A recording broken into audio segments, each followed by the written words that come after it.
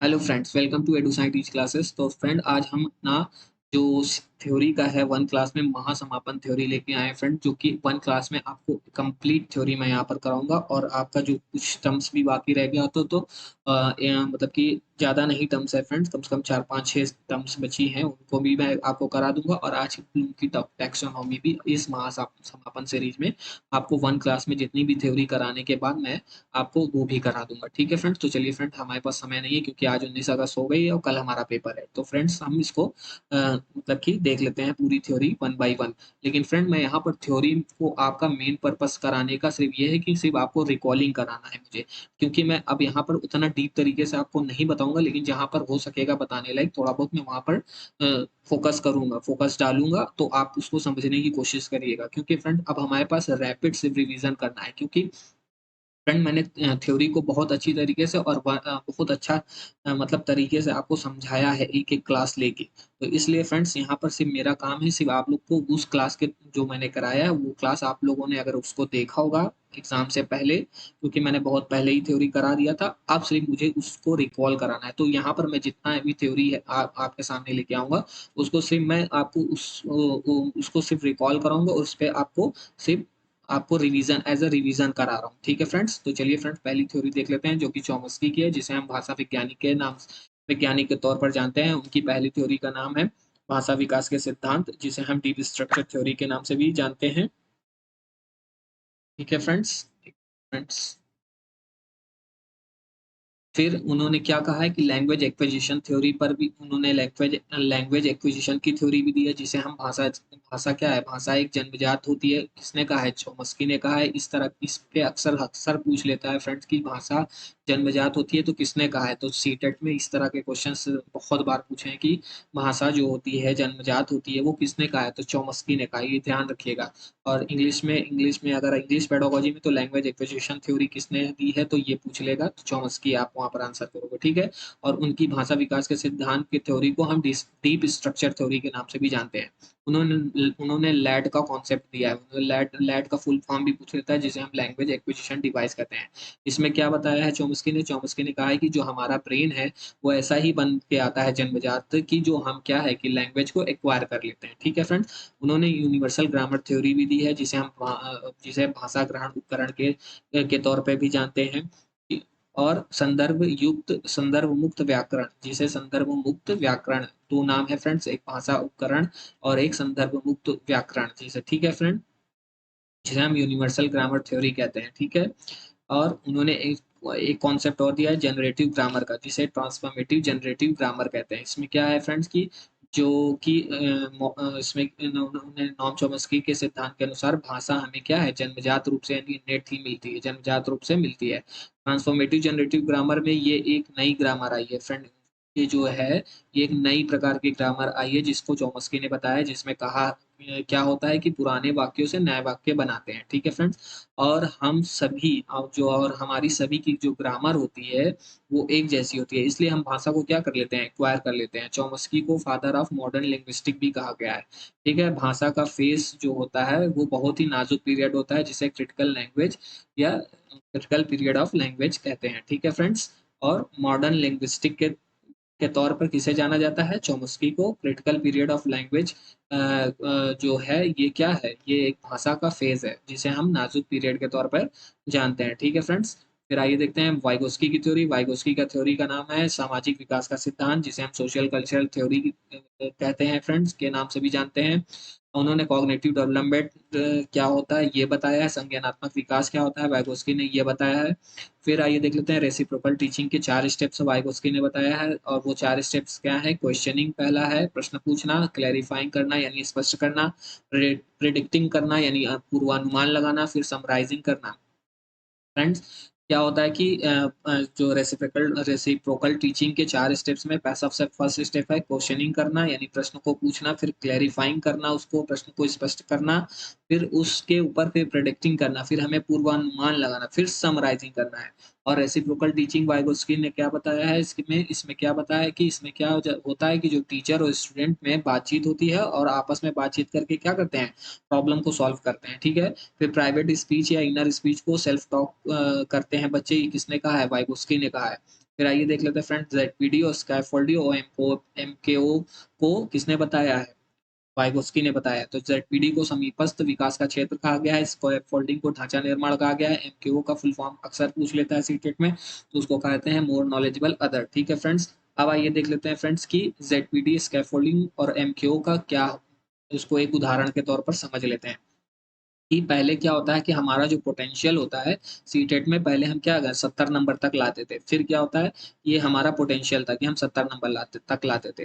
फिर हमने फिर हमने क्या लिया, हमने हमने हेल्प लिया, सपोर्ट लिया। ठीक है फ्रेंड्स, तो जब हेल्प और सपोर्ट लिया तो हम क्या, हमने 120 या 130 या 140 नंबर तक सीटेट में नंबर गेन कर लिया। तो जो हेल्प और सपोर्ट होती है उसको फ्रेंड क्या कहते हैं, स्कैफोल्डिंग। और ये हेल्प और सपोर्ट किसके द्वारा लिया गया है, एडुसाइन टीच क्लासेस के थ्रू। ठीक है फ्रेंड, तो वो क्या हो गया, एडुसाइन टीच क्लासेस क्या हो गया, थोड़ा सा आपसे क्या हो गया, थोड़ा सा आपसे क्या हो गया, मोर नॉलेजेबल अदर हो गया। तो उसी को हम क्या कहते हैं, यानी हम जिससे हेल्प लेते हैं, जिससे उसको हम मोर नॉलेजेबल अदर के उसमें रखते हैं। और जो वो जो हेल्प देता है, जो मान लीजिए एडुसाइन आपको टीचिंग क्लासेस आपको हेल्प दे रही है, तो वो क्या, जो हेल्प दे रही है, यानी कि जो हेल्प हुआ, जो हेल्प के तौर पे, सपोर्ट के तौर पे जो दिया जा रहा है, उस और हेल्प और सपोर्ट को क्या कहते हैं, स्कैप फोल्डिंग कहते हैं। ठीक है फ्रेंड्स, और जो संस्थान, मतलब कि जो एडुसाइन टीच क्लासेस, यानी ये मतलब कि आप ये संस्थान जो आपको इस संस्थान को क्या कहा जाएगा, यानी मोर नॉलेजेबल अदर, क्योंकि वो थोड़ा-सा आपसे हो सकता है कि एक्सपीरियंस होंगे, आपको उनको तरीका पता होगा कि सीटेट में किस तरह से क्वेश्चन्स आते हैं, किस तरह से प्रश्न का लेवल होता है, किस तरह के मतलब कि वो थोड़ा-सा आपसे जानकार ज़्यादा होने के कारण, इसलिए वो आपको जो है जानकार होने के कारण वो जो आपसे थोड़ा-सा ज़्यादा उनको नॉलेज है, तो इस वजह से उनको एमपीओ की श्रेणी में रखते हैं, यानी मोर नॉलेजेबल अदर की कहते हैं। ठीक है? और वो जब हेल्प और सपोर्ट करते हैं तो उसको हम स्कैफोल्डिंग कहते हैं। ठीक है फ्रेंड? और फिर जब ये 70 नंबर तक आपका जो पोटेंशियल था और 70 नंबर से जो 120 तक आप पहुँचने का जो ये गैप होता है फ्रेंड्स, ये गैप, यानी 70 से 120 या 130 तक आप जो पहुँच गए हैं, नंबर प्राप्त कर लिए हैं, तो इस गैप को क्या कहते हैं, यानी इस फ़ेज़ या गैप को कवर किया जाता है किसके, इस फ़ेज़ और गैप को क्या कहा जाता है? तो ज़ेडपीडी कहा जाता है, जिसे ज़ोन ऑफ प्रॉक्सिमल डेवलपमेंट कहते हैं। ठीक है फ्रेंड? इसको हिंदी में समीपस्थ विकास का क्षेत्र भी कहते हैं। ठीक है? अब तो समझ में आ गया होगा फ्रेंड्स। अब आइए देखते हैं कि वाइगोस्की जोर देता है संयोगात्मक पर, किस पे, संयोगात्मक पर, यानी कोलैबोरेटिव पर, लर्निंग पर जोर देता है। ठीक है, यानी बच्चे इकट्ठे मिलकर पढ़ते हैं। वाइगोस्की इस कॉन्सेप्ट पर बिलीव करता है कि कॉन्स्ट्रक्टिविस्ट यानी रचनावाद बच्चे अपने ज्ञान को खुद बनाते हैं। ठीक है, वाइगोस्की कहता है कि पहले लैंग्वेज आई है, फ्रेंड ये हमेशा पूछा है क्वेश्चन, हर बार, ये मोस्ट इंपॉर्टेंट है। तो याद रखिएगा कि कौन किसने कहा है कि पहले क्या आई है, फिर बाद में क्या आया है। ठीक है, तो यहाँ पर देख लीजिए वाइगोस्की क्या कहता है कि लैंग्वेज पहले आई है, फिर थॉट आई है। ठीक है, और पहले लर्न करता है बच्चा, फिर क्या करता है, डेवलपमेंट करता है, फिर डेवलपमेंट होती है, यानी बच्चा पहले लर्न करता है, फिर डेवलपमेंट होती है। बच्चे में पहले लर्निंग होती है, फिर डेवलपमेंट होती है। ठीक है, फिर गाइडेड पार्टिसिपेशन क्या होता है फ्रेंड्स, ये वाइगोस्की ने ही गाइडेड पार्टिसिपेशन के बारे में बात की है। ठीक है फ्रेंड्स, फिर आइए देख लेते हैं ब्रूनर ने स्कैप फोल्डिंग का सबसे पहले खोजा था। ठीक है फ्रेंड्स, यानी स्कैप फोल्डिंग, यानी जिसको हेल्प सपोर्ट बोलते हैं फ्रेंड हम, वो किसने खोजा था सबसे पहले, ब्रूनर ने खोजा था। तो फिर ब्रूनर का आइए देख लेते हैं थ्योरी का नाम क्या है, जिसे हम संज्ञानात्मक विकास का सिद्धांत कहते हैं।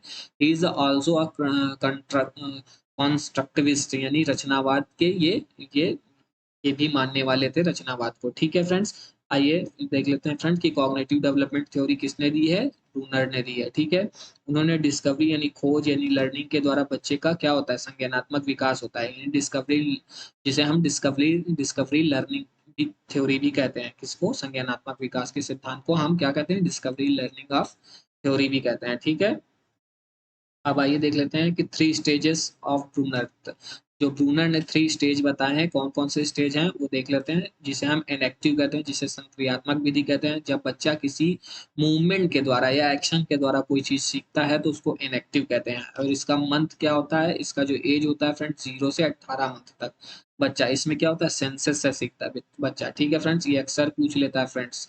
आइकॉनिक क्या होता है कि दृश्य प्रतिमान विधि, जिसे हम, जब बच्चा क्या होता है, पिक्चरों के थ्रू सीखता है किसी चीज को, उसको आइकॉनिक कहते हैं। इसका जो एज होता है 18 मंथ से 6 ईयर तक, ठीक है फ्रेंड। फिर सिंबॉलिक यानी प्रतीकात्मक या संकेतिक, जब बच्चा पेपर लैंग्वेज थ्रू सीखता है, यानी जब बच्चा पेपर के द्वारा या लैंग्वेज के द्वारा किसी चीज को सीखता है तो उसको क्या कहते हैं, सिंबॉलिक, या किसी सिंबल के द्वारा यानी किसी चिन्ह के द्वारा कोई चीज सीखता है तो उसको क्या कहते हैं, तो उसे सिंबॉलिक, संकेतिक, प्रतीकात्मक कहते हैं, ठीक है। जो जिसका एज होता है 6 ईयर।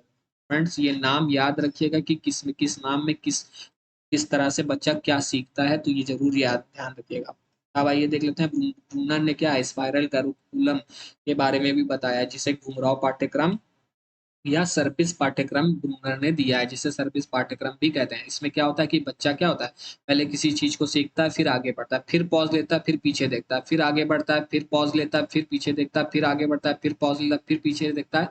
इस तरह से वो करके क्या करता है, यानी पॉज लेता है, पीछे देखता है, फिर आगे बढ़ता है, यानी सिंपल टू टफ, टफ की ओर बच्चा जाते हुए सीखता है। अब आइए देख लेते हैं फ्रेंड प्याजे की थ्योरी का नाम, और प्याजे ने थ्योरी में अपने क्या बताया। तो जीन प्याजे का जो थ्योरी का नाम है संज्ञानात्मक यानी कॉग्निटिव विकास का सिद्धांत। इन्होंने भी कॉग्निटिव पर भी विकास के सिद्धांत पर भी सिद्धांत दिया है, ठीक है फ्रेंड। प्याजे संज्ञानात्मक विकास की बात करते हैं, इमोशनल डेवलपमेंट और सामाजिक विकास यानी सोशल डेवलपमेंट, या फिर संज्ञानात्मक विकास, या जिसे हम कॉग्निटिव डेवलपमेंट प्याजे की किसी बात कॉग्निटिव डेवलपमेंट पर बात कर रहे हैं, ठीक है फ्रेंड्स। उन्होंने कॉग्निटिव डेवलपमेंट पे भी अपना क्या है सिद्धांत दिया है। संज्ञानात्मक विकास क्या है, कॉग्निटिव डेवलपमेंट की बात करते हैं, ठीक है। कौन, जीन प्याजे अपने थ्योरी में, ठीक है। जिस जो थ्योरी का नाम भी है संज्ञानात्मक विकास का सिद्धांत। इज आल्सो अ कंस्ट्रक्टिविस्ट, यानी ये भी एक क्या थे, रचनावादी थे, यानी रचनावाद पर इनका भी मतलब कि वो था, मतलब इन्होंने भी रचनावाद को मानते थे, ठीक है फ्रेंड। जिसमें बच्चा क्या होता है, अपनी नॉलेज को खुद बनाता है, बच्चे अपने नॉलेज को खुद बनाते हैं। वाइगोस्की भी कंस्ट्रक्टिविस्ट थे और ब्रूनर भी कंस्ट्रक्टिविस्ट थे। तो याद रखिएगा फ्रेंड 5 लोग थे जो जो कंस्ट्रक्टिविस्ट को ट्रूली मानते थे। तो 2 नाम मुझे कमेंट बॉक्स में आप बताइएगा, 3 नाम तो हो गए जो वाइगोस्की, प्याजे और ब्रूनर। 2 नाम और थे जो कि मैंने आपको मतलब कि जो जितनी भी ऑल टर्म्स है फ्रेंड्स उसमें मैंने आपको बताया है उस 5 नाम को। अगर आपने ऑल टर्म्स पेडागोजी का नहीं देखा है फ्रेंड्स तो उसको जरूर देख लीजिएगा, क्योंकि उससे जो जितने भी टर्म्स हैं पेडागोजी के, उस टर्म्स से भी definition as a definition line उठा के दे देता है। चाहे इंग्लिश में, इंग्लिश पेडागोजी में तो अक्सर उन टर्म्स से बहुत क्वेश्चंस पूछे हैं, तो आप लोग जरूर जाके देखिएगा, तो आपको इंग्लिश पेडागोजी सॉल्व करने में बहुत आसानी होगी टर्म्स। और सीडीपी में तो पूछता ही पूछता है, ठीक है फ्रेंड।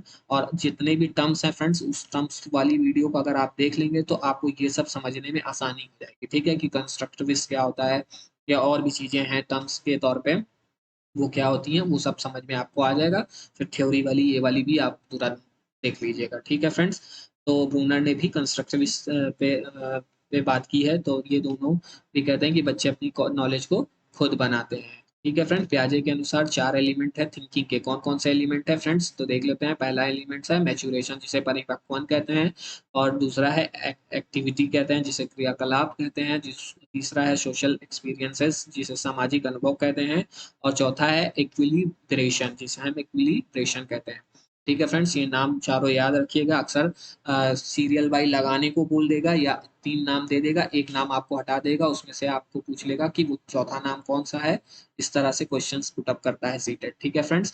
प्याजे ने सोशल एक्सपीरियंस यानी सामाजिक अनुभव पर बात की है, ठीक है। प्याजे ये कहता है कि बच्चे के ऊपर बहुत थोड़ा यानी माइन्यूट असर पड़ता है, किसका, समाज का, ठीक है। और वाइगोस्की जो कहता है उसने वाइगोस्की भी समाज पर भी बात किया, लेकिन सब वाइगोस्की मानता है कि बच्चे पर समाज का 100% प्रभाव पड़ता है, ठीक है फ्रेंड्स। प्याजे सिर्फ 1% मानता है कि समाज का असर पड़ता है, ठीक है। प्याजे ने सोशल पर ज्यादा फोकस नहीं दिया है, ठीक है फ्रेंड्स। प्याजे ने लैंग्वेज और सोशल एक्सपीरियंस पर बहुत कम बात करी है, और कही है, उन्होंने कही है कि पहले क्या आता है, थॉट आता है। अब देखिए वाइगोस्की क्या कहता है कि पहले क्या आता है, और प्याजे क्या कह रहे हैं कि पहले क्या आता है, ठीक है फ्रेंड्स। तो ये ध्यान रखिएगा। तो प्याजे जो कहते हैं, जिन प्याजे कहते हैं कि पहले थॉट आती है, फिर बच्चा लैंग्वेज, बाद में लैंग्वेज सीखता है, ठीक है फ्रेंड्स। और प्याजे क्या कहता है, पहले बच्चा डेवलपमेंट करता है तब लर्निंग करता है, ठीक है फ्रेंड्स। और वाइगोस्की का कहता है कि पहले लैंग्वेज आई है फिर थॉट आया है, ठीक है फ्रेंड्स, ठीक है।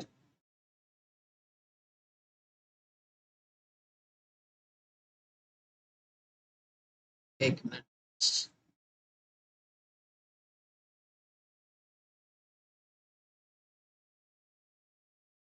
हम्म,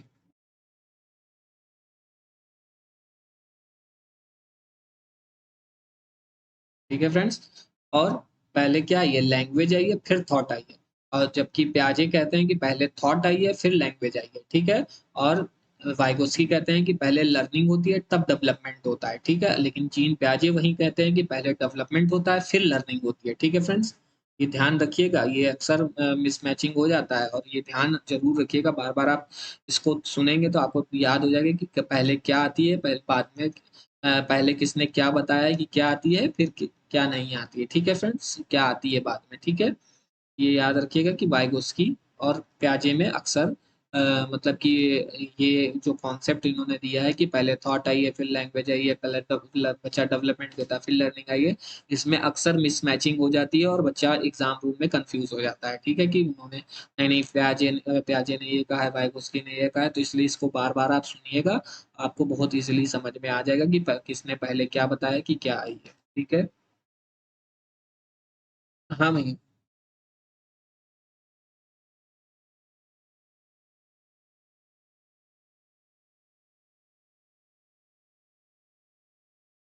हाँ, अब आइए देख लेते हैं कि कॉग्निटिव स्ट्रक्चर क्या होता है, ठीक है फ्रेंड्स। कि स्कीमा स्कीमा क्या होता है कि स्कीमा क्या होता है कि जब बच्चा अपनी इंफॉर्मेशन को अपने दिमाग में बैठाता है, यानी अपनी समझ को बनाता है, फिर चाहे थ्रू मदर के थ्रू या किसी के भी थ्रू, अपने थ्रू में क्या होता है, इंफॉर्मेशन को बैठाता है कि उस इस इंफॉर्मेशन को अपने दिमाग में बैठाता है, चाहे जिसके भी थ्रू, चाहे मदर के थ्रू, चाहे किसी पर्सन के थ्रू, या अपने घर के किसी भी सदस्य के थ्रू, या समाज के थ्रू। तो वो उसको ही हम स्कीमा बोलते हैं। अब स्कीमा में क्या होता है, फिर स्कीमा जब बन जाता है बच्चे का, तो वो क्या कहता करता है, यानी कि एनवायरनमेंट में क्या करता है, एडजस्ट करता है, किसके थ्रू, एडाप्टेशन करता है, अनुकूलन करता है, एनवायरनमेंट में एडजस्ट करता है, ठीक है फ्रेंड्स। फिर जब उस स्कीमा को, जब बच्चे के ब्रेन में स्कीमा वो बन जाता है, तो वो एडेप्टेशन यानी अनुकूलन करता है, किसमें अनुकूलन क्या करता है, एनवायरनमेंट में एडजस्ट करता है उस स्कीमा के थ्रू, ठीक है फ्रेंड। फिर अब आइए एडेप्टेशन का क्या होता है कि असिमिलेशन, जिसे हम आत्मसातीकरण कहते हैं। यानी एडेप्टेशन का दो भाग है, असिमिलेशन और एक्मोडेशन। असिमिलेशन क्या होता है कि और फिर उस इंफॉर्मेशन को एज अ पास्ट रखता है, यानी अगर बच्चा उस स्कीमा को, यानी जो इंफॉर्मेशन उसको दी गई है, अगर उसको हूबहू उसी तरह वो रख देता है, तो उसे क्या कहते हैं, एसिमिलेशन, ठीक है फ्रेंड। और अगर उस इंफॉर्मेशन में बच्चा कुछ मॉडिफाई कर देता है, उस इंफॉर्मेशन में कुछ मॉडिफाई करके उसको बता दिया जाता है, तो वो एकोमोडेशन उसको कहते हैं, ठीक है। यानी कि जैसे कि मैंने बोल दिया कि क्या कहते हैं कि बच्चा चार पैर के जानवर को देखता है, और अगर वो चार पैर के जानवर को देखता है, तो हमने उसको बोल दिया कि बेटा, जिसके चार पैर होते हैं, एक पूंछ होती है, दो कान होते हैं, तो वो डॉग होता है, ठीक है फ्रेंड्स। अब वही बच्चा अगर वो जाके चिड़ियाघर में या जू में जाता है, और वहां पर जेब्रा उसको दिखाई देता है, जिसके उसके भी चार पैर है, वन पूंछ है, और दो कान है, ठीक है, दो आंख है, सेम मतलब कि स्ट्रक्चर सेम है। तो वो उस बच्चे के जो स्कीमा बना हुआ है कि चार पैर एक कान, दो सॉरी फ्रेंड, चार पैर दो कान एक पूंछ और दो आंख, इस तरह के स्ट्रक्चर वाले को हम डॉग कहते हैं। तो वो क्या कहता है, उस जो जिराफ है, जिराफ को देखकर बच्चा कह देता है, मम्मी मम्मी देखो डॉग। तो उसकी मदर वहां पर कहती है, नहीं बेटा, ये डॉग नहीं है, ये जिराफ है। डॉग क्या होते हैं कि हमको हर जगह देखने को मिल जाते हैं, यानी गली मोहल्ले घर में हमको हम डॉग को पालते हैं, डॉग हम हमारे घर में भी रह सकते हैं, तो उसको हम डॉग बोलते हैं तब। और जो जू होता है, यानी जो जेब्रा है फ्रेंड्स, जो बच्चा जिसको देख के उसने डॉग बोल दिया है, उसको उसकी मदर ने ये बताया कि नहीं बेटा, ये जो जो जेब्रा है, इसको जेब्रा बोलते हैं, ये केवल खाली हमें चिड़ियाघर में ही देखने को मिलता है। तब बच्चा वो क्या कहता है, उसके जो नॉलेज में क्या हो गया, मॉडिफाई हो गया, मॉडिफाई किया गया कि नहीं उस नॉलेज को, जो उसके अंदर वो स्कीमा बना है, वो जो नॉलेज मिली थी उसके अंदर मॉडिफिकेशन हो गया। मॉडिफिकेशन हुआ उसी को ही हम अकोमोडेशन कहते हैं, ठीक है फ्रेंड्स। अब आइए फ्रेंड, एक्विलिब्रेशन क्या होता है कि साम्य धारणा जिसे बोलते हैं। और हम प्रीवियस नॉलेज में अगर न्यू नॉलेज मतलब कि मतलब कि हम प्रीवियस नॉलेज और न्यू नॉलेज में अगर बैलेंस करना सीख जाते हैं तो उसे हम एक्विलिब्रेशन कहते हैं। ठीक है। और डिस एक्विलिब्रेशन क्या होता है कि डिसइक्विलिब्रेशन वो होता है कि जिसमें हम अपने जो प्रीवियस नॉलेज और न्यू नॉलेज में अगर हम बैलेंस नहीं कर पाते हैं तो उसे डिसइक्विलिब्रेशन बोलते हैं। ठीक है। अब आइए देख लेते हैं 4 स्टेज जीन पियाजे ने क्या बताया है। तो पहला स्टेज उन्होंने सेंसरी मोटर स्टेज बताया बताया जिसे संवेदी गामा के स्तर बोलते हैं, जिसे इंद्रजनित गामा के स्तर बोलते हैं, जो 0 से 2 वर्ष ईयर तक होता है।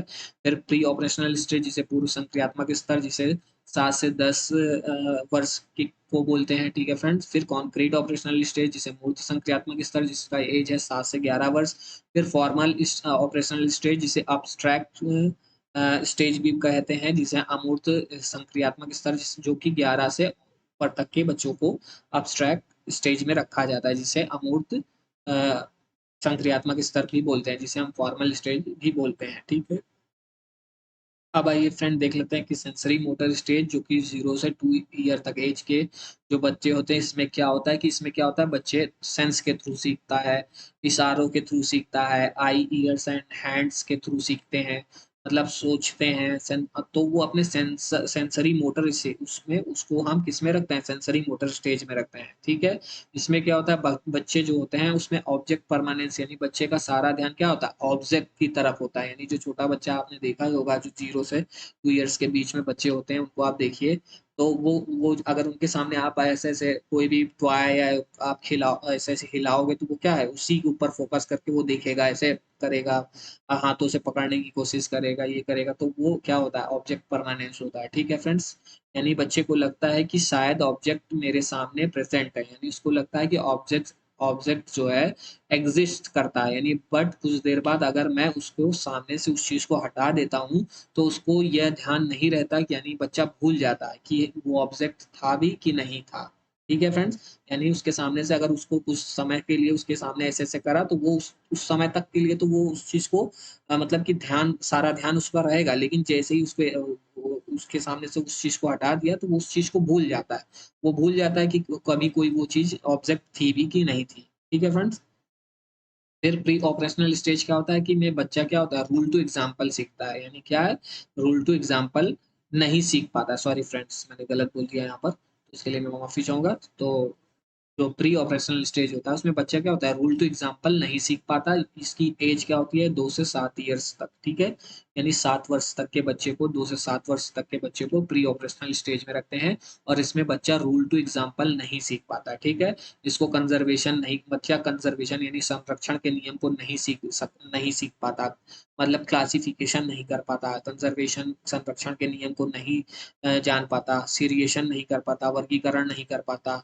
बच्चा इलॉजिकल होता है, कॉज एंड इफेक्ट को नहीं समझ पाता। यानी कि जैसे कॉज एंड इफेक्ट का अक्सर सी टेट में क्वेश्चंस आपको देखने को मिल जाता है। जैसे कि क्या होता है कॉज एंड इफेक्ट में, जो क्वेश्चन सी टेट क्या पूछता है कि अगर हमने कपड़े को धूप में डाल दिया तो कपड़ा जल्दी सूख गया, तो बच्चे को लगता है कि धूप अगर है तो ही वो कपड़ा सूखेगा, अगर वो धूप नहीं है तो कपड़ा नहीं सूखेगा। जबकि क्या होता है कि हमारा जो कपड़ा होता है वो हवा में भी सूख सकता है। ठीक है फ्रेंड्स। कोई जरूरी नहीं कि धूप हो तभी, तो ये बच्चा इस स्टेज में इस चीज को नहीं समझ पाता। ठीक है फ्रेंड्स। इसमें क्या होता है, बच्चा ईगो सेंट्रिक होता है, यानी अपना ही वो हर चीज मनवाने की कोशिश करता है, जिद करता है, हर चीज अपना ही डोमिनेंट नेचर दिखाता है। अगर किसी चीज की जिद कर लिया तो वो चीज उसको मनवा के रहेगा। इसमें बच्चा की ये बच्चे की क्वालिटी ये होती है। ठीक है फ्रेंड। आपने देखा भी होगा 2 से 7 वर्ष के बच्चों में कि अगर किसी चीज के लिए जिद ठान लिए तो फिर हर हाल में कोई नहीं मना सकता उनको। ठीक है फ्रेंड्स। इसमें इरिवर्सिबल थिंकिंग करता है बच्चा, यानी कि इरिवर्सिबल थिंकिंग नहीं होती है, सॉरी फ्रेंड, रिवर्सिबल थिंकिंग नहीं कर पाता है बच्चा। अब आइए कॉन्क्रीट ऑपरेशनल स्टेज में क्या होता है, जो कि 7 से 11 वर्ष का बच्चा होता है। इसमें क्या होता है, कंजर्वेशन यानी संरक्षण के नियम को बच्चा भली भांति जान जाता है और सीख जाता है। ठीक है। क्लासिफिकेशन करना जान जाता है, सेरिएशन करना, अलग करना जान जाता है, क्लासिफिकेशन करना जान जाता है। बच्चा इस एज में बच्चा लॉजिकल होने लगता है इस एज में। ठीक है। कंजर्वेशन का जो संरक्षण का नियम है वो क्या होता है कि मैंने आपको बताया भी, लेकिन मैं यहाँ पर फिर भी बता देता हूँ कि 2 जार रहता है जिसमें सेम कंटेंट रहता है। ठीक है फ्रेंड। अगर फिर हमने क्या करा कि उसका 1 जार तो सेम लिया और दूसरे जार को दूसरा वीकर हमने लंबा कर दिया और कंटेंट सेम है। तो जो लंबा वाला वीकर में जो दूसरे जार का जो कंटेंट है उसको डाला तो वो उसका लेवल जो हो गया ऊपर हो गया, जो कि पहले वाला जार था उसका लेवल यहाँ तक था। तो इसमें क्या होता है कि यानी कि बच्चा क्या होता है, प्रॉपर्टी सेम है, बस आउटवर्ड अपीयरेंस चेंज है, ये बच्चा भली-भांति इसमें जान जाता है इस एज में, ठीक है? तो इसमें बच्चा रिवर्सिबल थिंकिंग भी करने लगता है, विपर्य भी जिसे हम विपर्य चिंतन कहते हैं, करने लगता है। जैसे वाटर से आइस बना सकते हैं और आइस से वाटर बना सकते हैं, इस चीज़ को वो बच्चा भली-भांति इस एज में जानने लगता है, ठीक है? उसको पता लगने लगता है कि ये यानी कि वो इस चीज़ में अंतर भी कर लेता है कि नहीं, इसका खाली आउटवर्ड चेंज है और जो कंटेंट है यानी प्रॉपर्टी है वो सेम है, यानी उसको ये नहीं लगेगा कि इस जार में ज्यादा पानी है। जबकि 2 से 7 वर्ष के बच्चे में क्या हो जाता है कि वो इस चीज को नहीं समझ पाता, वो उसको लगेगा कि 2 से 7 वर्ष का बच्चे को अगर इस तरह का अगर हम उसको कंजर्वेशन का जो ये तरीका है उसको सामने अगर रख के दिखाया जाएगा तो वो बच्चा क्या कहेगा, अगर पूछा जाएगा उससे कि बेटा किस चीज में मतलब कि लिक्विड ज्यादा है, तो वो इस जार को कहेगा कि इसमें ज्यादा लिक्विड है, 2 से 7 वर्ष के बच्चे में। जबकि जबकि कंक्रीट ऑपरेशनल स्टेज में बच्चा जो रहेगा, अगर उस स्टेज के बच्चे से अगर पूछा जाएगा तो वो बता देगा कि नहीं, जो ये खाली ये जार बड़ा है, इस जार बड़ा होने की वजह से ये चीज हमको ऊंचा ऊंचा तक जो लिक्विड है हमें ऊंचाई तक दिखाई दे रहा है, बाकी जो प्रॉपर्टी है कंटेंट है वो सेम है, यानी कि ना इसमें ज्यादा है लिक्विड ना इसमें ज्यादा, यानी बराबर लिक्विड है, ठीक है फ्रेंड्स? तो उस चीज को यहाँ पर बच्चा समझने लगता है। फॉर्मल ऑपरेशनल स्टेज का में क्या होता है, बच्चा क्या होता है, abstract थिंकिंग करने लगता है, वह अमूर्त चीजों को सोचने लगता है, यानी कि जो दिखाई नहीं भी देती है बच्चे को, वो उसके बारे में भी सोचने में सक्षम हो जाता है बच्चा, यानी abstract हाइपोथेटिक डिडक्टिव थिंकिंग करने लगता है बच्चा, ठीक है फ्रेंड्स? फुल लॉजिकल हो जाता है बच्चा इस एज में। सिंबॉलिक थॉट क्या होता है, प्रतीकात्मक एज क्या होता है कि फर्स्ट स्टेज में भी आता है और सेकंड स्टेज में भी आता है। फर्स्ट स्टेज के अंत में आते आते सिंबॉलिक थॉट बच्चा करने लगता है, ठीक है? 18 मंथ से 2 इयर्स के तक के जो मतलब कि मंथ से शुरुआत होती है उसमें सिंबॉलिक थॉट करने लगता है बच्चा, ठीक है? ठीक है? इमेज बनाने लगता है, मतलब उसके सामने कोई चीज नहीं भी है तब भी उसके बारे में सोचने लगता है। जैसे मैंने कहा कि स्कॉर्पियो कार, तो वह कार की इमेज बनाने लगता है, सोचने लगता है। सिंबॉलिक थॉट किस स्टेज में आ जाती है, सेकेंड स्टेज में आ जाएगी, सेकेंड स्टेज में, जिसमें 2 से 7 वर्ष का बच्चे में सिंबॉलिक थॉट आने लगता है। अब आइए देख लेते हैं फ्रेंड्स की ईगो सेंट्रिक थिंकिंग क्या होता है। इसमें क्या होता है, बच्चा अपनी बातों को मनवाता है, जैसे कि मैंने ऊपर भी डिफाइन कर दिया, ठीक है? वो अपना मतलब कि बच्चा अपना पॉइंट ऑफ व्यू को कंसीडर करता है, दूसरों का नहीं सुनता है, ठीक है फ्रेंड्स? कॉज एंड इफेक्ट को मैंने बता ही दिया है कि धूप वाला उदाहरण देके, ठीक है फ्रेंड्स? अब सिर्फ हम लोगों को फ्रेंड यहाँ बहुत रैपिडली बस देखना है, हम लोगों ने बाकी सब चीज पढ़ा है, और देख लीजिएगा आपसे इससे 100% आपको क्वेश्चन ना देखने को मिले तो कहिएगा, ठीक है?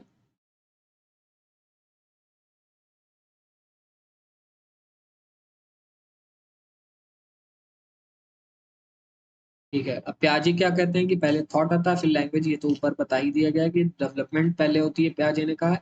प्याजे ने कहा क्या है, पहले थॉट आती है फिर लैंग्वेज आती है, फिर और प्याजे ने क्या कहा, पहले डेवलपमेंट होता है बच्चे के अंदर फिर लर्निंग करता है बच्चा, ठीक है?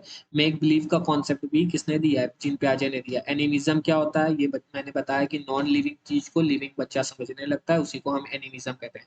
फ्रेंड्स ये सब देख लीजिए, ये सब जो टर्म्स है फ्रेंड्स, ये टर्म्स की मैंने एक वीडियो आपको बनाई है, और मैंने कम से कम 3-4 दिन पहले ही आपको वो वीडियो दे दी है। आप लोगों ने अगर नहीं देखा है टर्म्स की वीडियो पेडागोजी की, तो वो वीडियो को देखिए फ्रेंड्स, उससे बहुत कुछ, उस टर्म से बहुत क्वेश्चंस आपका फंसेगा, ठीक है फ्रेंड्स?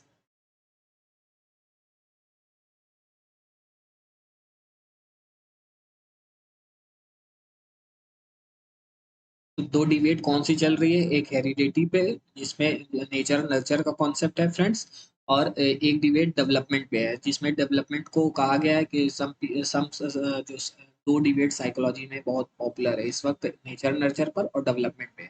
तो सम साइकोलॉजिस्ट आर सेज दैट की जो डेवलपमेंट है इज अ कंटिन्यूअस प्रोसेस, और some psychologist are says that कि जो डेवलपमेंट है वो डिसकंटिन्यूअस प्रोसेस।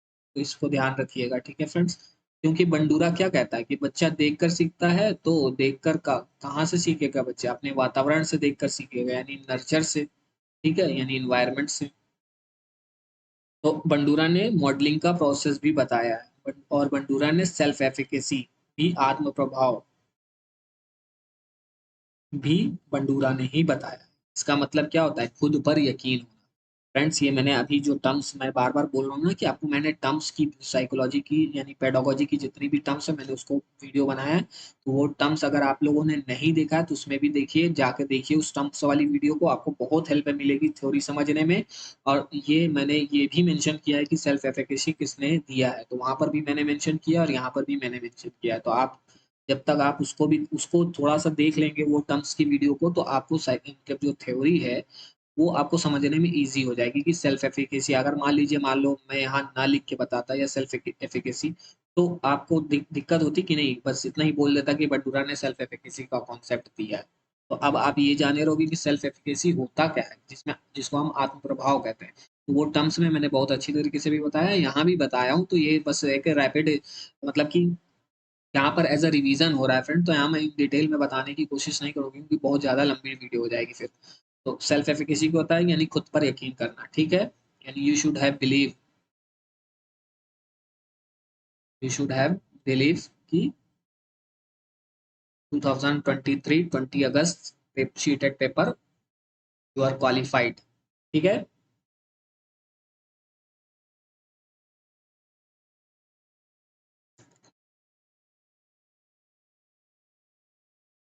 इन्होंने अपनी थ्योरी का रीनेम किया था, क्या रीनेम किया था? सोशल कॉग्निटिव थ्योरी, यानी उन्होंने अपनी थ्योरी को फिर से मतलब कि रीनेम किया, और रीनेम करके थ्योरी का क्या नाम दिया था? Social cognitive theory. ये अक्सर पूछा है फ्रेंड, तो ध्यान रखिएगा, ठीक है। बंडूरा ने पर्सनालिटी पर भी कहा है कि क्या कहा है? रेसिप्रोकल डिटर्मिनिज्म, यानी बंडूरा ने रेसिप्रोकल डिटर्मिनिज्म पर भी ने भी बताया है, इस पे रेसिप्रोकल डिटर्मिनिज्म पर भी बताया है, ठीक है। और इसमें रेसिप्रोकल डिटर्मिनिज्म में क्या बताया गया है? 3 कंपोनेंट हैं। पहला कंपोनेंट है बिहेवियर, दूसरा है इन्वायरमेंट, फिर तीसरा है पर्सनल फैक्टर, ठीक है। और ये तीनों का पर्सनालिटी पर बहुत असर पड़ता है, ठीक है फ्रेंड। तो कॉग्निटिव फैक्टर, इन्वायरमेंटल, जिसे पर्सनल फैक्टर को कॉग्निटिव फैक्टर भी कहते हैं, बिहेवियर, एनवायरनमेंट, ठीक है फ्रेंड। ये तीनों एक दूसरे के क्या है? इंटर रिलेटेड, यानी अंतर संबंधित, ठीक ठीक है। रेसिप्रोकल थ्री डिटर्मिनिज्म में 3 कंपोनेंट बताए हैं बंडूरा ने, ठीक है। अब आइए फ्रेंड देख लेते हैं इरेक्शन। इरेक्शन में क्या है? साइकोलॉजिकल डेवलपमेंट की थ्योरी दिया है, मनोसामाजिक सिद्धांत इरेक्शन ने दिया है। तो इरेक्शन ने डेवलपमेंट की 8 स्टेज बताई है, और 8 स्टेज में जो इस स्टेज से रिलेटेड पूछ लेता है फ्रेंड, अक्सर आपने को क्वेश्चन पेपर में देखने को मिला है। आइए देख लेते हैं एज वाई, और उसका क्राइसिस देख लेते हैं कि उस एज में क्या क्राइसिस रहता है।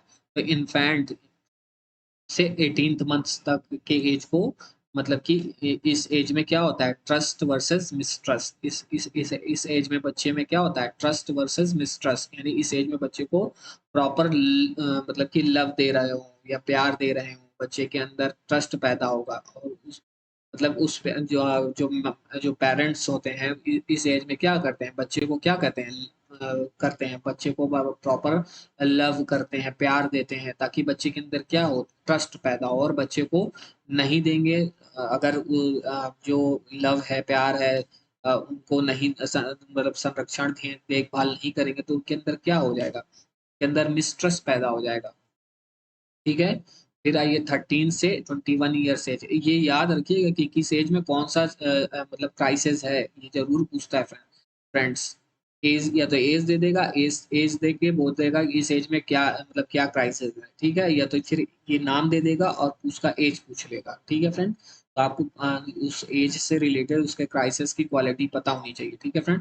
फिर identify, sorry, identity versus confusion, and identity versus confusion, इस एज में क्या होता है? 21 एज तक आते आते बच्चे में, यानी 13 से 21 ईयर्स तक के में आइडेंटिटी वर्सेस कन्फेशन, यानी इसमें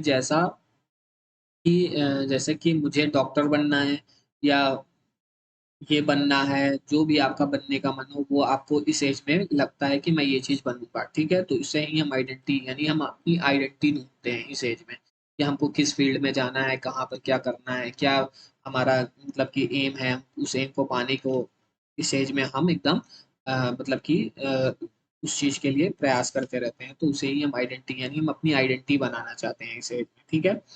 तो जिसको मिल गई तो बहुत बढ़िया, और नहीं मिली जिसको तो वो क्या होता है, कंफ्यूजन की स्टेज में चला जाता है, ठीक है फ्रेंड। तो इसी को ही हम क्या कहते हैं, आइडेंटिटी वर्सेस कंफ्यूजन की स्टेज बोलते हैं। फिर 18th मंथ से, यानी 18 मंथ से, जब बच्चा 18 मंथ से, अब देखिए यहाँ 13 एज है, ठीक है फ्रेंड्स, और 21 ईयर्स तक जाता है। फिर 18 मंथ से 3 ईयर्स तक के बच्चों में, सॉरी फ्रेंड्स, यहाँ पर मैंने क्या होता है कि यहाँ पर मैं जल्दी जल्दी में पहले 13 ईयर का एज लिख दिया हूँ, उसके बाद मैंने 18 मंथ्स वाला लिख दिया हूँ। तो इसको आप थोड़ा समझ लीजिएगा फ्रेंड, यहाँ पर मेरे से लिखने में थोड़ा से वो हो गया ऊपर नीचे, तो उसको आप मैं समझ लीजिए, लेकिन पहले आप समझ लीजिए 18 मतलब इन्फेंट से 18 मंथ्स तक को ट्रस्ट वर्सेस मिसट्रस्ट बोलते हैं, जिसमें क्या होता है, बच्चे को प्रॉपर लव, संरक्षण, देखभाल, प्यार बच्चे को दिया जाता है पेरेंट्स के थ्रू। अगर बच्चे को ये सब दिया जाता है तो उसके अंदर ट्रस्ट पैदा हो जाता है, अगर इसे ये सब बच्चे को नहीं मिलता तो उसके अंदर मिसट्रस्ट पैदा हो जाता है। फिर 18 मंथ से 3 ईयर्स के बच्चे को क्या कहते हैं, इसमें क्या होता है बच्चे में, ऑटोनॉमी वर्सेस सेम डाउट, यानी इस एज में क्या होता है, बच्चे के अंदर ऑटोनॉमी होती है, यानी कि इस मंथ में 18 मंथ से 3 ईयर्स के बच्चे में क्या होता है, टॉयलेट ट्रेनिंग दी जाती है। और जब बच्चा तुम्हें बाथरूम जाना होता है तो, जब अगर बच्चे को बाथरूम जाना होता है तो अगर बेड पर नहीं करना है तो बच्चे को क्या है, बता देते हैं कि उसको सेल्फ कंट्रोल करना है, यानी उस टॉयलेट ट्रेनिंग इसीलिए दी जाती है कि बच्चे को सेल्फ कंट्रोल हो उस पे, ठीक है। और जब बच्चा नहीं बता पाता, नहीं कर पाता, सेल्फ कंट्रोल नहीं कर पाता है टॉयलेट पे, तो अगर वो कर देता है तो उसको क्या होता है, सेम और डाउट आने लगता है। तो इस एज में ये होता है, ठीक है फ्रेंड। अब इस एज, फिर यहाँ से 3 ईयर्स के बाद क्या आता है, फिर देखिए फ्रेंड्स, यहाँ फिर आता है कि 3 to 5 ईयर्स, वहाँ वाला एज को मैंने पहले डिफाइन कर दिया, जो उसका एज आएगा तो फिर मैं उसको डिफाइन कर दूंगा फ्रेंड। 3 to 5 ईयर्स के एज में क्या होता है कि initiative versus guilt, initiative versus guilt क्या होता है, बच्चे में न्यू न्यू, मतलब कि इसमें बच्चा न्यू न्यू स्कूल जाना शुरू करता है, तो जब जिसका सब कुछ अच्छा, यानी वेल एंड गुड होता है, जिसका मतलब कि अ, जिसका सब कुछ अच्छा होता है, यानी तो उसको क्या होता है, इनिशिएटिव मिलता है, और जिसका सब कुछ अच्छा नहीं होता है तो उसको गिल्ट फील आ जाती है। यानी अगर बच्चा इस स्कूल में इस एज में अगर वो स्कूल जाता है तो वेल एंड गुड, ठीक है। अगर जो बच्चा इस एज में स्कूल नहीं जा पाता है तो उसको आगे चल के क्या आ जाता है, गिल्ट फील होने लगता है कि मैं अपने इस एज में मैंने पढ़ाई नहीं कर पाई या ये नहीं कर पाया वो, तो उसी को ही हम क्या कहते हैं, initiative versus guilt. 3 to 5 years के एज को हम इनिशिएटिव वर्सेस गिल्ड बोलते हैं। फिर 5 ईयर्स to 13 ईयर्स, इसमें क्या होता है, industry versus inferiority, industry industry versus inferiority, यानी अपनी इंडस्ट्री बनाते हैं खुद बच्चा, ठीक है। जैसे कि बॉलीवुड में अपनी इंडस्ट्री होती है, वैसे इसमें भी बच्चा स्कूल इंडस्ट्री बनाता है, यानी जिसका सब कुछ अच्छा, वेल एंड गुड, तो जो बच्चा है वो, जो बच्चे वेल जिसका सब कुछ अच्छा होता है, यानी कि उसके फ्रेंड सर्किल वर्किल बढ़िया बन गई, इंडस्ट्री एक बन गई, तो उसका वेल एंड गुड। जिस जो जो बच्चे एडजस्ट नहीं कर पाए, जिन बच्चों का नहीं बन पाया इंडस्ट्री, तो उनको क्या आ जाता है, इंफीरियरिटी आ जाती है, ठीक है। तो इसी को ही हम इस एज में रखते हैं, ठीक है। अब आता है 13 ईयर्स वाला, जो यहाँ से ये यह आ जाता है फ्रेंड्स, तो यहाँ पर मिसमैच हो गया फ्रेंड, तो उसको आप मैं यहाँ फिर से एक बार समझा देता हूँ, हालांकि मैंने समझा दिया। तो 13 से 20 ईयर्स तक के बच्चे में आइडेंटिटी वर्सेस कन्फेशन आता है। आइडेंटिटी मैंने बता ही दिया है कि इस एज में बच्चे अपने आप को क्या, कि मैं ये बनना चाहता हूँ, मैं वो बनना चाहता हूँ, पढ़ लिख के ये करना चाहता हूँ, वो करना चाहता हूँ। अगर जिसका हो गया, जो बन गया, जो अचीव कर लिया, तो उसके अंदर आइडेंटिटी, और जो नहीं अचीव कर पाया तो वो उसके अंदर कंफ्यूजन की स्टेज आ जाती है, ठीक है फ्रेंड्स। अब आइए 21 से 39 ईयर्स तक के में क्या होता है, इंटीमेसी, इंटीमेसी वर्सेस आइसोलेशन, जिसमें हम सारे, इंटीमेसी मतलब क्या होता है, क्लोजनेस, फ्रेंड्स बनाना, करना, रिलेशनशिप बनाना इस एज में, जिसके साथ हो रहा है वो वेल एंड गुड, जिसके साथ नहीं हो पाता, मान लीजिए डिले हो गया, और इस एज से आगे तक भी कुछ नहीं हो पा रहा है उसके साथ, तो उसके अंदर क्या होता है, आइसोलेशन फील आने लगता है, अकेलापन महसूस होने लगता है उसको, ठीक है। फिर 40 से 65 ईयर्स तक में क्या आता है, generative versus stagnation. Generative versus stagnation इसको बोलते हैं। 40 से 65 ईयर्स के एज में क्या होता है, जनरेटिव वर्सेस स्टैग्नेशन।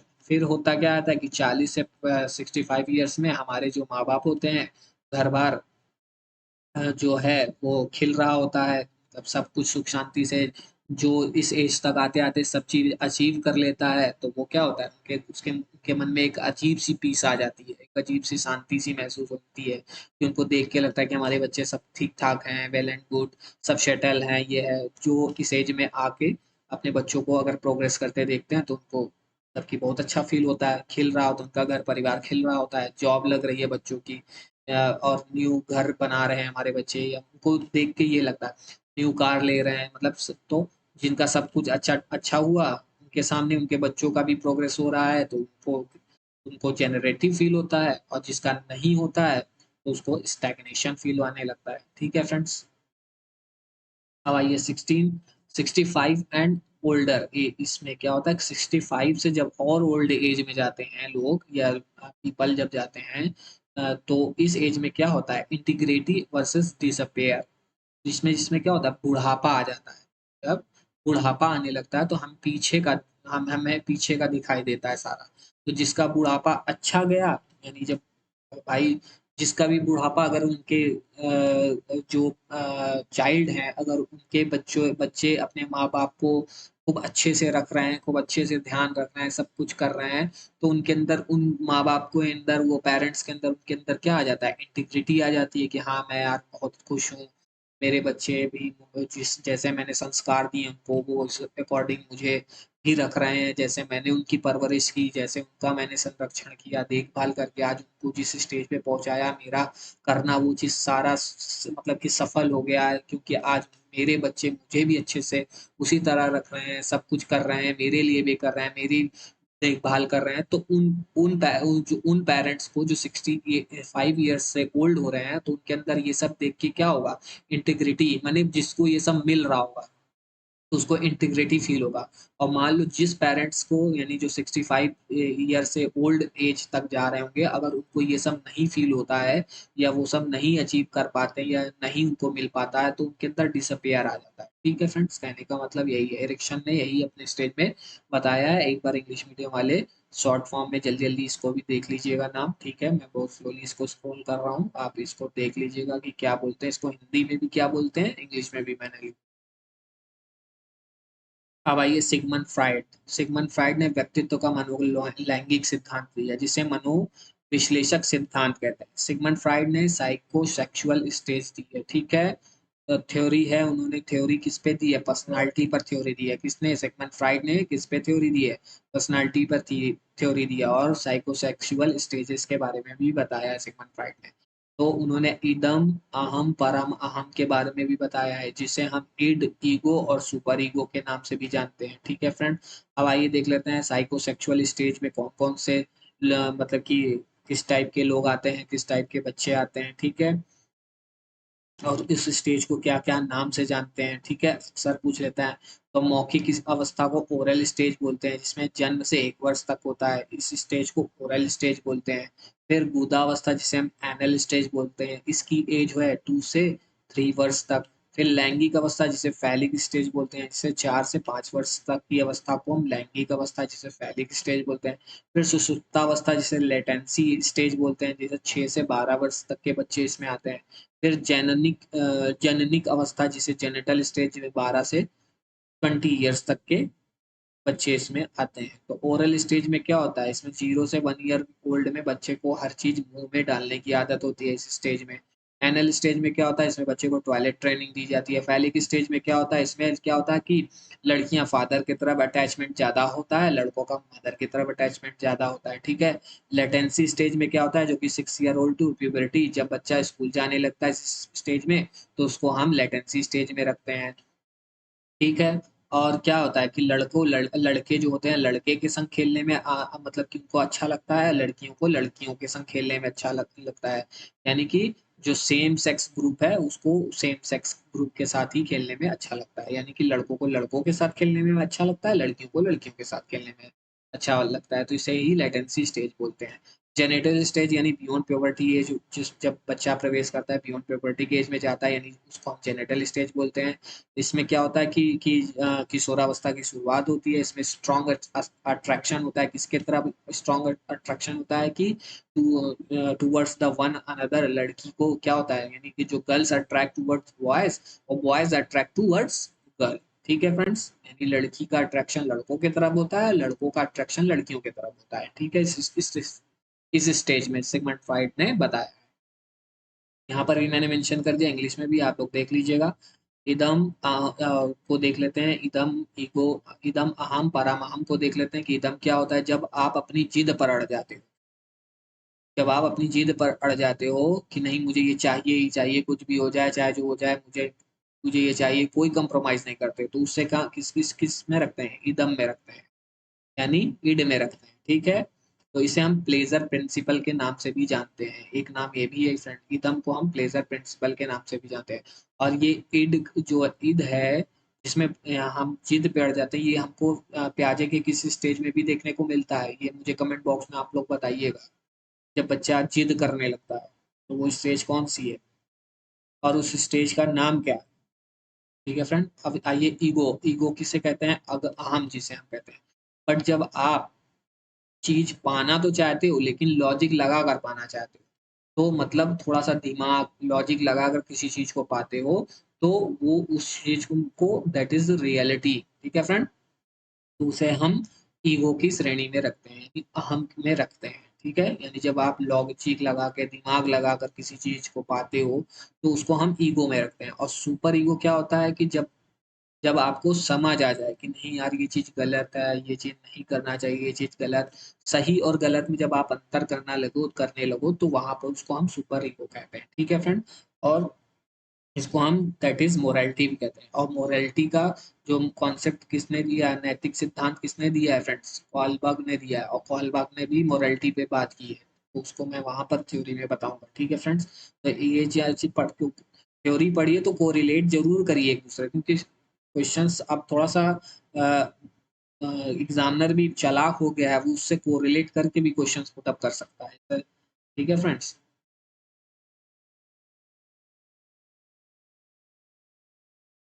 और जो इदम और सुपर ईगो के बीच में क्या आती है फ्रेंड, इदम ईड और सुपर ईगो के बीच में ईगो आती है फ्रेंड्स, ये ध्यान रखिएगा। अक्सर पूछ लेता है फ्रेंड, सीटेट में कई बार पूछा है कि ईड और ईगो सुपर ईगो के बीच में क्या आती है, तो ये जानिए रखिएगा।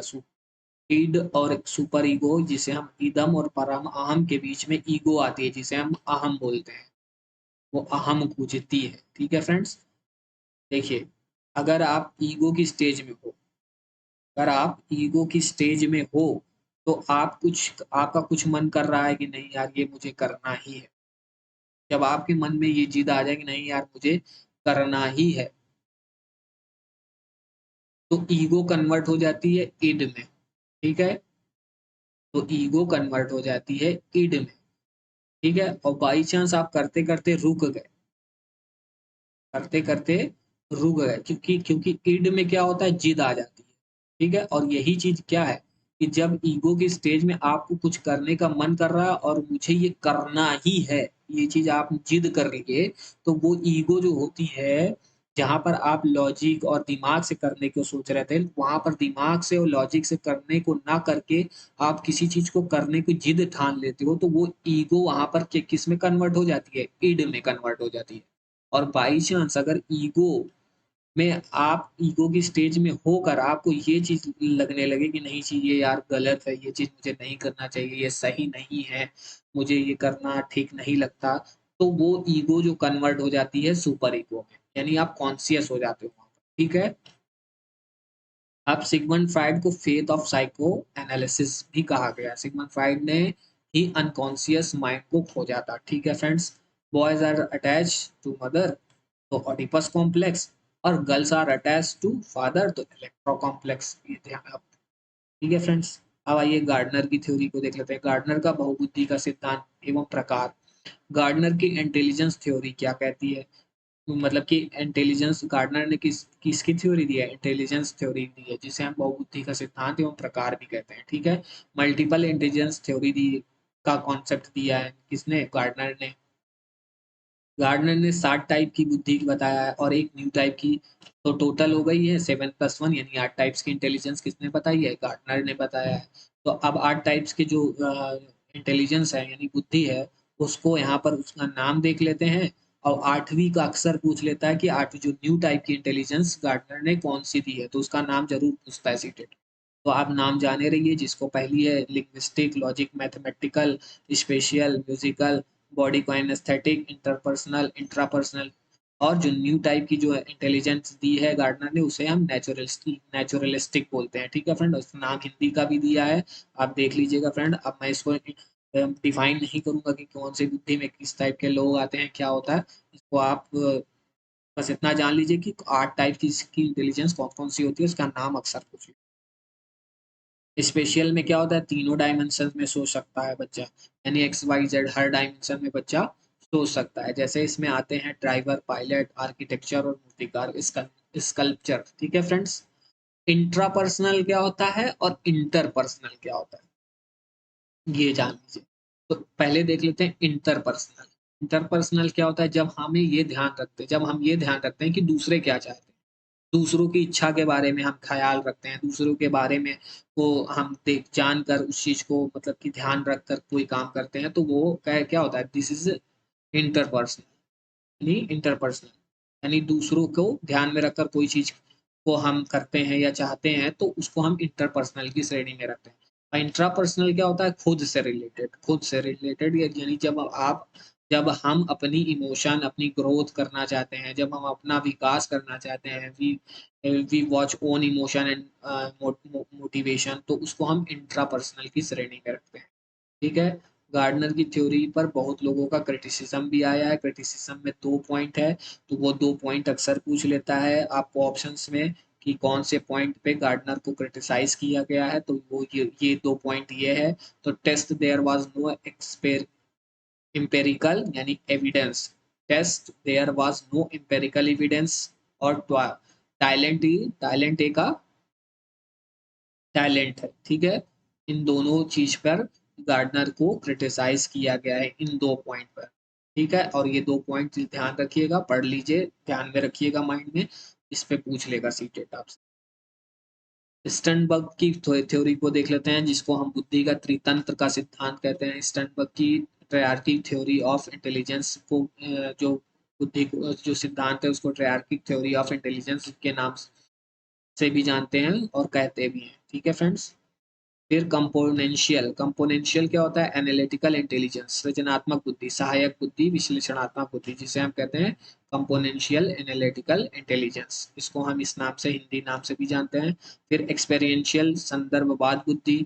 फिर प्रैक्टिकल कॉन्टेक्चुअल, जिसे व्यवहारिक बुद्धि भी कहते हैं। आप देख लेते हैं कंपोनेंशियल एनालिटिकल जो इंटेलिजेंस है, उसमें क्या विशेषता होती है, कैसे टाइप, इस टाइप के जो इंटेलिजेंस वाले जो पर्सन होते हैं किस टाइप के होते हैं, तो जो ये वाले होते हैं ये बुकी स्मार्ट होते हैं, यानी बुकी स्मार्ट होते हैं, यानी रटी रटाई चीजों को पढ़ लिया, प्लानिंग करते हैं, थिंकिंग करते हैं, सोचते हैं। और मेटा कंपोनेंट्स थिंकिंग करते हैं। मेटा कंपोनेंट्स भी मैंने बताया है आपको टैंक्स टर्म्स में फ्रेंड्स। एक्सपेरियंशियल इंटेलिजेंस में वे लोग आते हैं जो कुछ ना कुछ न्यू लाते हैं, कुछ ना कुछ इन्वेंट करते हैं, डिस्कवरी करते हैं, कुछ ना कुछ डिस्कवरी करते हैं, उस तरह के लोग एक्सपेरियंशियल इंटेलिजेंस में आते हैं। फिर कंटेक्चुअल और प्रैक्टिकल थिंकिंग इंटेलिजेंस में वे लोग आते हैं जो हर तरह के वातावरण में एडजस्ट हो जाते हैं, प्रैक्टिकल स्मार्ट ही होते हैं। ठीक है। अब देख लेते हैं फ्रेंड स्पीयरमैन की जो सिद्धांत है, उन्होंने कौन से सिद्धांत दिया है, जो 2 फैक्टर थ्योरी दिया है स्पीयरमैन ने। जिस स्पीयरमैन का द्विकारक सिद्धांत, जिसमें क्या बताया है उन्होंने कि 2 फैक्टर थ्योरी दी है, जिसमें जी यानी सामान्य तत्व, एस यानी विशिष्ट तत्व, जी माने जर्नल और एस माने स्पेसिफिक, यानी जी माने जर्नल एबिलिटी और एस माने स्पेसिफिक एबिलिटी। तो जर्नल इंटेलिजेंस के बारे में और स्पेसिफिक एबिलिटी के बारे में क्या स्पीयरमैन ने बताया है। अब आइए देख लेते हैं।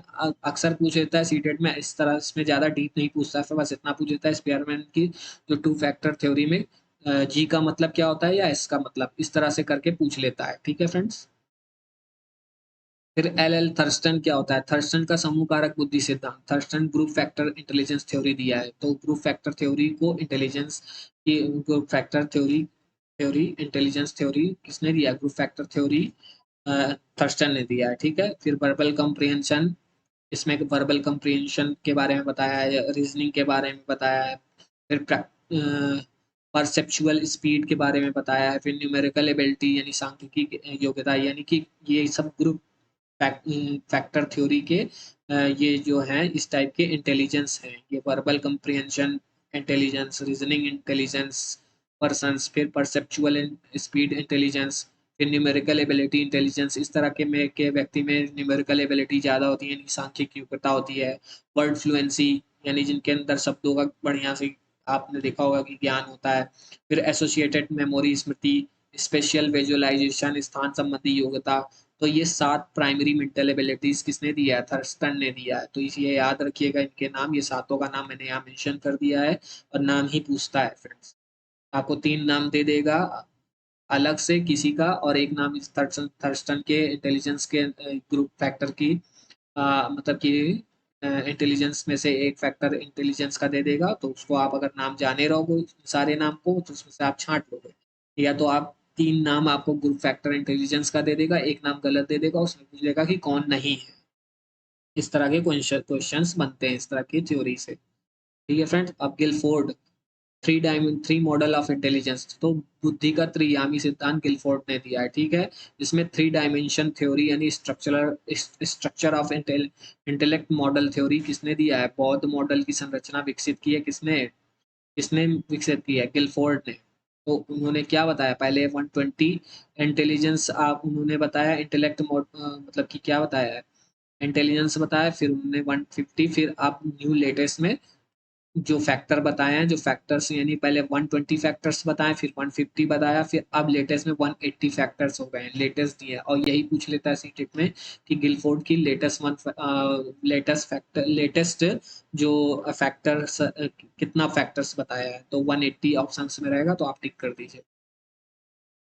अब आइए मोटिवेशन थ्योरी स्टार्ट करते हैं, जिसमें मैस्लो आता है। सिद्धांत उन्होंने अभिप्रेरणा के व्यवहारात्मक विचारधारा पर सिद्धांत दिया है, जिसपे अभिप्रेरणा की व्यवहारात्मक सिद्धांत दिया है, जिसे हम हायरार्की ऑफ नीड्स भी कहते हैं। मैस्लो का प्रेरणा का पदानुक्रम सिद्धांत, इस नाम से, एक नाम इस नाम से भी जानते हैं, ठीक है। हायरार्की ऑफ नीड्स थ्योरी में मैस्लो ने क्या बताया है कि जो पहला जो हायरार्की है हमारी, जो साइकोलॉजिकल हमारी बेसिक नीड्स है, यानी सॉरी फ्रेंड्स, साइकोलॉजी कह रहा है, फिजियोलॉजिकल फिजियोलॉजिकल यानी हमारी हमारी बेसिक नीड्स है। यानी क्या होता है कि इसमें हमारा फूड, एयर, वाटर, ये सब हमारी क्या है? बेसिक नीड्स है। जैसे कि जैसे ही ये नीड हमारी पूरी होती है, हमारी दूसरी नीड स्टार्ट हो जाती है, मैस्लो ने ये बताया है। तो हमारी जो पहली हायरार्की की जो पहली बेसिक नीड है वो फिजियोलॉजिकल है। फिजियोलॉजिकल में क्या आता है? ये पूछ लेता है, एलिमेंट्स ये दे देगा और पूछ लेगा कि मैस्लो की हायरार्की में ये किस हायरार्की की स्टेज में आता है। तो आपको पता होना चाहिए ये बेसिक नीड्स में आता है, यानी कि फिजियोलॉजिकल में आता है, यानी वाटर, फूड, एयर, ये ऑप्शन ऐसे करके दे देगा और पूछ लेगा कि मैस्लो के किस मतलब कि हायरार्की में ये आता है। तो आपकी पता होना चाहिए बेसिक नीड्स, ठीक है। फिर सेफ्टी, फिर ये जब हमारी बेसिक नीड्स पूरी हो जाती है तो हमारी हमारी क्या होती है? हमारी जो नीड होती है वो क्या हो जाती है? फिर दूसरी नीड नीड स्टार्ट हो जाती है कि हमें ये चाहिए, ठीक है। तो फिर हम क्या एक्सेप्ट करने लगते हैं कि मतलब हम क्या एक्सपेक्टेशन करने लगते हैं, सॉरी फ्रेंड्स, हम क्या एक्सपेक्टेशन करते हैं कि हमारी फिर क्या चाह आ जाती है कि हम सेफ्टी पर हम अपने घर बनाते हैं, हम सेफ्टी की डिमांड करने लगते हैं, घर बार की सोचने लगते हैं कि हमारा घर होना चाहिए, ये होना चाहिए, वो होना चाहिए। फिर जब ये हमारी नीड पूरी हो जाती है तो हमारे अंदर क्या हो जाता है? लव बिलोंगिंग आ जाता है। इसमें क्या होता है कि हम शादीशुदा के चक्कर में पड़ जाते हैं, फ्रेंड्स, लव रिलेशन, मैरिज के चक्कर में पड़ जाते हैं, ठीक है फ्रेंड। फिर जब ये हमको मिल जाता है तो फिर क्या होता है कि हम फिर स्टीम यानी कैरियर की तरफ लग जाते हैं, यानी हम अपने सेल्फ रिस्पेक्ट को मतलब कि इम्प्रूवमेंट करते हैं, सेल्फ रिस्पेक्ट को पाना चाहते हैं इस स्टेज में, स्टीम के इसमें। फिर जब ये हमको पूरी हो जाती है तो हम किस स्टेज में पहुंच जाते हैं? सेल्फ एक्चुअलाइजेशन की स्टेज में पहुंच जाते हैं। इसमें क्या होता है कि हम सेटिस्फाइड हो जाते हैं। अगर ये सब हमारे सब कुछ मिलता चला जाता है तो हम इस स्टेज में जब सेल्फ एक्चुअलाइजेशन की स्टेज में जाते हैं तो हमको क्या आ जाता है, सेटिस्फाई आ जाता है, हम सेल्फ एक्चुअलाइजेशन में आ जाते हैं। ठीक है फ्रेंड, अगर ये सब नहीं कुछ ब्रेक होता है, अगर नहीं होता है तो हमको सेल्फ एक्चुअलाइजेशन प्राप्त नहीं हो पाता है। ठीक है, मैस्लो ने यही बताया है हायरार्की ऑफ नीड्स में। ठीक है फ्रेंड्स, इसको मैंने हिंदी में भी लिख दिया है, आप देख लीजिएगा कि बेसिक नीड में भूख, प्यास, सोना, सेक्स, शारीरिक जरूरतें, फिर सुरक्षा की जरूरत में सरकारी शारीरिक नौकरी संसाधन, स्वास्थ्य, प्रॉपर्टी आदि, ये दोस्त, परिवार, जीवन साथी, फिर आत्मसम्मान, फिर स्वप्रत्यक्षीकरण की प्राप्ति हो जाती है। फिर आप देख लेते हैं फ्रेंड, क्लर्क जो है क्लर्क हल की थ्योरी देख लेते हैं। हल ने क्या बताया है, ड्राइव रिडक्शन थ्योरी दी है। तो इन्होंने क्या है, पहला जो क्या बताया है, नीड, उन्होंने क्या है ड्राइव रिडक्शन थ्योरी में उन्होंने जो स्टेजेस मतलब स्टेप्स बताए हैं, पहला नीड यानी हमें आवश्यकता होती है, फिर ड्राइव होता है यानी संचालन होता है, फिर मोटिव, फिर एक्टिविटी, फिर गोल, फिर रिड्यूस ड्राइव, यानी कि पहले हमें नीड होती है, फिर जब नीड होती है किसी चीज को तो हमको क्या होता है, टेंशन होती है, टेंशन के बाद क्या आता है, ड्राइव आता है, उस चीज के लिए हम प्रयत्न करते हैं, फिर हमारे बिहेवियर में चेंजेस आता है, फिर चेंज चेंज फिर हमारे वो ड्राइव से क्या होता है, बिहेवियर में चेंजेस आता है, फिर गोल गोल जब हम गोल को प्राप्त कर लेते हैं तो हमारा क्या हो जाता है, टेंशन रिडक्शन हो जाता है, टेंशन रिड्यूस हो जाता है। ठीक है, तो ये लाखल ने बताया है। ठीक है फ्रेंड्स, अब आ जाते हैं friend Urie Bronfenbrenner की थ्योरी देख लेते हैं, जिसे फ्रेंड ब्रेनर के सामाजिक परिस्थितिकी दृष्टिकोण का सिद्धांत देख लेते हैं, जिसमें इकोलॉजिकल सिस्टम थ्योरी की बात बताई है इन्होंने। तो आइए देख लेते हैं कि यूरी ब्रॉन फेन बेनर ने 5 सिस्टम दिए हैं और 5 सिस्टम में क्या क्या क्वालिटीज हैं वो देख लेते हैं। और पहले पांचों सिस्टम का नाम देख लीजिए, जिसको हम माइक्रो सिस्टम बोलते हैं, जिसे सूक्ष्म तंत्र बोलते हैं, फिर मीजो सिस्टम जिसे मध्य तंत्र बोलते हैं, फिर तीसरा है एक्सो सिस्टम जिसे बाह्य तंत्र बोलते हैं, फिर चौथा है माइक्रो सिस्टम जिसे स्थूल तंत्र बोलते हैं, फिर पांचवा है क्रोनो सिस्टम। ठीक है फ्रेंड्स, अब देख लेते हैं कि माइक्रो सिस्टम में क्या होता है, कि माइक्रो सिस्टम में जो बच्चे के चारों तरफ क्या होता है, बच्चे के चारों तरफ school, neighbour, friends, relative, school, friends, ये सब जब बच्चे के आसपास हो, आसपास का जो सिस्टम होता है उसके ऊपर इसी सब सिस्टम को हम किस में रखते हैं, माइक्रो सिस्टम कहते हैं। इसको इस सब सिस्टम को क्या कहते हैं, यानी बच्चे के आसपास के ये सब सारे सिस्टम को हम माइक्रो सिस्टम कहते हैं। यानी कि बच्चा इमेजिनेटिव फैमिली है, ये सब क्या है, इमेजिनेटिव फैमिली है। ठीक है, ये जो सिस्टम है माइक्रो सिस्टम है, और यही सिस्टम से क्या होता है, बच्चों के ऊपर प्रभाव पड़ता है। बच्चा स्कूल का प्रभाव पड़ता है, नेबर का प्रभाव पड़ता है, फ्रेंड्स का प्रभाव पड़ता है, रिलेटिव का प्रभाव, स्कूल का प्रभाव पड़ता है। तो जिनके जिनके थ्रू बच्चों के ऊपर प्रभाव पड़ता है, तो वो जो जिनके थ्रू पड़ रहा है तो उन थ्रू को हम क्या बोलते हैं, माइक्रो सिस्टम में उनको रखते हैं। ठीक है फ्रेंड्स, अब आइए मीजो सिस्टम में क्या होता है। मीजो सिस्टम में क्या होता है कि school friends, school neighbour, friends, relative तो आते हैं, लेकिन ये क्या होता है, ये फिर फैमिली में मम्मी पापा, यानी कि इन सिस्टम से अगर बच्चे के ऊपर कोई भी प्रभाव पड़ता है भाई, यहाँ पर तो पॉजिटिव प्रभाव पड़ेगा। ठीक है, ये सबसे बच्चे का क्या होगा, प्रभावित होगा। तो ये जो सिस्टम है, इस इन सिस्टम को हम माइक्रो सिस्टम में रखते हैं। और अक्सर पूछ लेगा सीटेट में कि स्कूल को किस सिस्टम में रखते हैं, तो आप जाने रहो तो माइक्रो सिस्टम में रखते हैं। ठीक है, अब पूछ लेगा कि स्कूल से पढ़ने वाले प्रभाव से बच्चे के ऊपर ये इम्पैक्ट पड़ रहा है, प्रभाव पड़ रहा है, या इस तरह उदाहरण दे देगा कि माता पिता के लड़ाई झगड़े से बच्चे के ऊपर जो प्रभाव पड़ रहा है वो किस सिस्टम में आता है, तो वो मीजो सिस्टम में आता है। ठीक है फ्रेंड्स, ये इस तरह का क्वेश्चंस पूछेगा तो ऑटोमेटिकली बच्चे पर असर पड़ता है। ठीक है, फिर एग्जो सिस्टम क्या होता है, स्कूल को कौन चला रहा है, गवर्नमेंट चला रही है। गवर्नमेंट चला रही है, सरकार की वजह से असर, अगर गवर्नमेंट से के वजह से, गवर्नमेंट की वजह से अगर स्कूल पे कोई तरह का प्रभाव पड़ता है फ्रेंड्स, अगर गवर्नमेंट चला रही इस स्कूल को और इसने कोई तरह का मतलब दबाव डाला स्कूल के ऊपर, तो वो दबाव बच्चे के ऊपर भी पड़ेगा स्कूल के थ्रू। तो जो बाहर से अंदर की तरफ कोई भी प्रभाव अगर पड़ता है फ्रेंड, ये देखो मैंने एरो से भी बताया, अगर बाहर से पड़ने वाला प्रभाव बच्चे के ऊपर पड़ रहा है तो उसको हम किस श्रेणी में रखेंगे, एक्सो सिस्टम में रखेंगे। ठीक है फ्रेंड्स, अब आइए माइक्रो सिस्टम क्या होता है, जिसमें बच्चे पर culture, rules, values, religion, regulations, ये सब पर भी बच्चे का असर पड़ता है। तो इन सब के इन सब से अगर बच्चों के ऊपर प्रभाव पड़ने को हम क्या कहेंगे, माइक्रो सिस्टम। यानी कि इन सब चीज से अगर पूछ लेगा सीटेट में कि कल्चर, रूल्स, वैल्यूज से अगर बच्चों पर प्रभाव पड़ता है तो उसको किस सिस्टम में रखेंगे, तो माइक्रो सिस्टम में रखेंगे। ठीक है, माइक्रो सिस्टम में रखेंगे। यूरी ब्रॉन फ्रेंड बैनर के किस सिस्टम में रखेंगे, तो माइक्रो सिस्टम में रखेंगे। अब आइए देख लेते हैं क्रोनो सिस्टम। क्रोनो सिस्टम क्या होता है, बच्चे के अंदर कुछ ना कुछ क्या होता है, ट्रांजिशन होता है, यानी शिफ्ट होता है, चेंजेस आते हैं, यानी उसका, यानी कि उसका भी असर बच्चों पर पड़ता है। यानी किसी बच्चे के, मतलब मान लीजिए किसी बच्चे के घर में अचानक से किसी की डेथ हो गई, या उसके साथ कुछ ऐसी ट्रेजेडी हो गई उसके घर परिवार में, तो उस ट्रेजेडी का जो प्रभाव उस बच्चे के ऊपर पड़ेगा, उसी को ही हम क्या कहेंगे, क्रोनो सिस्टम। ठीक है फ्रेंड। या मान लीजिए कि कोई पेरेंट्स काफी समय से किसी जगह पे रह रहे हैं और अचानक से उस प्लेस को छोड़ के कहीं दूसरी जगह से शिफ्ट करना पड़ा, तो उस शिफ्ट की वजह से अगर बच्चे के ऊपर उस, क्योंकि बच्चा वहां से काफी दिनों से एडजस्ट कर चुका है, वहाँ वो रह चुका है, उसको तो अगर वो कहीं दूसरी न्यू जगह शिफ्ट करता है बच्चा, तो उसको वो मतलब कि लोनलीपन, अकेलापन महसूस होगा।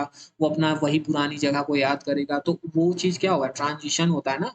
तो उस जब उस शिफ्ट से या चेंज से उसके ऊपर कोई तरह का प्रभाव पड़ता है, या किसी ट्रेजेडी की वजह से उसके ऊपर प्रभाव पड़ता है, तो उसी चीज़ को हम क्रोनो सिस्टम में रखते हैं। ठीक है। अब आइए देखते हैं फ्रेंड जॉन वॉटसन की थ्योरी को, जिसको हम बिहेवियरिज्म बोलते हैं, व्यवहारवाद। ठीक है। व्यवहारवाद का पिता या जनक किसको कहा जाता है, जॉन वॉटसन को कहा जाता है। जॉन वॉटसन ने एक बच्चे पर एक्सपेरिमेंट किया था जो कि वो खिलौने से खेलता था। ठीक है। और पीछे से एक साउंड निकाल दी, किसने, जॉन वॉटसन ने। और बच्चा एकदम से डर गया। तो उस बच्चे का नाम अल्बर्ट था। अक्सर पूछ लेता है सीटेट में कि उस बच्चे का क्या नाम था, जॉन वॉटसन ने। कि जो बच्चा था, जो खरगोश, खिलौने क्या फ्रेंड्स, यहाँ पर वो खरगोश से खेलता था। वो खरगोश के ऊपर हाथ फेरता था, उबाल करता था, मतलब हाथ फेरता था उसको, क्योंकि उसको खरगोश का जो हेयर रहता था, उसका जो बाल था उसका, उसको छूने में उसको अच्छा लगता था, तो वो रोज ये करता था, उसके खरगोश के ऊपर हाथ फेरता था।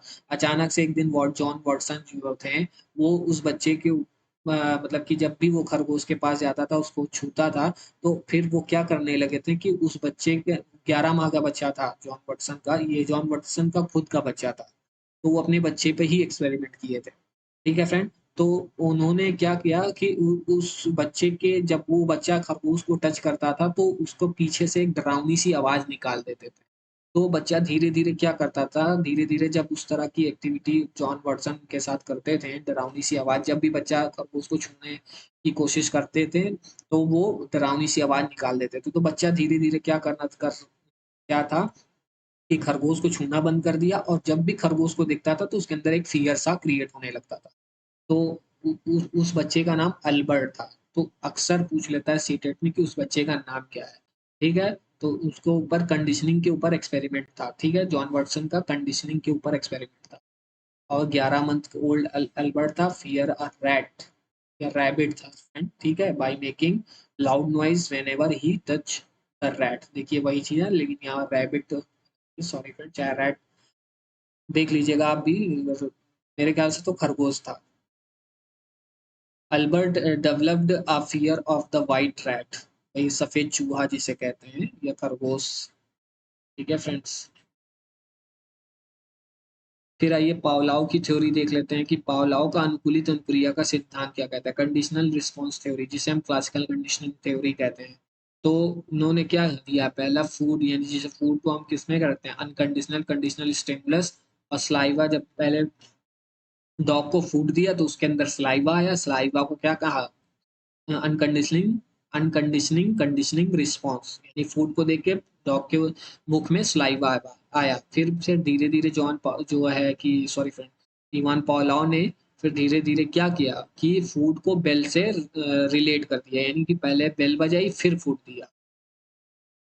यानी पहले बेल बजाते थे तो फूड देते थे, यानी कि कहने का मतलब है कि जो इवान पावलोव थे पहले डॉग को फूड देते थे, तो फूड देते देते देते देते जब भी फूड डॉग देखता था इवान पावलोव के हाथ में, या उनको जब भी डॉग को जाने लगते थे इवान पावलोव फूड देने, तो उसके वो फूड को देख के डॉग के मुख में सलाइवा आ जाता। ठीक है। फिर इवान पावलोव ने क्या किया कि खाली पहले बेल बजाने लगे।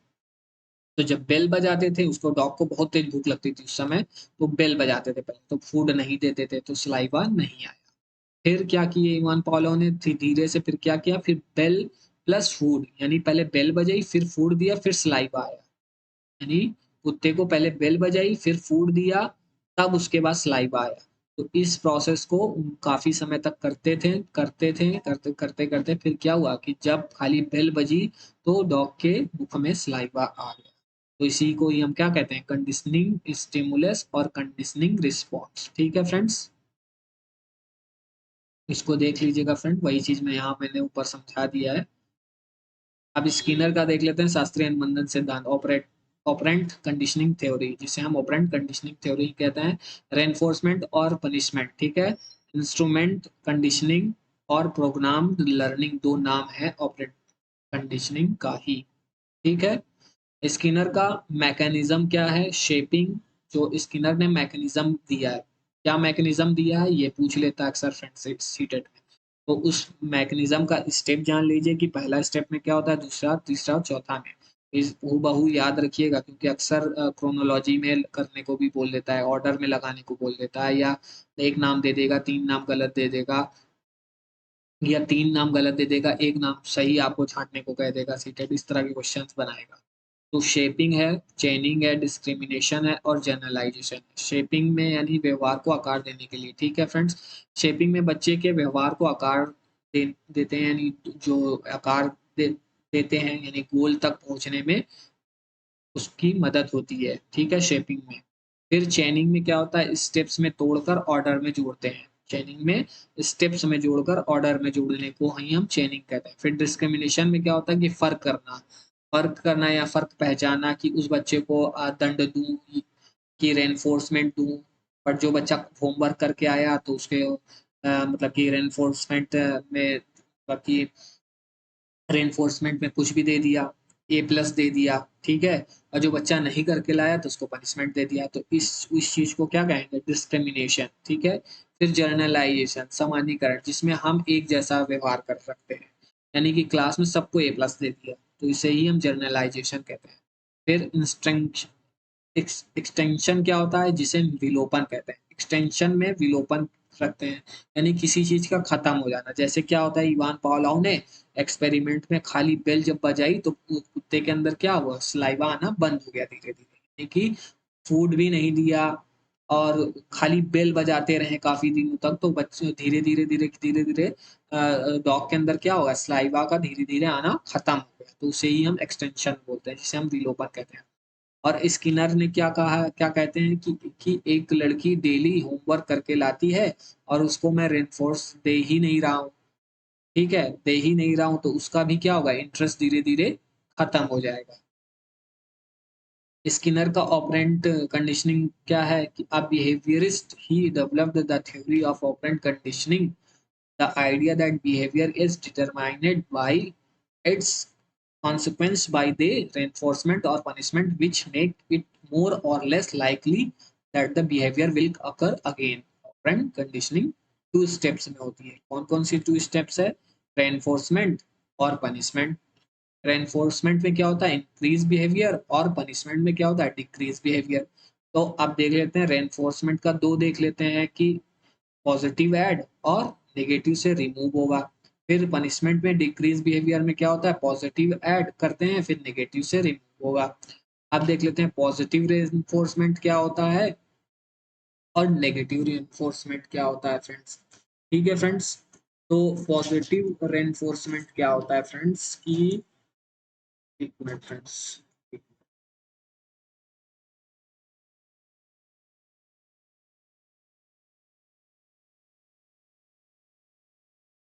जिसे हम सकारात्मक दंड भी कहते हैं, यानी कि पॉजिटिव रेनफोर्समेंट, यानी प्लीजेंट स्टिमुलस ए प्लस देकर यानी बिहेवियर को बढ़ाना। यानी कि फ्रेंड्स कि इसमें क्या होता है कि जिसे हम सकारात्मक दंड तब होता है जब बच्चे को कुछ कार्रवाई में बचने के लिए दंडित किया, तो उसे हम पॉजिटिव रेनफोर्समेंट देते हैं। जैसे कि क्या होता है कि प्लीजेंट स्टिमुलस ए प्लस देकर बिहेवियर को बढ़ाना।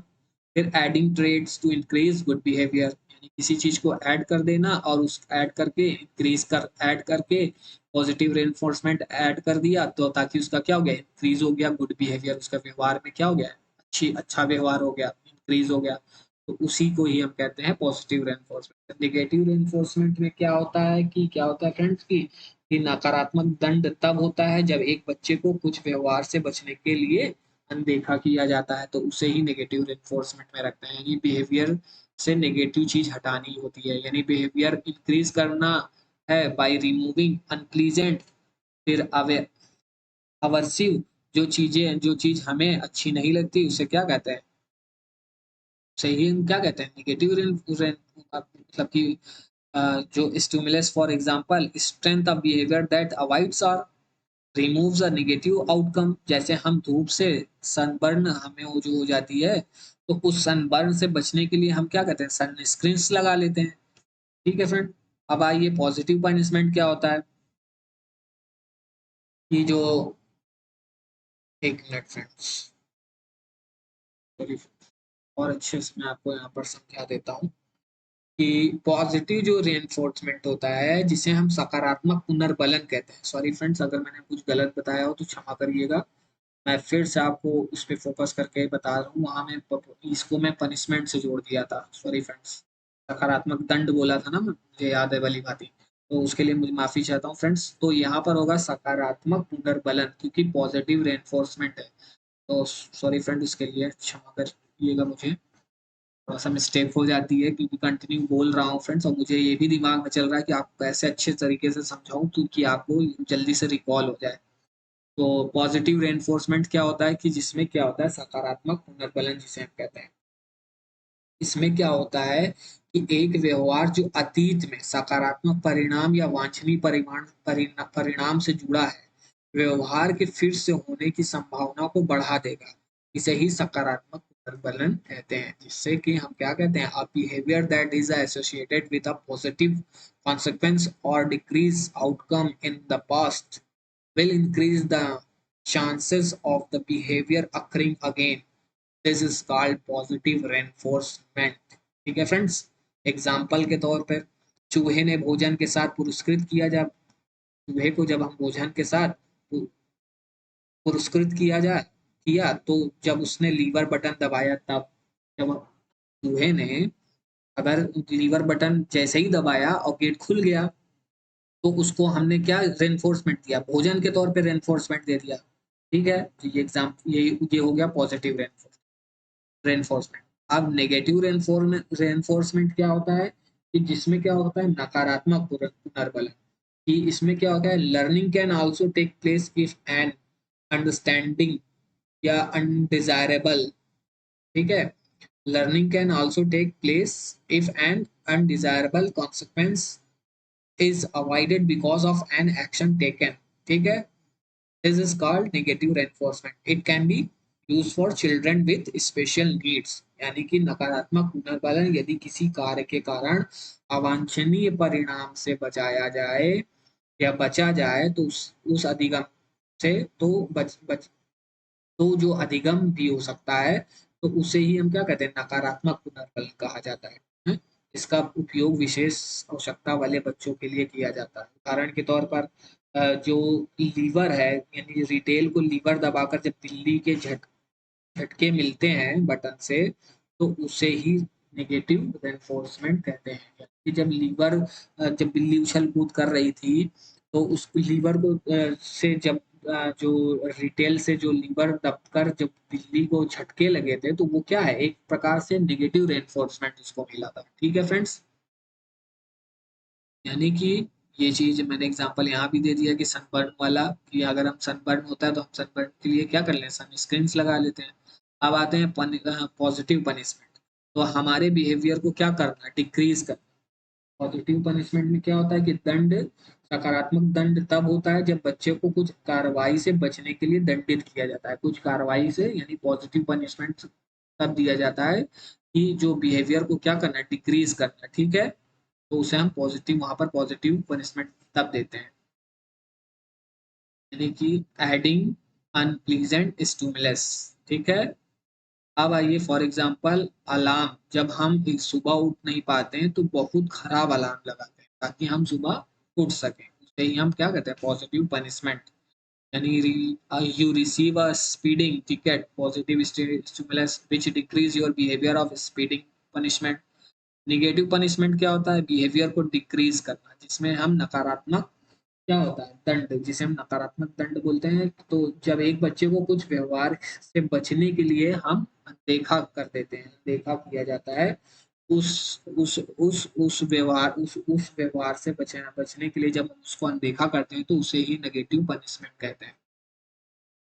तो यानी उस व्यवहार से जब हम बच्चे को बचाने के लिए, या उस व्यवहार से हम क्या करते हैं, बच्चे को बचने के लिए अनदेखा करते हैं, बिहेवियर को डिक्रीज करना ही हमारा क्या हो जाता है, by removing the pleasant stimulants, यानी जो चीज अच्छी लग रही है उसको हटाकर बिहेवियर को डिक्रीज करना। फॉर एग्जाम्पल, बहुत लोगों को ड्रिंक करके ड्राइव करने में बहुत मजा आता है, बट नुकसान भी बहुत होता है। तो चालान वाला जो पूरे साल जो चालान है, जो ट्रैफिक पुलिस है वो हमारा क्या करती है, चालान काट देती है और लाइसेंस जब्त कर लेती है, ठीक है। तो क्या, तो तू कि जब तक तू मतलब चलाएगा ही नहीं गाड़ी तो तुम पियोगे ही नहीं, क्योंकि उसकी आदत है कि वो गाड़ी नशा करके चलाने की। तो जब तुम चलाओगे ही नहीं गाड़ी तो नशा ही नहीं करोगे, जब नशा नहीं करोगे तो चलाओगे ही नहीं गाड़ी, क्योंकि तुम्हारे पास चलाने का वो अधिकार छीन लिया जाता है, ठीक है। तो इसे ही क्या कहते हैं, नेगेटिव पनिशमेंट, ठीक है फ्रेंड्स।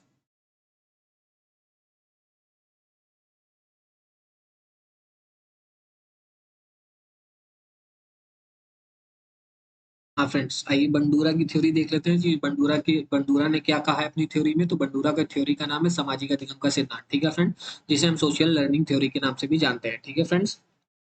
बंडूरा कहता है कि बच्चा देख कर सीखता है, यानी बच्चा इमिटेट करके सीखता है, यानी नकल करके सीखता है, अनुकरण करके सीखता है, ऑब्जर्व करके सीखता है, ठीक है फ्रेंड्स। बंडूरा ने मॉडलिंग का कॉन्सेप्ट दिया है और बोबोडॉल एक्सपेरिमेंट भी किया था। फिर मॉडलिंग में बंडूरा ने 4 स्टेप्स दिए हैं, कौन कौन से 4, सॉरी फ्रेंड्स, कौन कौन से 4 स्टेप्स दिए हैं बंडूरा ने, तो देख लेते हैं। पहला स्टेप्स है ये फ्रेंड्स, स्टेप्स हूबहू याद रखिएगा क्योंकि अक्सर पूछ लेता है उसको, मतलब कि चारों स्टेप्स को सीरियल बाई लगाने को, ठीक है। या मतलब कि मतलब कि आपको 3 नाम दे देगा, अदर नाम दे देगा, एक नाम दे देगा जो बंडूरा का स्टेप्स का, ठीक है, ठीक है। बंडूरा का स्टेप्स का दे देगा कि उसको मतलब स्टेज का बंडूरा के स्टेज का स्टेप्स बताइए कि पहला स्टेप कौन सा था, या 3 नाम अदर दे देगा, एक नाम बंडूरा के स्टेप्स के मतलब स्टेज से उठा के एक नाम दे देगा। तो उससे आपको, अगर आप चारों स्टेज का नाम जाने रहोगे तो आप उसको आप छांट सकोगे कि 3 नाम वो ये नहीं है, एक नाम ये है। या तो आपको एकदम सीरियल बाई लगाने को दे देगा, या तो आपको क्या कह देगा कि 3 नाम आपको ये स्टेज का दे देगा, एक नाम गलत दे देगा। तो उसमें आपसे पूछ लेगा कि इसमें से कौन सा नहीं है बंडूरा का स्टेजेस, जो 4 स्टेजेस बताए हैं।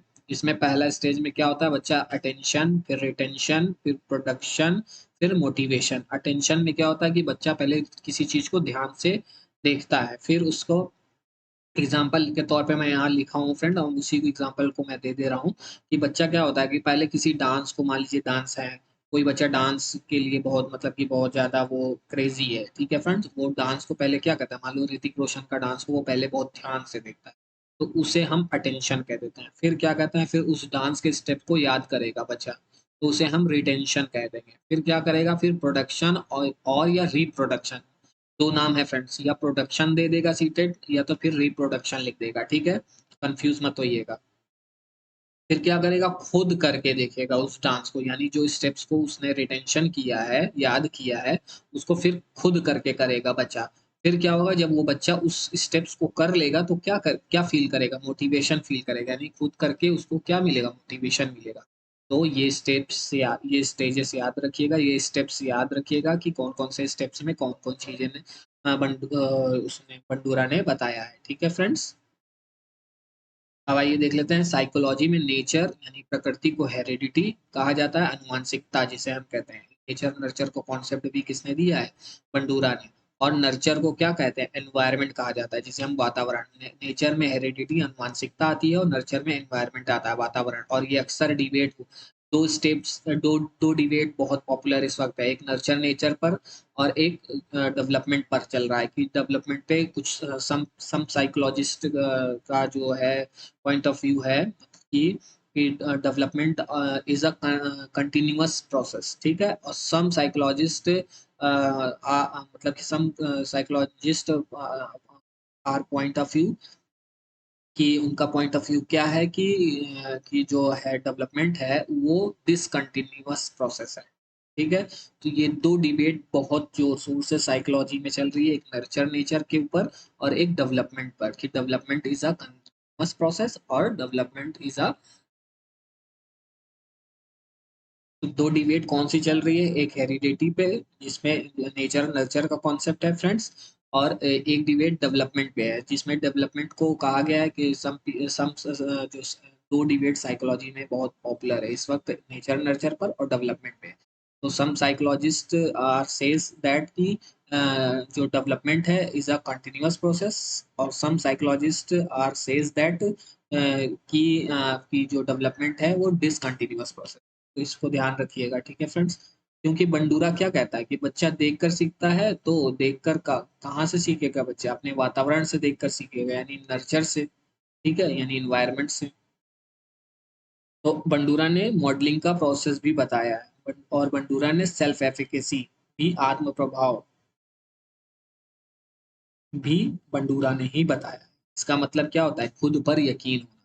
फ्रेंड्स, ये मैंने अभी जो टर्म्स मैं बार बार बोल रहा हूँ ना कि आपको मैंने टर्म्स की, साइकोलॉजी की यानी पेडागोजी की जितनी भी टर्म्स है मैंने उसको वीडियो बनाया है। तो वो टर्म्स अगर आप लोगों ने नहीं देखा है तो उसमें भी देखिए, जाके देखिए उस टर्म्स वाली वीडियो को, आपको बहुत हेल्प मिलेगी थ्योरी समझने में। और ये मैंने ये भी मेंशन किया है कि सेल्फ एफिकेसी किसने दिया है, तो वहां पर भी मैंने मेंशन किया और यहाँ पर भी मैंने मेंशन किया है। तो आप जब तक आप उसको भी, उसको थोड़ा सा देख लेंगे वो टर्म्स की वीडियो को, तो आपको मतलब जो थ्योरी है वो आपको समझने में ईज़ी हो जाएगी कि सेल्फ एफिकेसी, अगर मान लीजिए, मान लो मैं यहाँ ना लिख के बताता या सेल्फ एफिकेसी, तो आपको दिक्कत होती कि नहीं, बस इतना ही बोल देता कि बंडूरा ने सेल्फ एफिकेसी का कॉन्सेप्ट दिया है। तो अब आप ये जाने रहोगे कि सेल्फ एफिकेसी होता क्या है, जिसमें जिसको हम आत्म प्रभाव कहते हैं। तो वो टर्म्स में मैंने बहुत अच्छी तरीके से भी बताया है, यहाँ भी बताया हूँ। तो ये बस एक रैपिड, मतलब कि यहाँ पर एज अ रिवीजन हो रहा है फ्रेंड, तो यहाँ मैं डिटेल में बताने की कोशिश नहीं करूँगी क्योंकि बहुत ज़्यादा लंबी वीडियो हो जाएगी फिर। तो सेल्फ एफिकेसी को होता है यानी खुद पर यकीन करना। ठीक है, यानी यू शुड हैव बिलीव कि 2023 20 अगस्त seated paper you are qualified. ठीक है,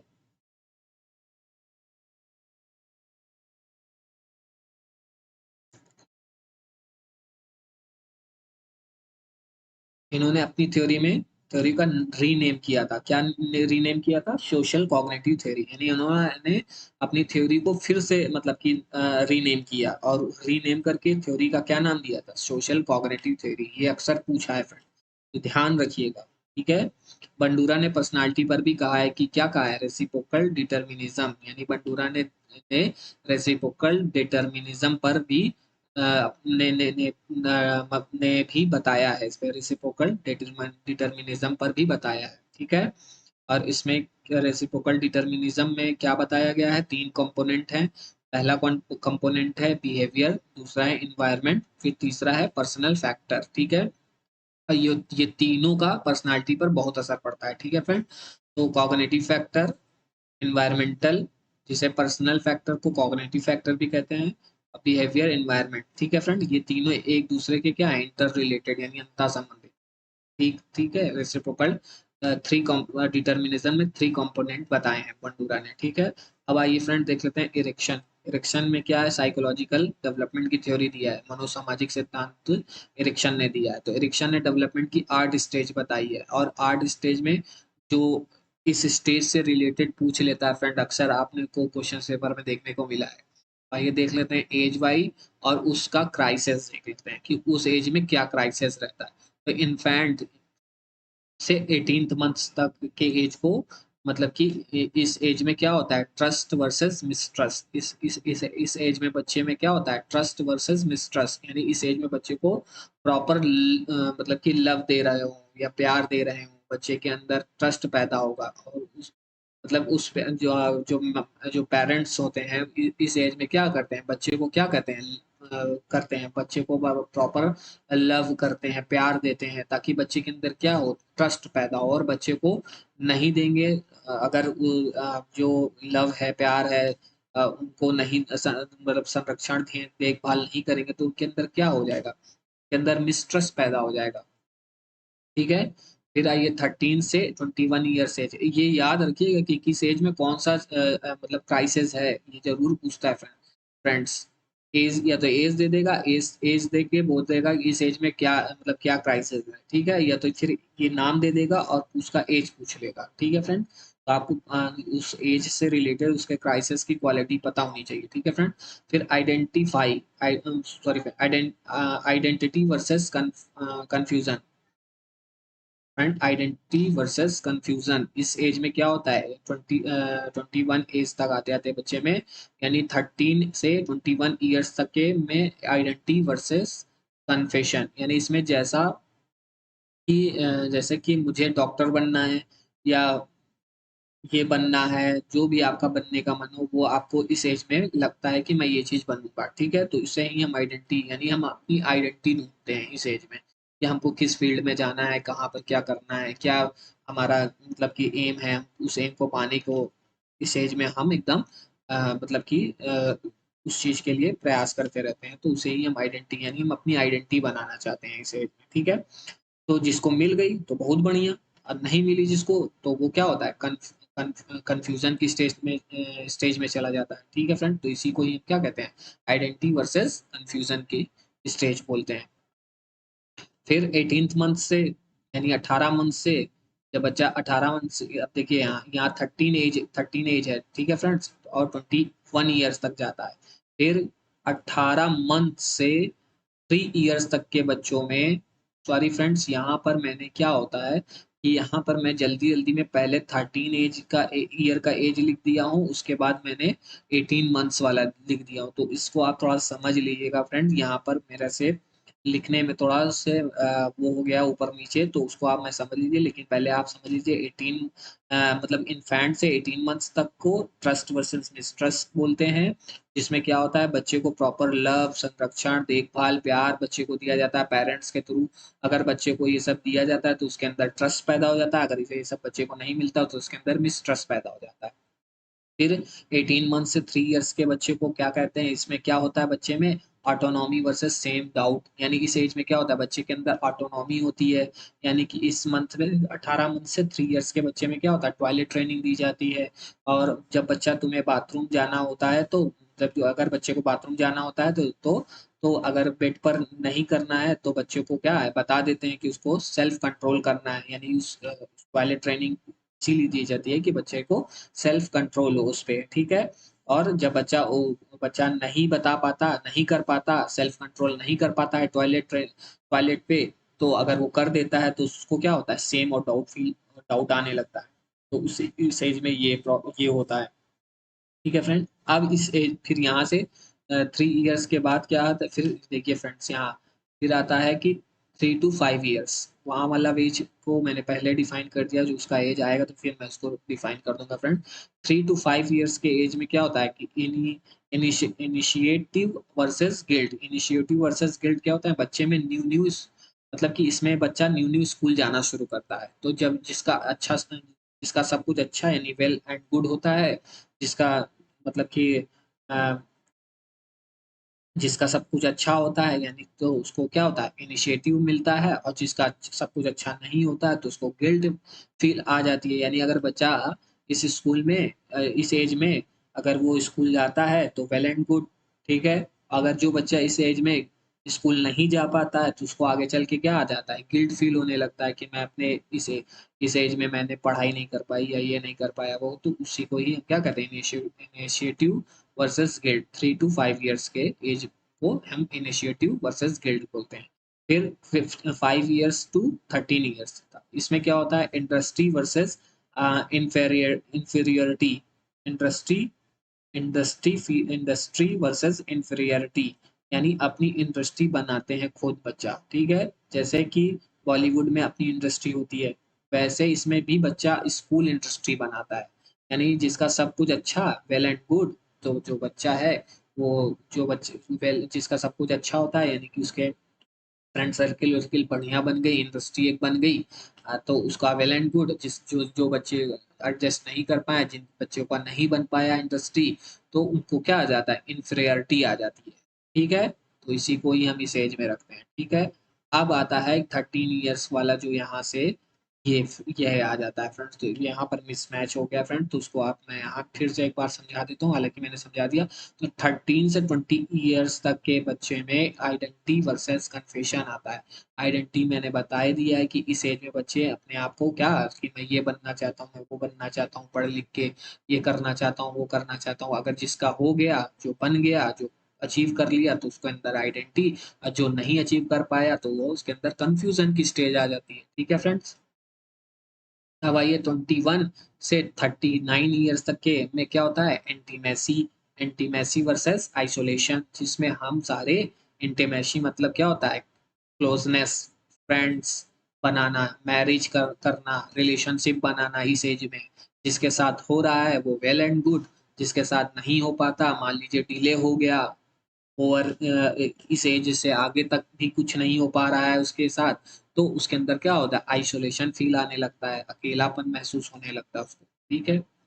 फिर 40 से 65 ईयर्स तक में क्या आता है, generative versus stagnation, generative versus stagnation इसको बोलते हैं। 40 से 65 ईयर्स के एज में क्या होता है, जेनरेटिव वर्सेस स्टैग्नेशन। फिर होता क्या आता है कि 40 से 65 ईयर्स में हमारे जो माँ बाप होते हैं, घर बार जो है वो खिल रहा होता है, मतलब सब कुछ सुख शांति से, जो इस एज तक आते आते सब चीज अचीव कर लेता है, तो वो क्या होता है, उनके उसके उनके मन में एक अजीब सी पीस आ जाती है, एक अजीब सी शांति सी महसूस होती है, कि उनको देख के लगता है कि हमारे बच्चे सब ठीक ठाक हैं, वेल एंड गुड, सब सेटल हैं, ये है, जो इस एज में आके अपने बच्चों को अगर प्रोग्रेस करते देखते हैं, तो उनको सबकी बहुत अच्छा फील होता है, खिल रहा होता है उनका घर परिवार, खिल रहा होता है, जॉब लग रही है बच्चों की, और न्यू घर बना रहे हैं हमारे बच्चे, या उनको देख के ये लगता है, न्यू कार ले रहे हैं, मतलब तो जिनका सब कुछ अच्छा अच्छा हुआ, उनके सामने उनके बच्चों का भी प्रोग्रेस हो रहा है, तो उनको उनको जेनरेटिव फील होता है, और जिसका नहीं होता है तो उसको स्टैग्नेशन फील आने लगता है, ठीक है फ्रेंड्स। अब आइए 65 एंड ओल्डर, इसमें क्या होता है, 65 से जब और ओल्ड एज में जाते हैं लोग, या पीपल जब जाते हैं, तो इस एज में क्या होता है, इंटीग्रिटी वर्सेस डिसअपेयर, जिसमें जिसमें क्या होता है, बुढ़ापा आ जाता है। जब बुढ़ापा आने लगता है तो हम पीछे का, हम हमें पीछे का दिखाई देता है सारा, तो जिसका बुढ़ापा अच्छा गया, यानी जब भाई जिसका भी बुढ़ापा, अगर उनके जो चाइल्ड हैं, अगर उनके बच्चों बच्चे अपने माँ बाप को खूब अच्छे से रख रहे हैं, खूब अच्छे से ध्यान रख रहे हैं, सब कुछ कर रहे हैं, तो उनके अंदर, उन माँ बाप को अंदर, वो पेरेंट्स के अंदर, उनके अंदर क्या आ जाता है, इंटीग्रिटी आ जाती है, कि हाँ मैं यार बहुत खुश हूँ, मेरे बच्चे भी जिस जैसे मैंने संस्कार दिए उनको, वो उस अकॉर्डिंग मुझे भी रख रहे हैं, जैसे मैंने उनकी परवरिश की, जैसे उनका मैंने संरक्षण किया, देखभाल करके आज उनको जिस स्टेज पे पहुंचाया, मेरा करना वो चीज सारा मतलब कि सफल हो गया है, क्योंकि आज मेरे बच्चे मुझे भी अच्छे से उसी तरह रख रहे हैं, सब कुछ कर रहे हैं, मेरे लिए भी कर रहे हैं, मेरी देखभाल कर रहे हैं, तो उन पेरेंट्स को जो 65 ईयर्स से ओल्ड हो रहे हैं, तो उनके अंदर ये सब देख के क्या होगा, इंटीग्रिटी, माने जिसको ये सब मिल रहा होगा, तो उसको इंटीग्रिटी फील होगा। और मान लो जिस पेरेंट्स को, यानी जो 65 ईयर से ओल्ड एज तक जा रहे होंगे, अगर उनको ये सब नहीं फील होता है, या वो सब नहीं अचीव कर पाते हैं, या नहीं उनको मिल पाता है, तो उनके अंदर डिसअपेयर आ जाता है, ठीक है फ्रेंड्स, कहने का मतलब यही है, एरिक्सन ने यही अपने स्टेज में बताया है। एक बार इंग्लिश मीडियम वाले शॉर्ट फॉर्म में जल्दी जल्दी इसको भी देख लीजिएगा नाम, ठीक है, मैं बहुत स्लोली इसको स्क्रॉल कर रहा हूँ, आप इसको देख लीजिएगा कि क्या बोलते हैं इसको, हिंदी में भी क्या बोलते हैं, इंग्लिश में भी मैंने। अब आइए सिगमंड फ्राइड। सिगमंड फ्राइड ने व्यक्तित्व का मनोलैंगिक सिद्धांत दिया, जिसे मनोविश्लेषक सिद्धांत कहते हैं। सिगमंड फ्राइड ने साइकोसेक्सुअल स्टेज दी है, ठीक है, थ्योरी है, उन्होंने थ्योरी किस पे दी है, पर्सनालिटी पर थ्योरी दी है। किसने, सिगमंड फ्राइड ने किस पे थ्योरी दी है, पर्सनालिटी पर थ्योरी दी है। और साइकोसेक्सुअल स्टेजेस के बारे में भी बताया है सिगमंड फ्राइड ने। तो उन्होंने इदम, अहम, परम अहम के बारे में भी बताया है, जिसे हम इड, ईगो और सुपर ईगो के नाम से भी जानते हैं। ठीक है फ्रेंड, अब आइए देख लेते हैं साइकोसेक्सुअल स्टेज में कौन कौन से मतलब कि किस टाइप के लोग आते हैं, किस टाइप के बच्चे आते हैं। ठीक है, और इस स्टेज को क्या क्या नाम से जानते हैं। ठीक है, अक्सर पूछ लेता है।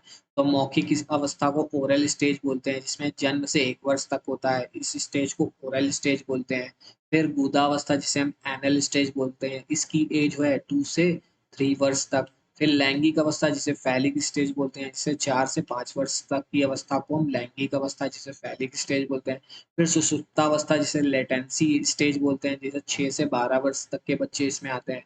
फिर जननिक अवस्था जिसे जेनिटल स्टेज में 12 से 20 ईयर्स तक के बच्चे इसमें आते हैं। तो ओरल स्टेज में क्या होता है, इसमें 0 से 1 ईयर ओल्ड में बच्चे को हर चीज मुंह में डालने की आदत होती है इस स्टेज में। एनल स्टेज में क्या होता है, इसमें बच्चे को टॉयलेट ट्रेनिंग दी जाती है। फैलिक स्टेज में क्या होता है, इसमें क्या होता है कि लड़कियां फादर की तरफ अटैचमेंट ज्यादा होता है, लड़कों का मदर की तरफ अटैचमेंट ज्यादा होता है। ठीक है, लेटेंसी स्टेज में क्या होता है, जो कि 6 ईयर ओल्ड टू प्यूबर्टी, जब बच्चा स्कूल जाने लगता है इस स्टेज में, तो उसको हम लेटेंसी स्टेज में रखते हैं। ठीक है, और क्या होता है कि लड़के जो होते हैं लड़के के संग खेलने में मतलब कि उनको अच्छा लगता है, लड़कियों को लड़कियों के संग खेलने में अच्छा लगता है।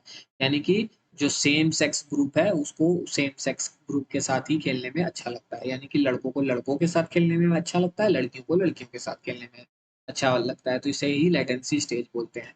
जेनिटल स्टेज यानी बियॉन्ड प्यूबर्टी एज, जिस जब बच्चा प्रवेश करता है बियॉन्ड प्यूबर्टी के एज में जाता है, यानी उसको हम जेनिटल स्टेज बोलते हैं। इसमें क्या होता है कि किशोरावस्था की शुरुआत होती है। इसमें स्ट्रॉन्ग अट्रैक्शन होता है, किसके तरफ स्ट्रॉन्ग अट्रैक्शन होता है कि टूवर्ड्स द वन अनदर, लड़की को क्या होता है, यानी कि जो गर्ल्स अट्रैक्ट टूवर्ड्स बॉयज और बॉयज अट्रैक्ट टूवर्ड्स गर्ल। ठीक है फ्रेंड्स, यानी लड़की का अट्रैक्शन लड़कों की तरफ होता है, लड़कों का अट्रैक्शन लड़कियों की तरफ होता है। ठीक है, इस स्टेज में सिगमंड फ्राइड ने बताया। यहाँ पर भी मैंने मेंशन कर दिया, इंग्लिश में भी आप लोग देख लीजिएगा। इदम को देख लेते हैं, इदम ईगो, इदम अहम परम अहम को देख लेते हैं कि इदम क्या होता है, जब आप अपनी जिद पर अड़ जाते हो। जब आप अपनी जिद पर अड़ जाते हो कि नहीं मुझे ये चाहिए ही चाहिए, कुछ भी हो जाए चाहे जो हो जाए, मुझे मुझे ये चाहिए, कोई कंप्रोमाइज नहीं करते, तो उससे कहा किस किस किस में रखते हैं, इदम में रखते हैं, यानी ईड में रखते हैं। ठीक है, तो इसे हम प्लेजर प्रिंसिपल के नाम से भी जानते हैं। एक नाम ये भी है फ्रेंड, ईदम को हम प्लेजर प्रिंसिपल के नाम से भी जानते हैं। और ये ईद जो ईद है, जिसमें हम जिद पे अड़ जाते हैं, ये हमको प्याजे के किसी स्टेज में भी देखने को मिलता है। ये मुझे कमेंट बॉक्स में आप लोग बताइएगा, जब बच्चा जिद करने लगता है तो वो स्टेज कौन सी है और उस स्टेज का नाम क्या है। ठीक है फ्रेंड, अब आइए ईगो, ईगो किसे कहते हैं, अगर अहम जिसे हम कहते हैं। बट जब आप चीज पाना तो चाहते हो लेकिन लॉजिक लगा कर पाना चाहते हो, तो मतलब थोड़ा सा दिमाग लॉजिक लगा कर किसी चीज को पाते हो, तो वो उस चीज को दैट इज रियलिटी। ठीक है फ्रेंड, तो उसे हम ईगो की श्रेणी में रखते हैं, यानी अहम में रखते हैं। ठीक है, यानी जब आप लॉजिक लगा के दिमाग लगा कर किसी चीज को पाते हो, तो उसको हम ईगो में रखते हैं। और सुपर ईगो क्या होता है कि जब जब आपको समझ आ जाए कि नहीं यार ये चीज गलत है, ये चीज नहीं करना चाहिए, ये चीज गलत, सही और गलत में जब आप अंतर करने लगो, तो वहां पर उसको हम सुपर ईगो कहते हैं। ठीक है फ्रेंड, और इसको हम दैट इज मोरालिटी भी कहते हैं। और मोरालिटी का जो कॉन्सेप्ट किसने दिया है, नैतिक सिद्धांत किसने दिया है फ्रेंड्स, कॉलबर्ग ने दिया है। और कॉलबर्ग ने भी मोरालिटी पे बात की है, तो उसको मैं वहां पर थ्योरी में बताऊंगा। ठीक है फ्रेंड्स, तो ये चीज पढ़ के थ्योरी पढ़िए तो कोरिलेट जरूर करिए एक दूसरे, क्योंकि क्वेश्चंस अब थोड़ा सा एग्जामिनर भी चालाक हो गया है, वो उससे कोरिलेट करके भी क्वेश्चंस पुटअप कर सकता है। ठीक है फ्रेंड्स,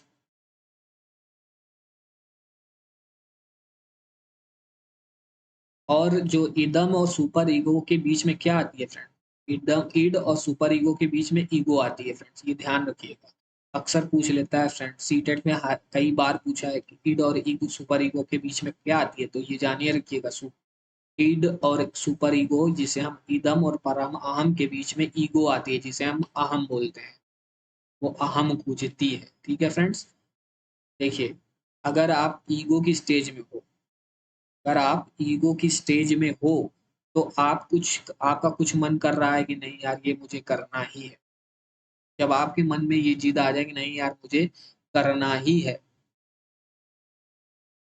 तो ईगो कन्वर्ट हो जाती है इड में।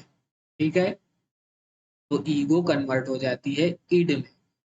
ठीक है, और बाई चांस आप करते करते रुक गए, करते करते रुक गए, क्योंकि क्योंकि इड में क्या होता है, जिद आ जाती है। ठीक है, और यही चीज क्या है कि जब ईगो की स्टेज में आपको कुछ करने का मन कर रहा है और मुझे ये करना ही है, ये चीज आप जिद कर लिए, तो वो ईगो जो होती है, जहां पर आप लॉजिक और दिमाग से करने को सोच रहे थे, वहां पर दिमाग से और लॉजिक से करने को ना करके आप किसी चीज को करने की जिद ठान लेते हो, तो वो ईगो वहां पर किस में कन्वर्ट हो जाती है, इड में कन्वर्ट हो जाती है। और बाई चांस अगर ईगो में, आप ईगो की स्टेज में होकर आपको ये चीज लगने लगे कि नहीं जी ये यार गलत है, ये चीज मुझे नहीं करना चाहिए, ये सही नहीं है, मुझे ये करना ठीक नहीं लगता, तो वो ईगो जो कन्वर्ट हो जाती है सुपर ईगो में, यानी आप कॉन्शियस हो जाते हो वहां पर। ठीक है, अब सिगमंड फ्राइड को फेथ ऑफ साइको एनालिसिस भी कहा गया। सिगमंड फ्राइड ने ही अनकॉन्शियस माइंड को खोजा था। ठीक है friends, boys are attach to mother, तो ऑडिपस कॉम्प्लेक्स, और girls are attach to father, तो इलेक्ट्रो कॉम्प्लेक्स। ये ध्यान आप। ठीक है फ्रेंड्स, अब आइए गार्डनर की थ्योरी को देख लेते हैं। गार्डनर का बहुबुद्धि का सिद्धांत एवं प्रकार। गार्डनर की इंटेलिजेंस थ्योरी क्या कहती है, मतलब कि इंटेलिजेंस गार्डनर ने किसकी थ्योरी दी है, इंटेलिजेंस थ्योरी दी है, जिसे हम बहुबुद्धि का सिद्धांत एवं प्रकार भी कहते हैं। ठीक है, मल्टीपल इंटेलिजेंस थ्योरी दी का कॉन्सेप्ट दिया है किसने, गार्डनर ने। गार्डनर ने 7 टाइप की बुद्धि बताया है और एक न्यू टाइप की, तो टोटल हो गई है 7+1, यानी 8 टाइप्स की इंटेलिजेंस किसने बताई है, गार्डनर ने बताया है।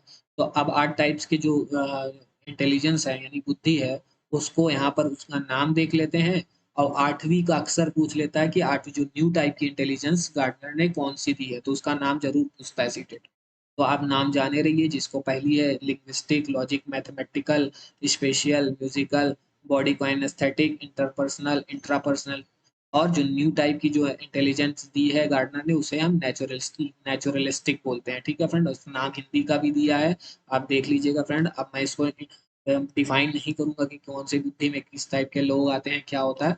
इसको आप बस इतना जान लीजिए कि 8 टाइप की इंटेलिजेंस कौन कौन सी होती है, उसका नाम अक्सर पूछिए। स्पेशल में क्या होता है, तीनों डायमेंशन में सोच सकता है बच्चा, यानी एक्स वाई जेड हर डायमेंशन में बच्चा सोच सकता है। जैसे इसमें आते हैं ड्राइवर, पायलट, आर्किटेक्चर और मूर्तिकार, स्कल्पचर। ठीक है फ्रेंड्स, इंट्रापर्सनल क्या होता है और इंटरपर्सनल क्या होता है, ये जान लीजिए। तो पहले देख लेते हैं इंटरपर्सनल। इंटरपर्सनल क्या होता है, जब हम ये ध्यान रखते हैं कि दूसरे क्या चाहते हैं, दूसरों की इच्छा के बारे में हम ख्याल रखते हैं, दूसरों के बारे में वो हम देख जानकर उस चीज को मतलब कि ध्यान रखकर कोई काम करते हैं, तो वो क्या क्या होता है, दिस इज इंटरपर्सनल। यानी इंटरपर्सनल यानी दूसरों को ध्यान में रखकर कोई चीज को हम करते हैं या चाहते हैं, तो उसको हम इंटरपर्सनल की श्रेणी में रखते हैं। और इंट्रापर्सनल क्या होता है, खुद से रिलेटेड, यानी जब हम अपनी इमोशन, अपनी ग्रोथ करना चाहते हैं, जब हम अपना विकास करना चाहते हैं, we watch own emotion and motivation, तो उसको हम इंट्रापर्सनल की श्रेणी में रखते हैं। ठीक है, गार्डनर की थ्योरी पर बहुत लोगों का क्रिटिसिज्म भी आया है। क्रिटिसिज्म में 2 पॉइंट है, तो वो 2 पॉइंट अक्सर पूछ लेता है आपको ऑप्शंस में कि कौन से पॉइंट पे गार्डनर को क्रिटिसाइज किया गया है, तो वो ये 2 पॉइंट ये है। तो test there was no empirical यानी evidence, test there was no empirical evidence, और टैलेंट का टैलेंट है। ठीक है, इन दोनों चीज पर गार्डनर को क्रिटिसाइज किया गया है, इन 2 पॉइंट पर।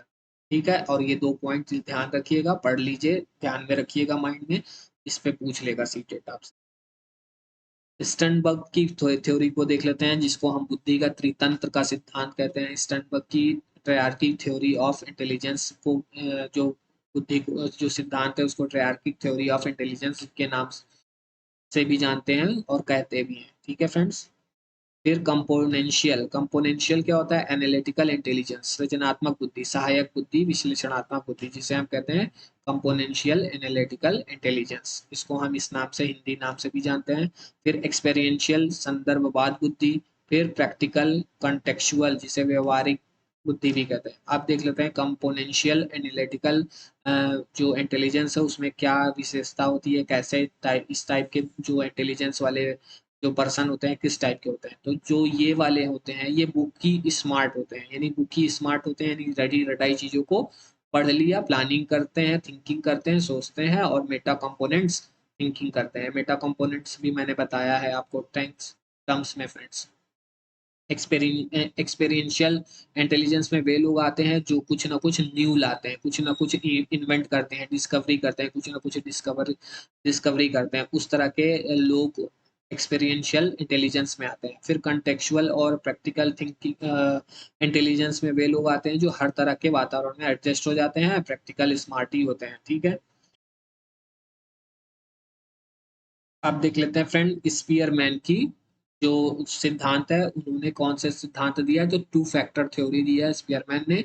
जिस स्पीयरमैन का द्विकारक सिद्धांत, जिसमें क्या बताया है उन्होंने कि टू फैक्टर थ्योरी दी है, जिसमें जी यानी सामान्य तत्व, एस यानी विशिष्ट तत्व। जी माने जर्नल और एस माने स्पेसिफिक, यानी जी माने जर्नल एबिलिटी और एस माने स्पेसिफिक एबिलिटी। तो जर्नल इंटेलिजेंस के बारे में और स्पेसिफिक एबिलिटी के बारे में क्या स्पीयरमैन ने बताया है। अब आइए देख लेते हैं, अक्सर पूछ लेता है सीटेट में, इस तरह इसमें ज्यादा डीप नहीं पूछता है, बस इतना पूछ लेता है स्पीयरमैन की जो टू फैक्टर थ्योरी में जी का मतलब क्या होता है या एस का मतलब, इस तरह से करके पूछ लेता है। ठीक है फ्रेंड्स।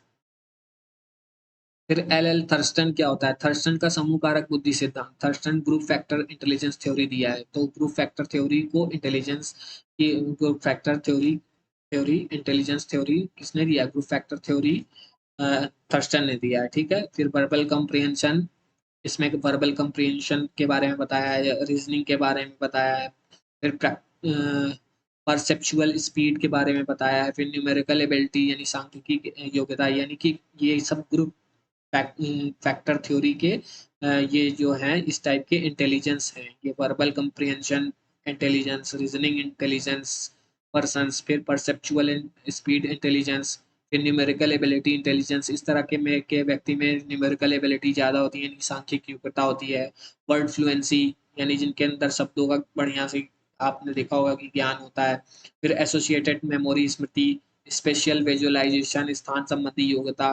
तो ये 7 प्राइमरी मेंटल एबिलिटीज किसने दिया है, थर्स्टन ने दिया है। तो इसे याद रखिएगा, इनके नाम, ये सातों का नाम मैंने यहाँ मेंशन कर दिया है, और नाम ही पूछता है फ्रेंड्स।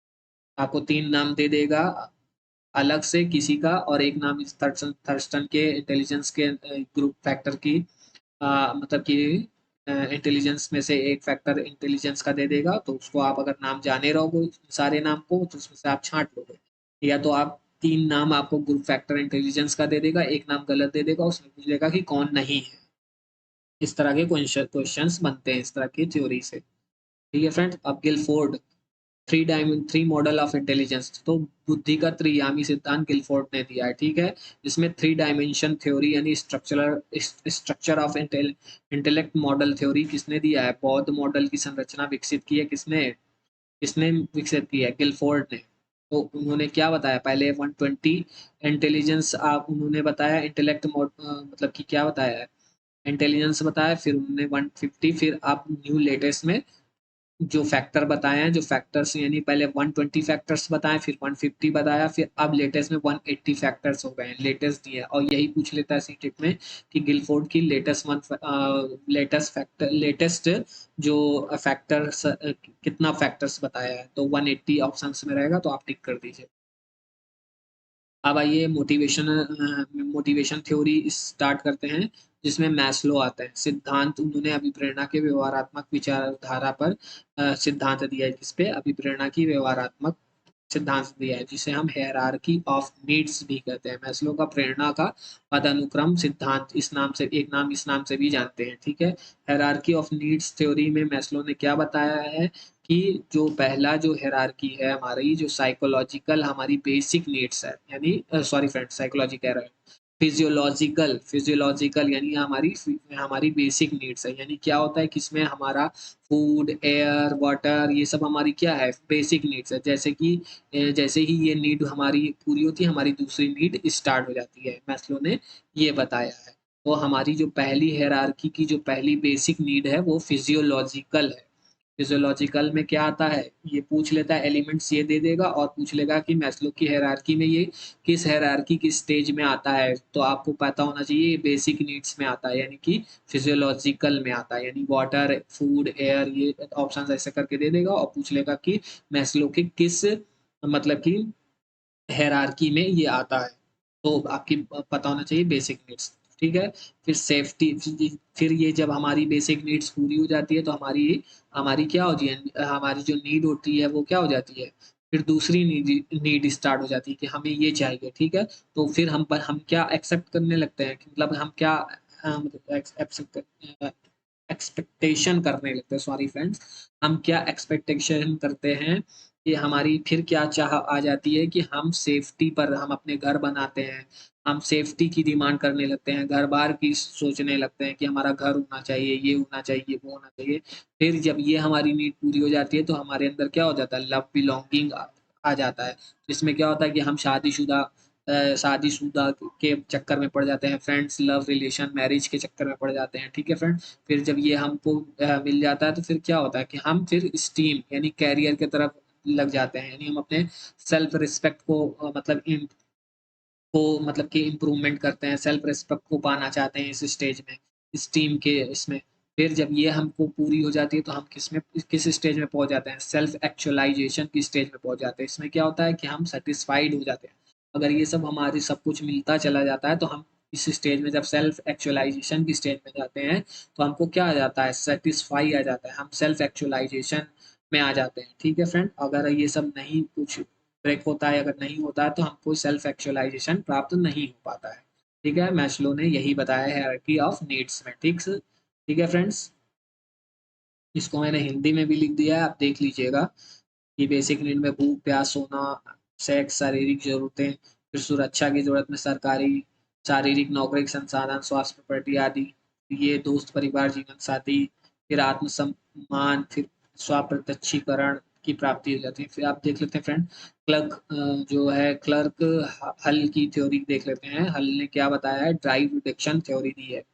तो इन्होंने क्या है, पहला जो क्या बताया है, नीड, उन्होंने क्या है ड्राइव रिडक्शन थ्योरी में उन्होंने जो स्टेजेस मतलब स्टेप्स बताए हैं, पहला नीड यानी हमें आवश्यकता होती है, फिर ड्राइव होता है यानी संचालन होता है, फिर मोटिव, फिर एक्टिविटी, फिर गोल, फिर रिड्यूस ड्राइव, यानी कि पहले हमें नीड होती है, फिर जब नीड होती है किसी चीज को तो हमको क्या होता है, टेंशन होती है, टेंशन के बाद क्या आता है, ड्राइव आता है, उस चीज के लिए हम प्रयत्न करते हैं, फिर हमारे बिहेवियर में चेंजेस आता है, फिर फिर हमारे वो ड्राइव से क्या होता है, बिहेवियर में चेंजेस आता है, फिर गोल, फिर गोल जब हम गोल को प्राप्त कर लेते हैं तो हमारा क्या हो जाता है, टेंशन रिडक्शन हो जाती है, टेंशन रिड्यूस हो जाता है, ठीक है। ये लाखल ने बताया है, ठीक है फ्रेंड्स। अब आ जाते हैं friend Urie Bronfenbrenner की थ्योरी देख लेते हैं, जिसे फ्रेंड ब्रेनर के सामाजिक पारिस्थितिकी दृष्टिकोण का सिद्धांत देख लेते हैं, जिसमें इकोलॉजिकल सिस्टम थ्योरी की बात बताई है इन्होंने। तो आइए देख लेते हैं कि यूरी ब्रॉन फेन बैनर ने 5 सिस्टम दिए हैं और 5 सिस्टम में क्या क्या क्वालिटीज हैं वो देख लेते हैं। और पहले पांचों सिस्टम का नाम देख लीजिए, जिसको हम माइक्रो सिस्टम बोलते हैं, जिसे सूक्ष्म तंत्र बोलते हैं। फिर मीजो सिस्टम, जिसे मध्य तंत्र बोलते हैं। फिर तीसरा है एक्सो सिस्टम, जिसे बाह्य तंत्र बोलते हैं। फिर चौथा है माइक्रो सिस्टम, जिसे स्थूल तंत्र बोलते हैं। फिर पांचवा है क्रोनो सिस्टम, ठीक है फ्रेंड्स। अब देख लेते हैं कि माइक्रो सिस्टम में क्या होता है कि माइक्रो सिस्टम में जो बच्चे के चारों तरफ क्या होता है, बच्चे के चारों तरफ school, neighbour, friends, relative, school friends, ये सब जब बच्चे के आसपास का जो सिस्टम होता है उसके ऊपर इसी सब सिस्टम को हम किस में रखते हैं, माइक्रो सिस्टम कहते हैं। इसको इस सब सिस्टम को क्या कहते हैं, यानी बच्चे के आसपास के ये सब सारे सिस्टम को हम माइक्रो सिस्टम कहते हैं। यानी कि बच्चा इमेजिनेटिव फैमिली है, ये सब क्या है, इमेजिनेटिव फैमिली है, ठीक है। ये जो सिस्टम है माइक्रो सिस्टम है, और यही सिस्टम से क्या होता है, बच्चों के ऊपर प्रभाव पड़ता है। बच्चा स्कूल का प्रभाव पड़ता है, नेबर का प्रभाव पड़ता है, फ्रेंड्स का प्रभाव पड़ता है, रिलेटिव का प्रभाव, स्कूल का प्रभाव पड़ता है। तो जिनके जिनके थ्रू बच्चों के ऊपर प्रभाव पड़ता है, तो वो जो जिनके थ्रू पढ़ रहा है, तो उन थ्रू को हम क्या बोलते हैं, माइक्रो सिस्टम में उनको रखते हैं। ठीक है फ्रेंड्स। अब आइए मीजो सिस्टम में क्या होता है। मीजो सिस्टम में क्या होता है कि school friends, school neighbour, friends, relative तो आते हैं, लेकिन ये क्या होता है, ये फिर फैमिली में मम्मी पापा, यानी कि इन सिस्टम से अगर बच्चे के ऊपर कोई भी प्रभाव पड़ता है भाई, यहाँ पर तो पॉजिटिव प्रभाव पड़ेगा। ठीक है। ये सबसे बच्चे का क्या होगा, प्रभावित होगा। तो ये जो सिस्टम है, इस इन सिस्टम को हम माइक्रो सिस्टम में रखते हैं। और अक्सर पूछ लेगा सीटेट में कि स्कूल को किस सिस्टम में रखते हैं, तो आप जाने रहो तो माइक्रो सिस्टम में रखते हैं। ठीक है। अब पूछ लेगा कि स्कूल से पढ़ने वाले प्रभाव से बच्चे के ऊपर ये इम्पैक्ट पड़ रहा है, प्रभाव पड़ रहा है, या इस तरह उदाहरण दे देगा कि माता पिता के लड़ाई झगड़े से बच्चे के ऊपर जो प्रभाव पड़ रहा है वो किस सिस्टम में आता है, तो वो मीजो सिस्टम में आता है। ठीक है फ्रेंड्स, ये इस तरह का क्वेश्चंस पूछेगा, तो ऑटोमेटिकली बच्चे पर असर पड़ता है। ठीक है। फिर एग्जो सिस्टम क्या होता है, स्कूल को कौन चला रहा है, गवर्नमेंट चला रही है। गवर्नमेंट चला रही है, सरकार की वजह से असर, अगर गवर्नमेंट से के वजह से, गवर्नमेंट की वजह से अगर स्कूल पे कोई तरह का प्रभाव पड़ता है फ्रेंड्स, अगर गवर्नमेंट चला रही है इस स्कूल को और इसने कोई तरह का मतलब दबाव डाला है स्कूल के ऊपर, तो वो दबाव बच्चे के ऊपर भी पड़ेगा स्कूल के थ्रू। तो जो बाहर से अंदर की तरफ कोई भी प्रभाव अगर पड़ता है फ्रेंड, ये देखो मैंने एरो से भी बताया, अगर बाहर से पढ़ने वाला प्रभाव बच्चे के ऊपर पड़ रहा है, तो उसको हम किस श्रेणी में रखेंगे, एक्सो सिस्टम में रखेंगे। ठीक है फ्रेंड्स।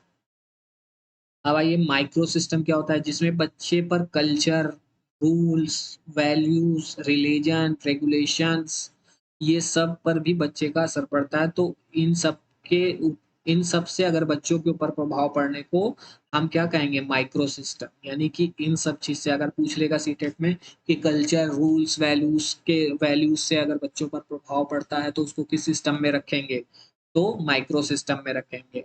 ठीक है। माइक्रो सिस्टम में रखेंगे। यूरी ब्रॉन फ्रेंड बैनर के किस सिस्टम में रखेंगे, तो माइक्रो सिस्टम में रखेंगे। अब आइए देख लेते हैं क्रोनो सिस्टम। क्रोनो सिस्टम क्या होता है, बच्चे के अंदर कुछ ना कुछ क्या होता है, ट्रांजिशन होता है, यानी शिफ्ट होता है, चेंजेस आते हैं, यानी यानी कि उसका भी असर बच्चों पर पड़ता है। यानी किसी बच्चे के, मतलब मान लीजिए किसी बच्चे के घर में अचानक से किसी की डेथ हो गई, या उसके साथ कुछ ऐसी ट्रेजेडी हो गई उसके घर परिवार में, तो उस ट्रेजेडी का जो प्रभाव उस बच्चे के ऊपर पड़ेगा, उसी को ही हम क्या कहेंगे, क्रोनो सिस्टम। ठीक है फ्रेंड। या मान लीजिए कि कोई पेरेंट्स काफी समय से किसी जगह पे रह रहे हैं और अचानक से उस प्लेस को छोड़ के कहीं दूसरी जगह से शिफ्ट करना पड़ा, तो उस शिफ्ट की वजह से अगर बच्चे के ऊपर उस, क्योंकि बच्चा वहां से काफी दिनों से एडजस्ट कर चुका है, वहाँ वो रह चुका है, उसको तो अगर वो कहीं दूसरी न्यू जगह शिफ्ट करता है बच्चा, तो उसको वो मतलब कि लोनलीपन, अकेलापन महसूस होगा, वो अपना वही पुरानी जगह को याद करेगा, तो वो चीज़ क्या होगा, ट्रांजिशन होता है ना। तो जब उस शिफ्ट से या चेंज से उसके ऊपर कोई तरह का प्रभाव पड़ता है, या किसी ट्रेजेडी की वजह से उसके ऊपर प्रभाव पड़ता है, तो उसी चीज को हम क्रोनो सिस्टम में रखते हैं। ठीक है। अब आइए देखते हैं फ्रेंड जॉन वॉटसन की थ्योरी को, जिसको हम बिहेवियरिज्म बोलते हैं, व्यवहारवाद। ठीक है। व्यवहारवाद का पिता या जनक किसको कहा जाता है, जॉन वॉटसन को कहा जाता है। जॉन वॉटसन ने एक बच्चे पर एक्सपेरिमेंट किया था, जो कि वो खिलौने से खेलता था। ठीक है। और पीछे से एक साउंड निकाल दी, किसने, जॉन वॉटसन ने, और बच्चा एकदम से डर गया। तो उस बच्चे का नाम अल्बर्ट था। अक्सर पूछ लेता है सीटेट में कि उस बच्चे का क्या नाम था, जॉन वॉटसन ने। ये जो बच्चा था, जो खरगोश, खिलौने क्या फ्रेंड्स, यहाँ पर वो खरगोश से खेलता था।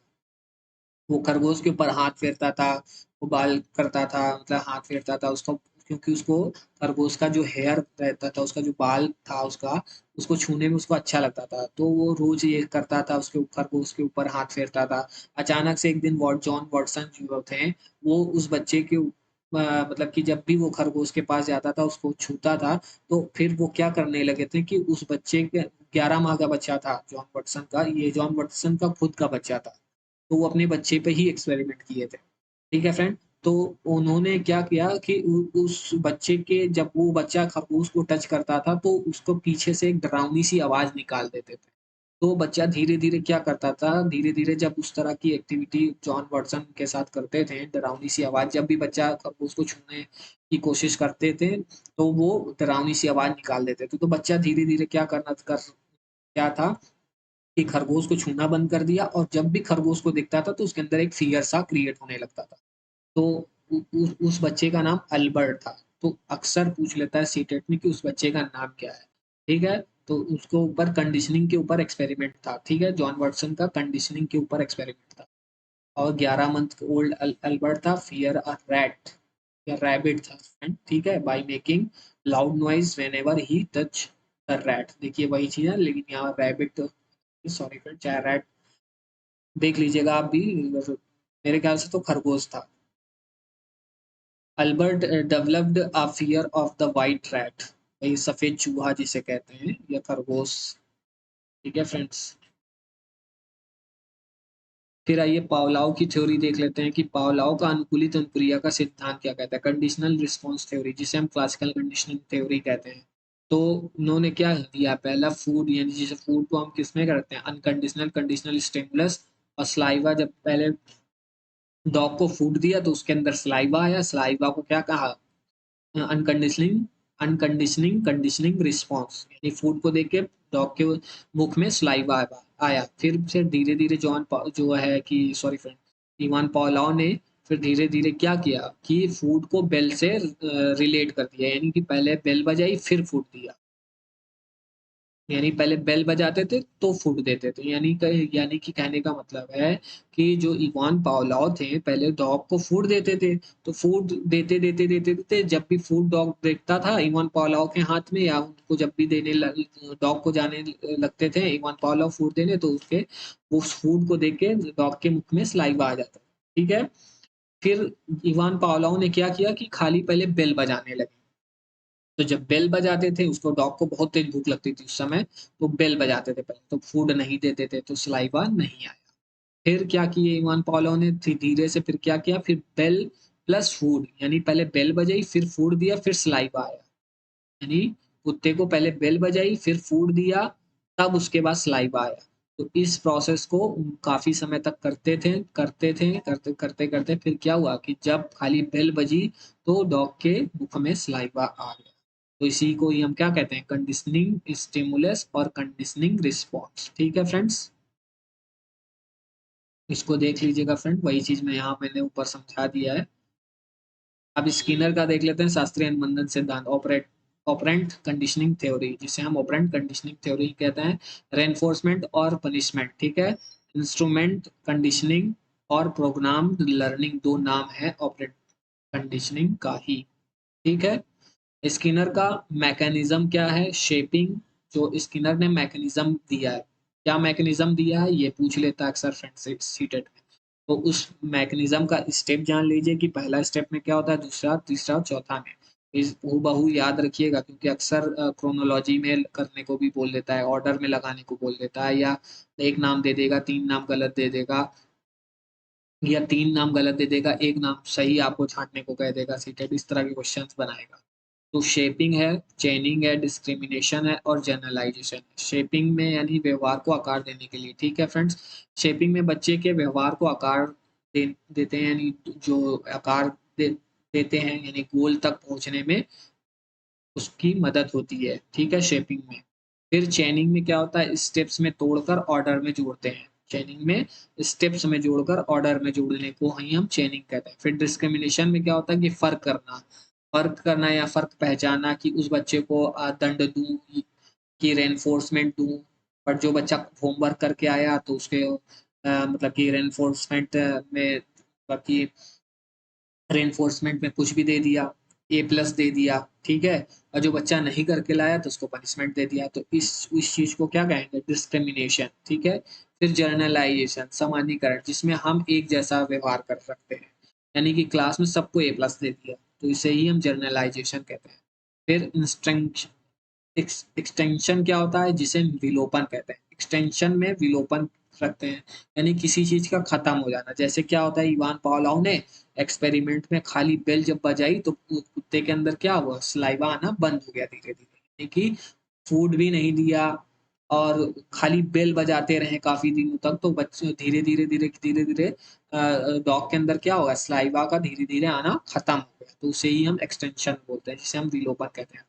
और स्किनर ने क्या कहा, क्या कहते हैं कि एक लड़की डेली होमवर्क करके लाती है और उसको मैं रेनफोर्स दे ही नहीं रहा हूँ, ठीक है, दे ही नहीं रहा हूँ, तो उसका भी क्या होगा, इंटरेस्ट धीरे धीरे खत्म हो जाएगा।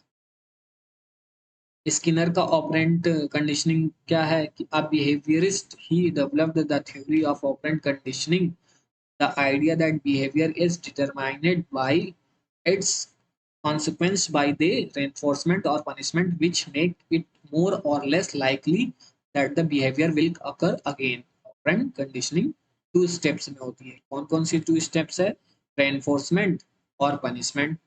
रेनफोर्समेंट में क्या होता है, इंक्रीज बिहेवियर, और पनिशमेंट में क्या होता है, डिक्रीज बिहेवियर। तो अब देख लेते हैं रेनफोर्समेंट का दो देख लेते हैं कि पॉजिटिव ऐड और नेगेटिव से रिमूव होगा। फिर पनिशमेंट में डिक्रीज बिहेवियर में क्या होता है, पॉजिटिव ऐड करते हैं फिर नेगेटिव से रिमूव होगा। अब देख लेते हैं पॉजिटिव रेइंफोर्समेंट क्या होता है और नेगेटिव रेइंफोर्समेंट क्या होता है फ्रेंड्स। ठीक है फ्रेंड्स, तो पॉजिटिव रेइंफोर्समेंट क्या होता है फ्रेंड्स की, एक मिनट फ्रेंड्स,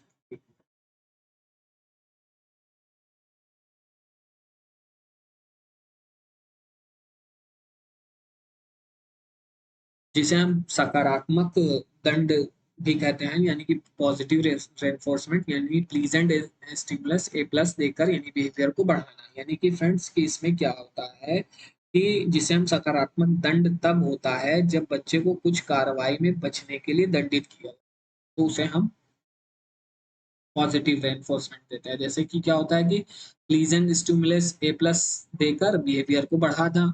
फिर adding treats to increase good behaviour, यानी किसी चीज को ऐड कर देना और उस ऐड करके इंक्रीज कर ऐड करके पॉजिटिव रेनफोर्समेंट ऐड कर दिया, तो ताकि उसका क्या हो गया, इंक्रीज हो गया गुड बिहेवियर, उसका व्यवहार में क्या हो गया, अच्छा व्यवहार हो गया, इंक्रीज हो गया, तो उसी को ही हम कहते हैं पॉजिटिव रेनफोर्समेंट। नेगेटिव रेनफोर्समेंट में क्या होता है कि क्या होता है फ्रेंड्स कि नकारात्मक दंड तब होता है जब एक बच्चे को कुछ व्यवहार से बचने के लिए अनदेखा किया जाता है, तो उसे ही नेगेटिव रेनफोर्समेंट में रखते हैं। ये बिहेवियर से नेगेटिव चीज हटानी होती है, यानी बिहेवियर इंक्रीज करना है बाय रिमूविंग अनप्लीजेंट, फिर अवर्सिव, जो चीज हमें अच्छी नहीं लगती उसे क्या कहते हैं, सही हम क्या कहते हैं, नेगेटिव मतलब कि जो stimulus for example strength of behaviour that avoids और रिमूव्स अ नेगेटिव आउटकम। जैसे हम धूप से सनबर्न हमें वो जो हो जाती है, तो उस सनबर्न से बचने के लिए हम क्या करते हैं, सनस्क्रीन लगा लेते हैं।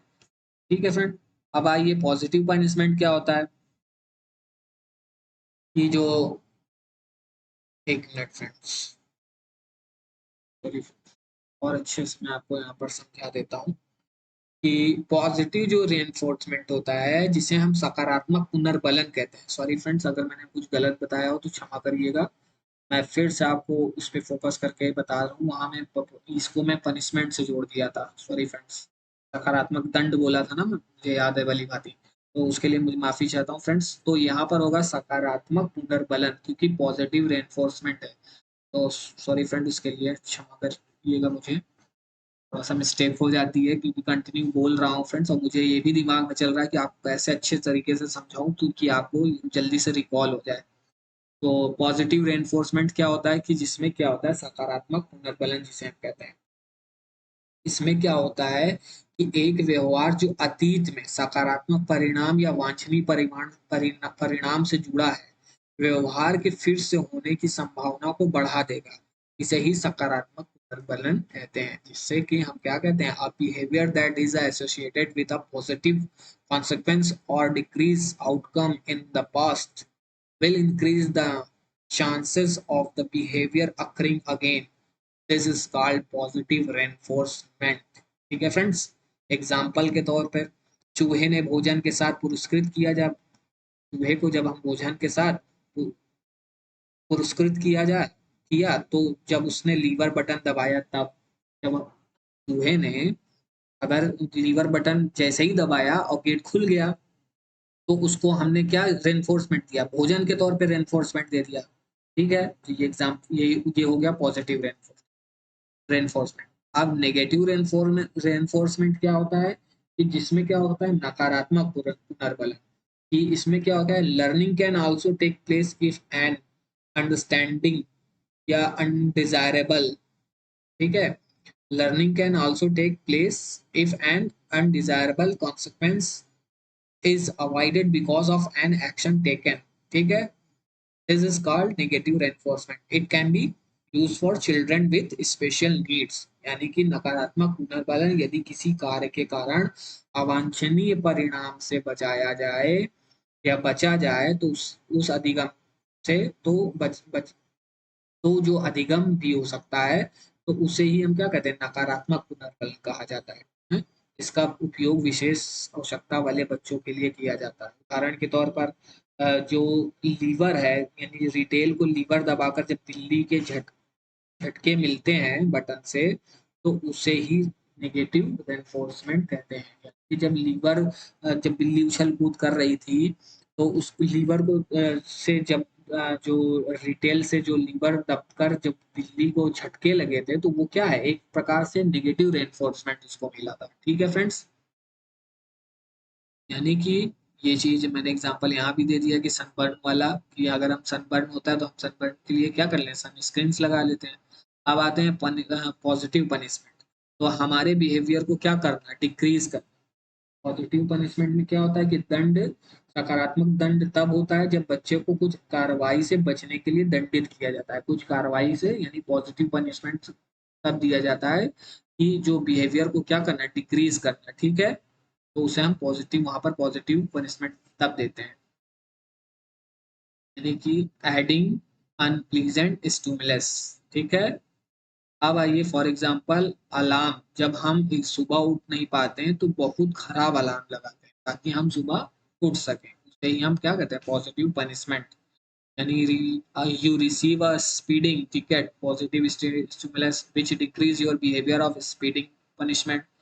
निगेटिव पनिशमेंट क्या होता है बिहेवियर को डिक्रीज करना, जिसमें हम नकारात्मक क्या होता है दंड, जिसे हम नकारात्मक दंड बोलते हैं। तो जब एक बच्चे को कुछ व्यवहार से बचने के लिए हम अनदेखा कर देते हैं, देखा किया जाता है, उस व्यवहार से बचने के लिए जब हम उसको अनदेखा करते हैं तो उसे ही नेगेटिव पनिशमेंट कहते हैं।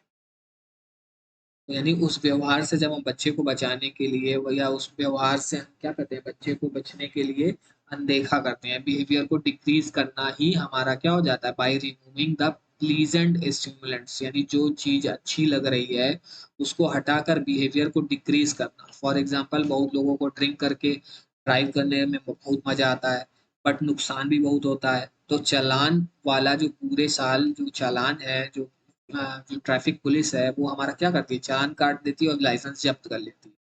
ठीक है, तो क्या तो तू कि जब तक तू मतलब चलाएगा ही नहीं गाड़ी तो तुम पियोगे ही नहीं, क्योंकि उसकी आदत है कि वो गाड़ी नशा करके चलाने की। तो जब तुम चलाओगे ही नहीं गाड़ी तो नशा ही नहीं करोगे, जब नशा नहीं करोगे तो तुम चलाओगे ही नहीं गाड़ी, क्योंकि तुम्हारे पास चलाने का वो अधिकार छीन लिया जाता है। ठीक है, तो इसे ही क्या कहते हैं नेगेटिव पनिशमेंट। ठीक है फ्रेंड्स,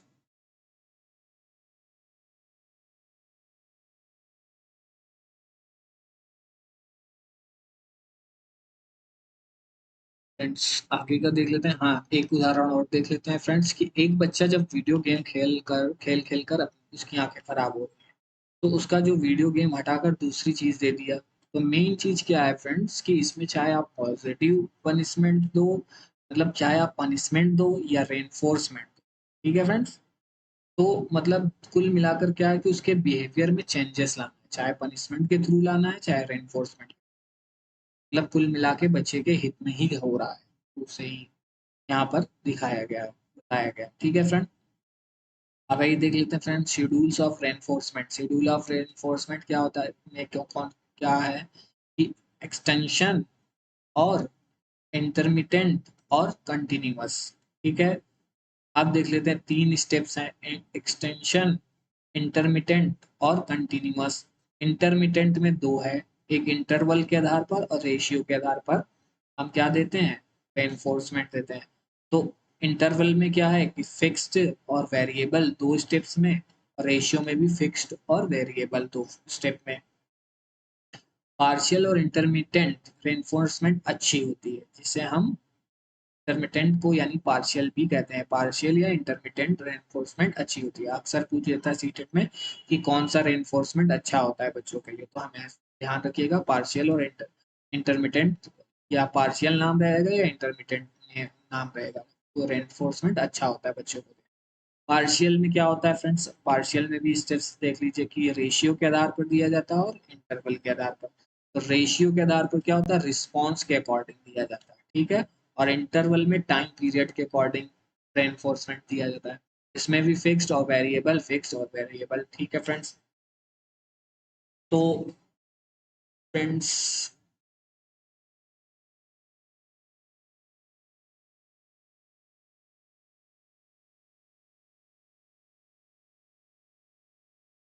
हाँ, तो फ्रेंड्स आपको मैंने बताया था कि फिक्स्ड जो वेरिएबल होती है, मतलब कि जो फिक्स्ड यानी कि आपको रेशियो के आधार पर, वेरिएबल रेशियो के आधार पर अगर आपको जो भी रेनफोर्समेंट दिया जाता है, और इंटरवल में आपको फिक्स्ड इंटरवल के हिसाब से, वेरिएबल इंटरवल के हिसाब से जो आपको रेनफोर्समेंट दिया जाता है। तो फिक्स्ड में क्या होता है फ्रेंड्स कि इसमें क्या होता है कि आपको, मतलब फिक्स्ड में क्या होता है कि रिस्पॉन्स आपको मैंने एक फिक्स टाइम मतलब रेशियो कर दिया है, यानी कि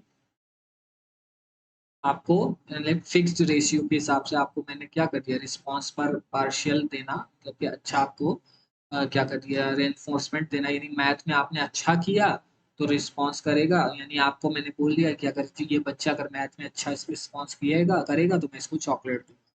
तो ये फिक्स्ड हो गया, फिक्स्ड रेशियो, ठीक है। यानी फिक्स्ड पार्शियल में क्या होगा, ये रेशियो के आधार पे मैंने कि अगर वो बच्चा अगर मैथ में अच्छा करेगा तो मैं उसको चॉकलेट दूंगा, ठीक है। बट अगर वेरिएबल के आधार पे आपने दिया, इसमें क्या होता है, वेरिएबल रेशियो के आधार पे आपने दिया, तो उसमें क्या हुआ कि कभी आपने सोशल साइंस में या मैथ में या इंग्लिश पे जब वो अच्छा रिस्पॉन्स किया जिस भी विषय पे, तो आपने उसको क्या कर दिया, आपने उसको मतलब कि पार्शियल रेनफोर्समेंट दे दिया, ठीक है। तो ये हो गया फिक्स्ड और वेरिएबल में आप समझ गए फिक्स्ड क्या होता है और वेरिएबल क्या क्या होता है, ठीक है। आप देखिए फ्रेंड्स क्या होता है कि मैंने आपको बताया था कि टाइम पीरियड पर और पार्शियल पे कैसे देना है आपको, ठीक है, मतलब पार्शियल रेनफोर्समेंट कैसे देना है टाइम पीरियड पर। तो उसमें भी क्या होता है कि फिक्स होता है और वेरिएबल दो स्टेप उसमें भी होता है। ये फ्रेंड्स आपको जो स्क्रीन पे प्री मैक का प्रिंसिपल, ये मैं अभी आके कभी भी इसको समझाने के बाद मैं आपको समझा रहा हूँ कि क्या होता है कि वो आपको जो मैंने रेनफोर्समेंट का भी बताया, तो उसमें मैं थोड़ा सा डिफाइन कर दूं कि रेशियो में और वेरिएबल में क्या अंतर है और किस हिसाब से उसमें रेनफोर्समेंट पार्शियल दिया जाता है। तो फिक्स में वही चीज़ है कि आपने हर एक चीज़ फिक्स्ड कर दिया कि आपको हर मैं वेडनेसडे को आपको मैं चॉकलेट दूंगा, तो ये फिक्स्ड हो गया टाइम पीरियड के हिसाब से, ठीक है। और अगर यही टाइम पीरियड के हिसाब से मैंने वेरिएबल पार्शियल रेनफोर्समेंट दिया, तो उसमें क्या होगा, कभी मैंने मंडे को दे दिया, कभी सैटरडे को दे दिया, कभी मैंने वेडनेसडे को दे दिया, कभी फ्राइडे को दे दिया, मतलब कोई फिक्स टाइम नहीं रहता, तो उसी को ही हम वेरिएबल बोलते हैं कि टाइम के आधार पर, ठीक है फ्रेंड। तो ये रेनफोर्समेंट वाला आपका हो गया। अब आइए फ्रेंड्स क्या होता है कि प्री मैक प्रिंसिपल क्या होता है ये जान लीजिए, क्योंकि आपके स्क्रीन पे शो हो रहा है। प्रीमैक प्रिंसिपल में ये होता है कि high probability behaviour are used to reinforce less prob behaviour, ठीक है। यानी एक मदर बच्चे को बोलती है कि पहले तू ये वेजिटेबल खा, तभी तुझे आइसक्रीम दिया जाएगा। तो ये क्या हो गया, ये किस में आ गया, प्रीमैक प्रिंसिपल। तो हाई प्रोबेबिलिटी क्या हो गया, आइसक्रीम हो गया, और लेस प्रोबेबिलिटी क्या हो गया, वेजिटेबल जिसको बच्चा पसंद नहीं कर रहा है, लेकिन उसको अब भाई आइसक्रीम खाना है, क्योंकि अगर वेजिटेबल जब वो खाएगा तभी उसको आइसक्रीम मिलेगा, ठीक है फ्रेंड्स। तो ये प्रीमैक प्रिंसिपल इसको बोलते हैं। आइए देखते हैं फ्रेंड्स थॉर्नडाइक का प्रश्न और भूल का सिद्धांत, जिसे ट्रायल और एंड एरर थ्योरी भी कहते हैं, जिसको थॉर्नडाइक ने दिया है। तो अक्सर पूछे था लॉ ऑफ लर्निंग, थॉर्नडाइक का पक्का पूछ लेता है, हमेशा पूछा है फिर, ठीक है। तो इसको देख लेते हैं। थ्योरी ऑफ कनेक्शनिज्म भी इसी को ही कहा गया है, ठीक है। थॉर्नडाइक ने थ्योरी ऑफ कनेक्शनिज्म भी दिया है, ठीक है।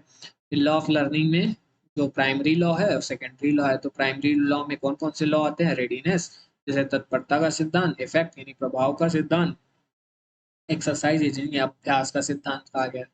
और सेकेंडरी लॉ मैं अभी आपको दे दूंगा फ्रेंड्स कि सेकेंडरी लॉ का मैंने वीडियो में दिया भी है, अगर यहाँ मेंशन कराऊंगा तो ठीक है, नहीं तो आप इसके सेकेंडरी लॉ का नाम मैंने दिया है फ्रेंड। लेकिन अक्सर आपको ये तीनों नाम अगर याद है तो आप सेकेंडरी लॉ आराम से ढूंढ लोगे, क्योंकि प्राइमरी लॉ जो थॉर्नडाइक के हैं वो तीन ही है। खाली जो प्राइमरी लॉ में है रेडीनेस जिसे तत्परता का सिद्धांत, प्रभाव का सिद्धांत और अभ्यास का सिद्धांत कहा गया है, ठीक है। एक्सरसाइज, तो लॉ ऑफ इफेक्ट को प्लेजर पेन लॉ भी कहा जाता है, ठीक है फ्रेंड। अक्सर ये एक नंबर यहाँ से फिक्स है, मान लीजिए आपका एक नंबर यहाँ से जरूर पूछेगा। तो लॉ ऑफ इफेक्ट को प्लेजर पेन लॉ भी कहा जाता है। लॉ ऑफ रेडीनेस को तत्परता का नियम का मतलब आप किसी चीज को सीखने के लिए तत्पर हो। लॉ ऑफ इफेक्ट में क्या हो गया? प्रभाव का नियम, इसमें आप उस चीज को सीखते हुए एंजॉय करो, और किसी चीज को सीखने में पुरस्कार या दंड के महत्व को बताना, प्लेजर पेन लॉ होता है। यानी किसी चीज को आप एंजॉय करते हुए सीख रहे हो या किसी चीज को पेन में आप रह के सीख रहे हो, तो इसी को ही हम क्या कहते हैं? लॉ ऑफ इफेक्ट कहते हैं, ठीक है। जैसे मान लीजिए अगर मैं आपको ये लेक्चर ले रहा हूँ, मैं थ्योरी पूरी आपको समझा रहा हूँ, अगर आप इस क्लास को एंजॉय करते हुए मेरी जो भी बातें हैं उसको आप समझ रहे हो बढ़िया से, और बिना ऊबे आप इस क्लास को देखते ही चले जा रहे हो, तो वो आपके लिए क्या हो गया? प्लेजर का काम, प्लेजर हो गया आपके लिए, प्लेजर फुल हो गया। तो वो लॉ ऑफ इफेक्ट में प्लेजर आपको दे दिया, ठीक है। लेकिन अगर यही आप थ्योरी को आप पढ़ रहे हो और आप इस क्लास को करते करते बोरियत महसूस कर रहे हो, तो वो आपके लिए क्या हो गया? पेन का हो गया। पेन, तो वही मतलब यहाँ यानी जबरदस्ती सुन रहे हो तो आप पेन में हो, तो इसी को ही प्लेजर पेन लॉ कहा जाता है, इसी को ही लॉ ऑफ इफेक्ट में रखते हैं। लॉ ऑफ एक्सरसाइज में क्या हो? अभ्यास का नियम, फिर उस चीज को क्या क्या करना है? अभ्यास करना है। सेकेंडरी लॉ मैंने यहाँ मेंशन किया है फ्रेंड, उसका नाम खाली आप देख लीजिए, बाकी इसके अंदर जाने की कोई ज़रूरत नहीं कि इसमें क्या कहा गया, इसकी क्वालिटी के अंदर जाने की ज़रूरत नहीं है। खाली आप नाम जान लीजिए, नाम आपको पता रहेगा तो आप छांट लोगे उसमें से। मल्टीपल रिस्पॉन्स है पहला, फिर एनालॉजी है, फिर प्राइमरी प्राइमेसी है, फिर क्लियरेंसी है, एटीट्यूड है, फिर मेंटल सेट है, फिर पार्शियल एक्टिविटी है, फिर एसोसिएटेड शिफ्टिंग है, ठीक है। 7 प्रकार की सेकेंडरी लॉ दिए हैं थॉर्नडाइक में। फिर आप देख लेते हैं फ्रेंड कोहलबर्ग की थ्योरी, जो कि मेरे ख्याल से लास्ट लास्ट थ्योरी है फ्रेंड। उसके बाद फिर मैं ब्लूम की टैक्सोनॉमी आपको बता दूंगा, ठीक है फ्रेंड, और कुछ टर्म्स और भी बचे रहेंगे तो उसको भी डिफाइन कर दूंगा। तो कोहलबर्ग का नैतिक का सिद्धांत, नैतिक नैतिक सिद्धांत कोहलबर्ग का जो मॉरल डेवलपमेंट पर थ्योरी दी है, ठीक है फ्रेंड्स। कोहलबर्ग ने 3 लेवल और 6 स्टेज दिए हैं, यानी कि अपनी मोरल डेवलपमेंट में 3 लेवल बताए हैं उन्होंने, अपने सिद्धांत में 3 लेवल बताए हैं, और उस 3 लेवल में दो दो करके हर लेवल में 2 स्टेजेस बताए हैं, 2 स्टेजेस बताए हैं, तो वो 6 स्टेजेस, थ्री थ्री टू जा 6, ठीक है फ्रेंड। तो पहला लेवल कौन सा है? प्री कन्वेंशनल, जिसे प्री कन्वेंशनल जिसे जिसे रूढ़िपूर्व अवस्था में चिंतन कहते हैं, इसको हिंदी में रूढ़िपूर्व पूर्व अवस्था में चिंतन कहते हैं, जिसे हम प्री कन्वेंशनल लेवल बोलते हैं। अब इसका जो पहला चरण है जिसे हम ओबीडियंस एंड पनिशमेंट, इस पहले स्टेज में दो स्टेज मतलब चरण बताए, फर्स्ट स्टेज और सेकेंड स्टेज। इस लेवल में 2 स्टेज बताए हैं, तो पहला स्टेज क्या है? ओबीडियंस एंड पनिशमेंट, जिसे हम बाहरी सत्ता पर आधारित कहते हैं हिंदी में।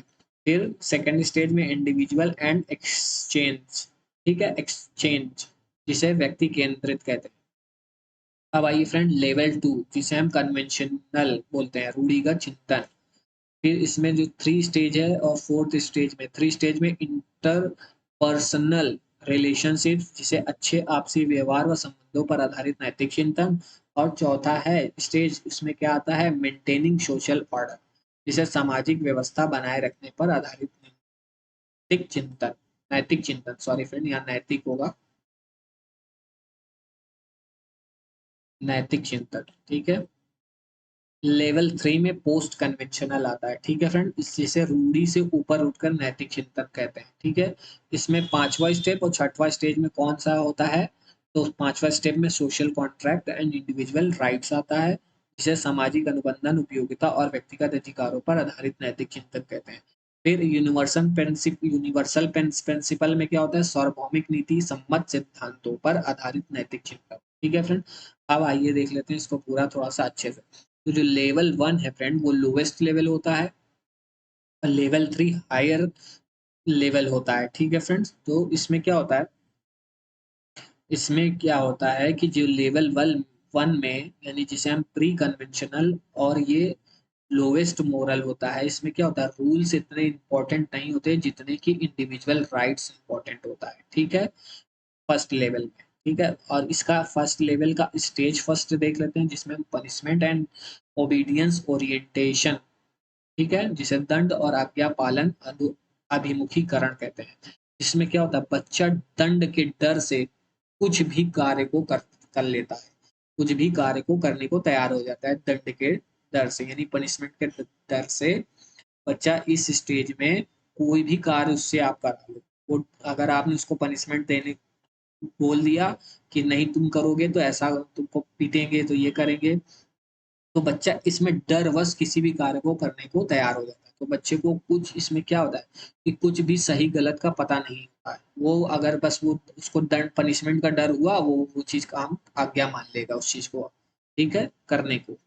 फिर स्टेज 2 में क्या होता है, इंडिविजुअलिज्म एंड एक्सचेंज, यानी इंस्ट्रूमेंट पर्पस, यानी इसमें क्या होता है कि इंस्ट्रूमेंट पर्पस ओरिएंटेशन इसको बोलते हैं। ठीक है, इसमें क्या होता है, बच्चा सेल्फ इंटरेस्ट होता है, इसमें बच्चे का सेल्फ इंटरेस्ट होता है कि इसको टिट फॉर टैट, यानी बच्चा इसमें अगर कोई बच्चा उसको कोई चीज नहीं देता है तो वो उसको धक्का मार के वो चीज ले लेगा।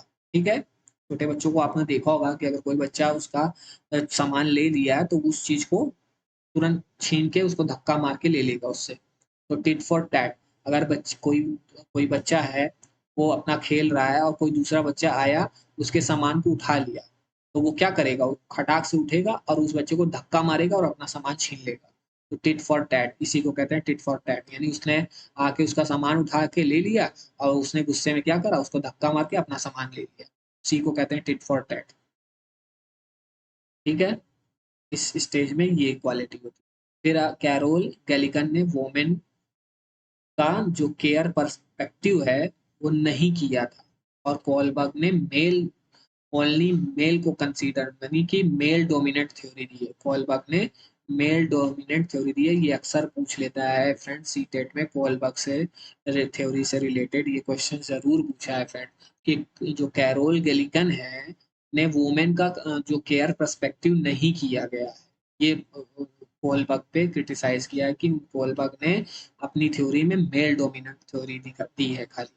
ठीक है, he only consider the male perspective not the female gender bias किया है। किसने किया जेंडर बायस, कोलबर्ग ने, और ये कौन बोला है, कैरोल गैलिकन ने कोलबर्ग को क्रिटिसाइज किया है।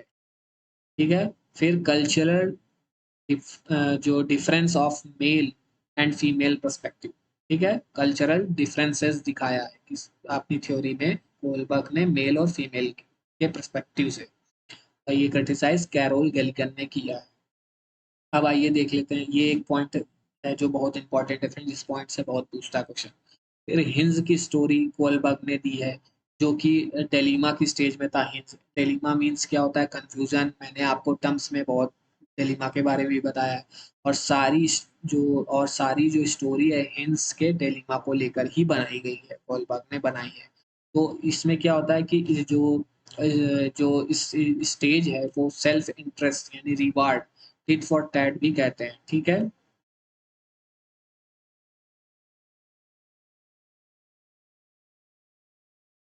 ये थोड़ा सा एडिशनल जानकारी थी फ्रेंड्स इससे।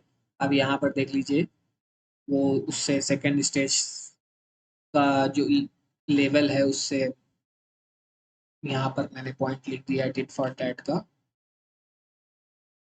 फिर है इन्फेंट एंड प्री स्कूल भी कहते हैं, इन्फेंट एंड प्री स्कूल भी कहते हैं। अब लेवल 2 देख लेते हैं, जिसमें कन्वेंशनल मोरालिटी आती है। ठीक है, यही चीज, वो चीज जो मैंने टिट फॉर टैट में अभी ऊपर बताया, वो चीज है, वही चीज लिखा है फ्रेंड यहाँ पर। ठीक है, इसे इन्फेंट एंड प्री स्कूल भी कहते हैं इस स्टेज में। फिर क्या आता है, लेवल 2 आता है। लेवल 2 क्या आता है, कन्वेंशनल मोरालिटी, जिसमें स्टेज 3 आता है।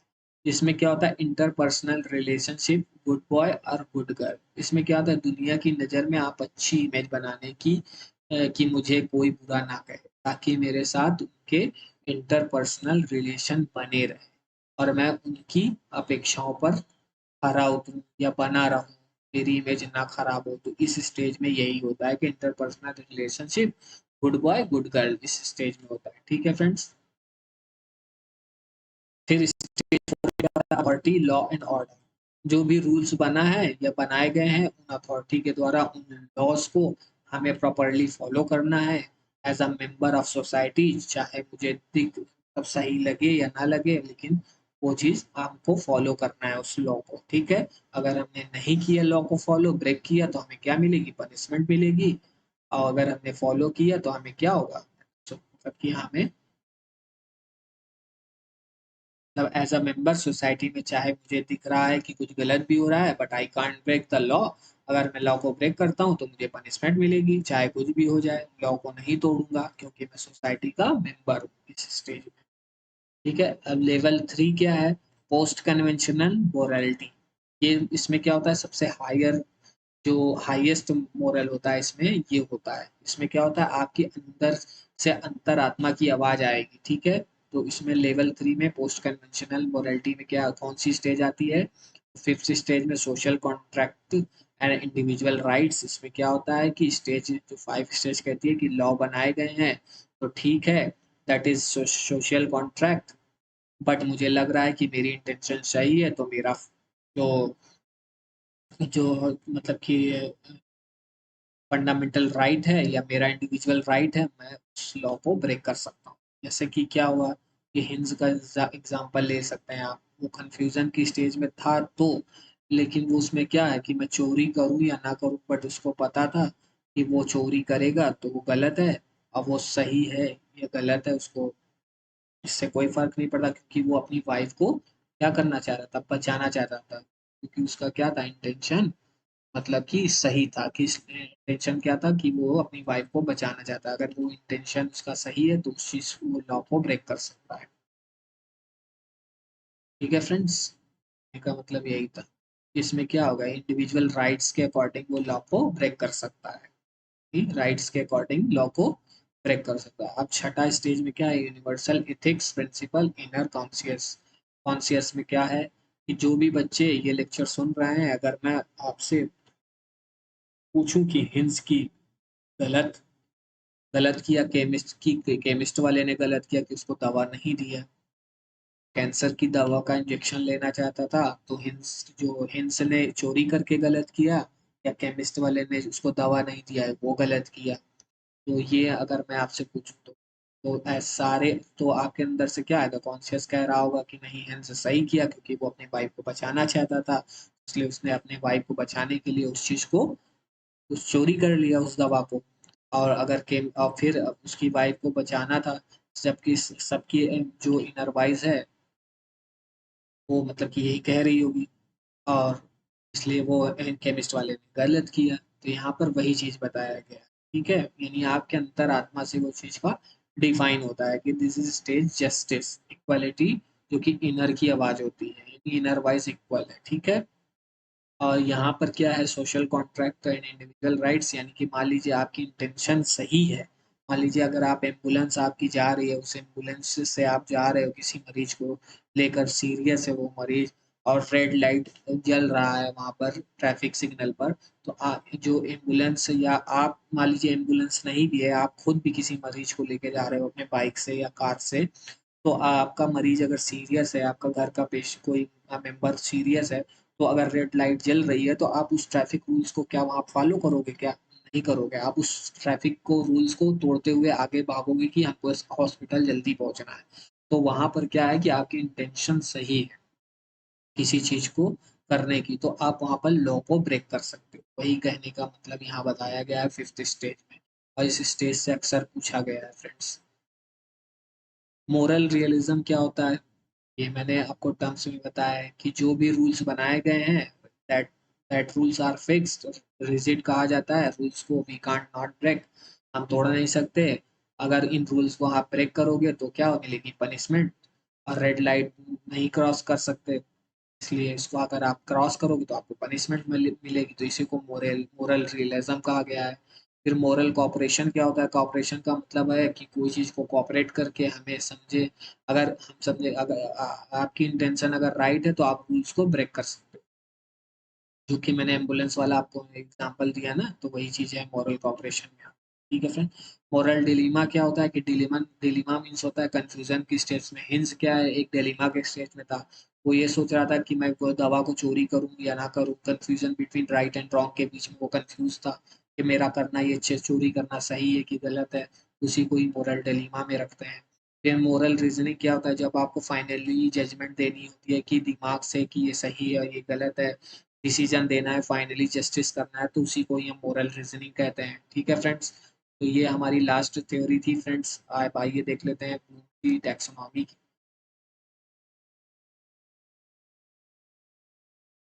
हाँ फ्रेंड्स, ब्लूम की टैक्सोनॉमी से पहले मैंने कुछ पॉइंट्स यहाँ पर एक और एडिशनल ऐड किया है, जिसे हम नेशनल एजुकेशन पॉलिसी में देखते हैं, तो उसको यहाँ पर देख लेते हैं कि नेशनल एजुकेशन पॉलिसी में क्या कहा गया, क्या बताया गया है। तो एनईपी यानी 2020 प्रारंभिक बचपन को देखभाल और शिक्षा सीखने की बुनियाद, मूलभूत साक्षरता और अंक ज्ञान, स्कूल में पाठ्यचर्या और शिक्षा साथ समग्र और एकत्रित शिक्षा है, न्याय संगत और समावेशी शिक्षा, सभी के लिए सीखना, योग्यता आधारित शिक्षा और शिक्षा। इसमें देख लेते हैं कि जो नेशनल एजुकेशन पॉलिसी 2020 में क्या कहा गया है। तो जो नेशनल एजुकेशन पॉलिसी 2020 1968 की नीति और 1986 की दूसरी नीति के बाद स्वतंत्र भारत के इतिहास में तीसरी शिक्षा नीति है। ठीक है फ्रेंड्स। जो नेप 2020 का मसौदा समिति जो अध्यक्षता में तैयार किया गया था, वो इसरो के पूर्व अध्यक्ष थे। ठीक है फ्रेंड्स, तो ये हो सकता है कि क्वेश्चंस में आ सकता है, पूछ लेगा कि जो नेप के 2020 का मसौदा समिति के अध्यक्ष तब की किसके अध्यक्ष थे, कहाँ पर के अध्यक्ष थे, तो इसरो के पूर्व अध्यक्ष थे।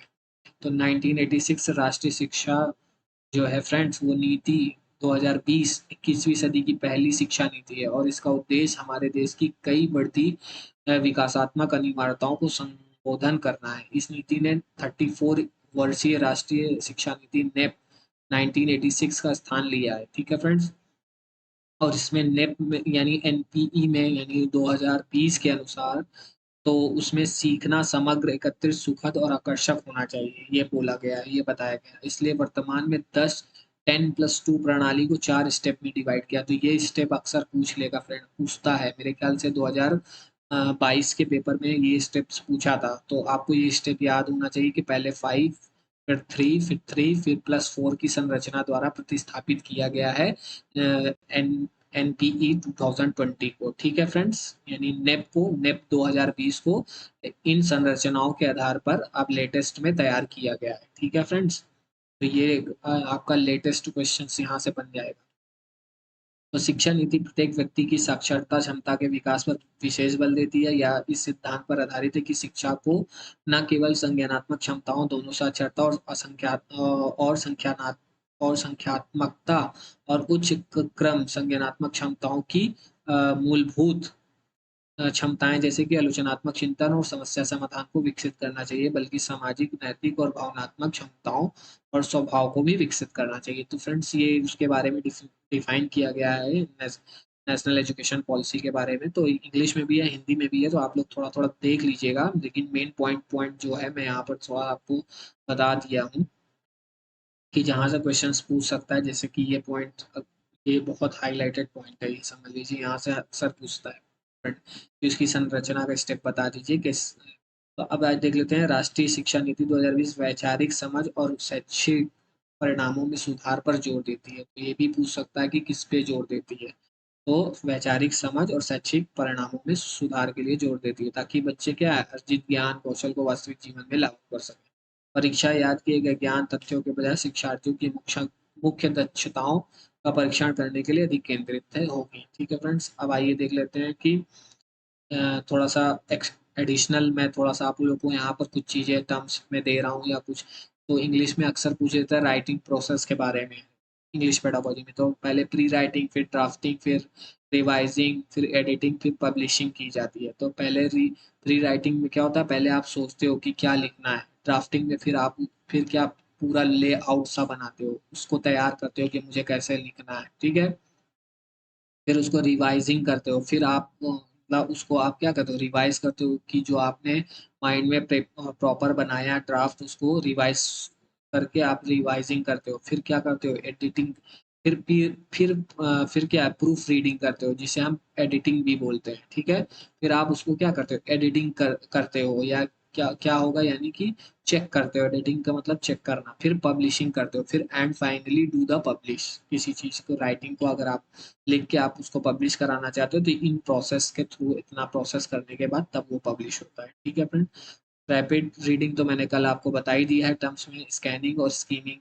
स्कैनिंग क्या होता है, किसी चीज को ऐसे ऐसे ऐसे ऐसे पढ़ा और वहां पर अपना कोई भी मेन पॉइंट अगर वहां लिखा तो उसको ऐसे हाईलाइट कर दिया कि यहाँ पर, जैसे मान लीजिए आपको अपना ढेर सारा नाम है, उसमें आपको अपना नाम लिखना है, ढूंढना है, तो आपने क्या करा, ऐसे ऐसे करा, आपका नाम कहाँ है लिस्ट में, तो आपने तुरंत अपने नाम पे जैसे ही आपको दिखा, आपने कहा ये है मेरा, उसको स्कैनिंग बोल रहे। स्कीमिंग में क्या होता है कि किसी चीज की जिस्ट रीडिंग की जाती है। जिस्ट रीडिंग में क्या होता है कि आपने जल्दी जल्दी पढ़ा और उस चीज को समझ लिया कि हाँ इसमें क्या कहा गया, ठीक है।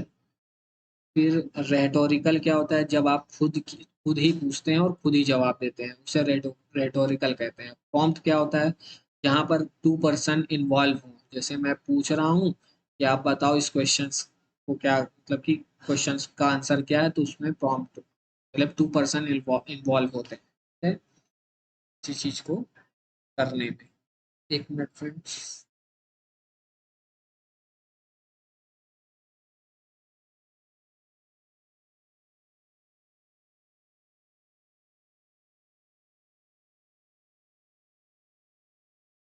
सेंटेक्स क्या होता है, जिसमें क्या होता है, सेंटेंस का स्ट्रक्चर होता है, जिस तरह से वर्ड और फ्रेज को हम लगाते हैं उसे ही सेंटेक्स बोलते हैं। चार स्किल क्या है, LSRW, ठीक है। चार स्किल क्या है हमारी, LSRW, यानी लिसनिंग, स्पीकिंग, रीडिंग, राइटिंग, ठीक है। और ये ऑप्शंस, अगर इस तरह के ऑप्शन, ये स्किल्स के बेस पे अगर ऑप्शंस कोई भी क्वेश्चंस में मिले तो उसमें आप ये टिक कर दीजिएगा, आपका आंसर सही हो जाएगा। दूसरा, अब इसमें स्किल्स में जो क्या होता है कि S और W, यानी स्पीकिंग और राइटिंग क्या है, एक्टिव एक्टिव लर्निंग है, यानी एक्टिव लर्निंग है, ठीक है। और जो लिसनिंग और रीडिंग है जो होती है, ये पैसिव रीडिंग, मतलब पैसिव रीडिंग होती है, ठीक है। मतलब पैसिव और रिसेप्टिव यानी प्रोडक्टिव होती है, ठीक है। इसमें पैसिव लर्निंग होती है, और स्पीकिंग राइटिंग एक्टिव लर्निंग होती है। और पैसिव लर्निंग क्या होती है, रीडिंग और लर्निंग, रीडिंग और लर्निंग पैसिव लर्निंग होती है, ठीक है फ्रेंड्स, ये याद रखिएगा। अब देख लेते हैं ब्लूम्स की टैक्सोनॉमी। ब्लूम्स की टैक्सोनॉमी में देख लेते हैं फ्रेंड कि क्या कहा है कि बेंजामिन ब्लूम ने अपनी ये ब्लूम्स की टैक्सोनॉमी दी है। तो इन ये क्या है, अमेरिकन एजुकेशन साइकोलॉजिस्ट थे ब्लूम। ब्लूम महोदय कौन थे, अमेरिकन एजुकेशन साइकोलॉजिस्ट, 1956 में, ठीक है। और टैक्सोनॉमी का जो वर्ड है वो ग्रीक वर्ड टैक्सी से लिया गया, ग्रीक वर्ड का जो है टैक्सी से टैक्सोनॉमी बना है, ठीक है। जिसका मतलब होता है क्लासिफिकेशन करना, यानी ऑब्जेक्टिव, ठीक है। Classification means objective. अब इसका थ्री डोमेन ऑफ लर्निंग क्या है कि कॉग्निटिव, मेंटल एबिलिटी, जिसमें बात करेंगे ब्लूम जो महोदय हैं, कॉग्निटिव मेंटल एबिलिटी की बात करते हैं थ्री डोमेन ऑफ लर्निंग में। अफेक्टिव यानी फीलिंग इमोशंस की बात करते हैं, साइकोमोटर यानी फिजिकल स्किल की बात करेंगे करते हैं। इसमें क्या होता है कि दूसरी बात यह है कि जो कि ब्लूम की टैक्सोनॉमी है, इसको रिवाइज किया गया था। कब रिवाइज किया गया था, 2001 में। ये अक्सर पूछ लेगा कि ब्लूम की टैक्सोनॉमी कब रिवाइज किया गया, किस सन में, तो ये आसन याद रखिएगा, 2001 में।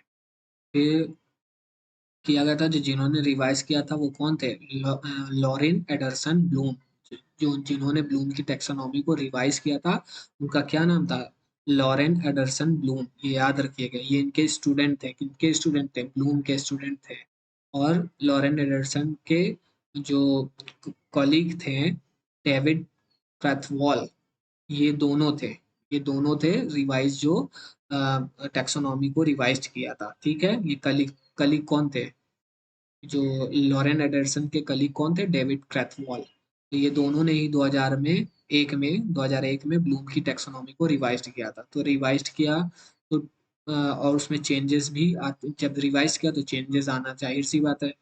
तो आइए देख लेते हैं कि जो न्यू है और ओल्ड वाली को देख लेते हैं। तो ओल्ड में क्या है, पहला नॉलेज आता है, फिर कॉम्प्रिहेंशन, फिर एप्लीकेशन, फिर एनालिसिस, और फिर सिंथेसिस, फिर इवैल्यूएट। और जो न्यू में है उसमें रिमेम्बरिंग, अंडरस्टैंडिंग, अप्लाइंग, एनालाइज और इवैल्यूएशन। ठीक है फ्रेंड्स, इवैल्यूएशन किया जाता है, फिर लास्ट में क्रिएटिंग, कुछ बनाना। तो रिमेम्बरिंग क्या है फ्रेंड्स, कि इसमें रिमेम्बरिंग में वर्ब का यूज किया गया है। ठीक है, लर्निंग जो क्रिया क्रिया का इस्तेमाल किया है इसने, जो रिवाइ जो न्यू न्यू हमारी जो ब्लूम्स की टैक्सोनॉमी में रिमेम्बरिंग सबसे नीचे है, यानी इसमें क्रिया का इस्तेमाल किया गया है, क्योंकि उनका मानना था कि लर्निंग एक एक्शन है, बात वही है। इसलिए ब्लूम ने क्रिया को लिया था उसको एक्सप्लेन करने के लिए, अब क्रिया का इस्तेमाल किया बट, ठीक है। और जो पहले वाली ओल्ड वाले में तो नाउन का इस्तेमाल किया था। ठीक है, तो इसमें क्या होता है कि ब्लूम की टैक्सोनॉमी में क्या होता है कि सिंपल से यानी बेसिक से हायर लेवल की तरफ जाया जाता है। ठीक है फ्रेंड्स, तो आप देख लीजिए, ओल्ड वाले में नॉलेज है सबसे नीचे और न्यू वाले में रिमेम्बरिंग है, और फिर सेकंड में कॉम्प्रिहेंशन है ओल्ड वाले में, और न्यू वाले में सेकंड में अंडरस्टैंडिंग है। फिर ओल्ड ओल्ड वाले में एप्लीकेशन है थर्ड पे, और न्यू वाले में अप्लाइंग है थर्ड पे। फिर एनालिसिस इसमें भी है और एनालाइजिंग इसमें भी है, न्यू वाले में भी फोर्थ स्टेप में। अब ये देखिए, ओल्ड वाले में जो सिंथेसिस है, सिंथेसिस को कन्वर्ट कर दिया गया है क्रिएटिंग में, और इवेल्युएट जो ओल्ड वाले में है वो फिफ्थ स्टेज पे आ गया है। ठीक है फ्रेंड्स, तो पोजीशन यहाँ पर चेंज हुई है, यानी सिंथेसिस को क्रिएटिंग में कन्वर्ट कर दिया गया है न्यू में, बस बाकी इवेल्युएट को फिफ्थ पे ला दिया गया। ठीक है, अब देख लेते हैं कि रिमेम्बरिंग में क्या होता है, याद रखना, रिकॉल करना। कीवर्ड्स क्या है इसके, memorise, list, state, match, state capitals, define, learning, identify, ये कीवर्ड है। इस अगर इस तरह के कीवर्ड आके क्वेश्चंस में पूछ लेगा कि ये ब्लूम के टेक्सोनॉमी में किस में आते हैं, तो रिमेम्बरिंग में आते हैं। ठीक है, फिर अंडरस्टैंडिंग में क्या होता है, समझ बनाना किसी चीज की। ठीक है, तो इसका कीवर्ड है translate, discuss, summarise, explain, list, new new Newton's के three law of motion, discussion, ये सब आते हैं अंडरस्टैंडिंग में। तो इस तरह के कीवर्ड अगर आए प्रश्न में तो आप समझ जाइए कि ब्लूम के टेक्सोनॉमी में अंडरस्टैंडिंग में आते हैं। अप्लाई क्या होता है, अप्लाइंग का जो कीवर्ड है, अप्लाई, बिल्ड, डेवलप। फिर एनालिसिस का कीवर्ड क्या है, एनालिसिस, फिर ब्रेक डाउन, फिर कंपेयर एंड कंट्रास्ट। ठीक है, तो सीसी और ओसी यानी क्लासिकल कंडीशनिंग और opening operant conditioning, compare compare and contrast. Evaluation का कीवर्ड क्या होगा, जज, डिबेट, क्रिटिसाइज, कंक्लूड करना चीजों को। ठीक है, फिर क्रिएटिंग का कीवर्ड्स है बिल्ड, क्रिएट, इन्वेंट, मॉडिफाई। ठीक है, तो बाकी तो मैंने आपको करा दिया फ्रेंड्स, बस आज की क्लास में इतना ही। फ्रेंड्स, ये हमारी महासमापन सीरीज थी। अगर कुछ आपको भूल चूक में जल्दबाजी में मैंने समझाने के दौरान में कुछ भी जल्दी से मतलब टंग स्लिप हुई होगी, तो उस वजह से कुछ मिस्टेक हुआ होगा, उसके लिए मुझे क्षमा चाहता हूँ फ्रेंड्स। अगर आपको वीडियो पसंद आई हो तो वीडियो को पसंद का आया हो तो आप लाइक करिएगा, शेयर कीजिएगा, सब्सक्राइब तो आपके ऊपर है। बाकी ये वीडियो आप देखिए, और आपके लिए कल के लिए best of luck. Thank you friends, आपको मेरे तरफ से बेस्ट विशेस। आप, मैं भगवान से, गॉड से प्रे करूंगा कि आप लोगों का सभी का पेपर अच्छा जाए, और ताकि आप लोग नेक्स्ट लेवल पर आप जाके सुपर टेट की तैयारी करें। आने वाली समय में वैकेंसियां बहुत आने वाली है। तो आपको मेरी तरफ से बेस्ट विशेस फ्रेंड्स। जैसा भी होगा अपना फीडबैक कल का दीजिएगा, पेपर कैसा गया ये ज़रूर बताइएगा। जो पढ़ाया गया है उससे आपको क्वेश्चंस देखने को मिलेंगे, तो आप ज़रूर बताइएगा फ्रेंड्स, ताकि हम लोग को भी मोटिवेशन मिलेगा कि हम लोगों का पढ़ाया हुआ आपका सार्थक हुआ। और हम लोग का बस यही मोटिव है कि जो बच्चे कोचिंग नहीं कर पा रहे हैं उनको फ्री में एजुकेशन देना। क्योंकि हम देखते हैं आपके सपनों को अपनी नज़र से। तो बस आज के लिए इतना ही फ्रेंड्स। अगर क्लास पसंद आई हो, लाइक शेयर सब्सक्राइब जरूर कीजिएगा और अपना फीडबैक जरूर दीजिएगा। कल का पेपर देने के बाद अपना फीडबैक जरूर दीजिएगा। Thank you so much.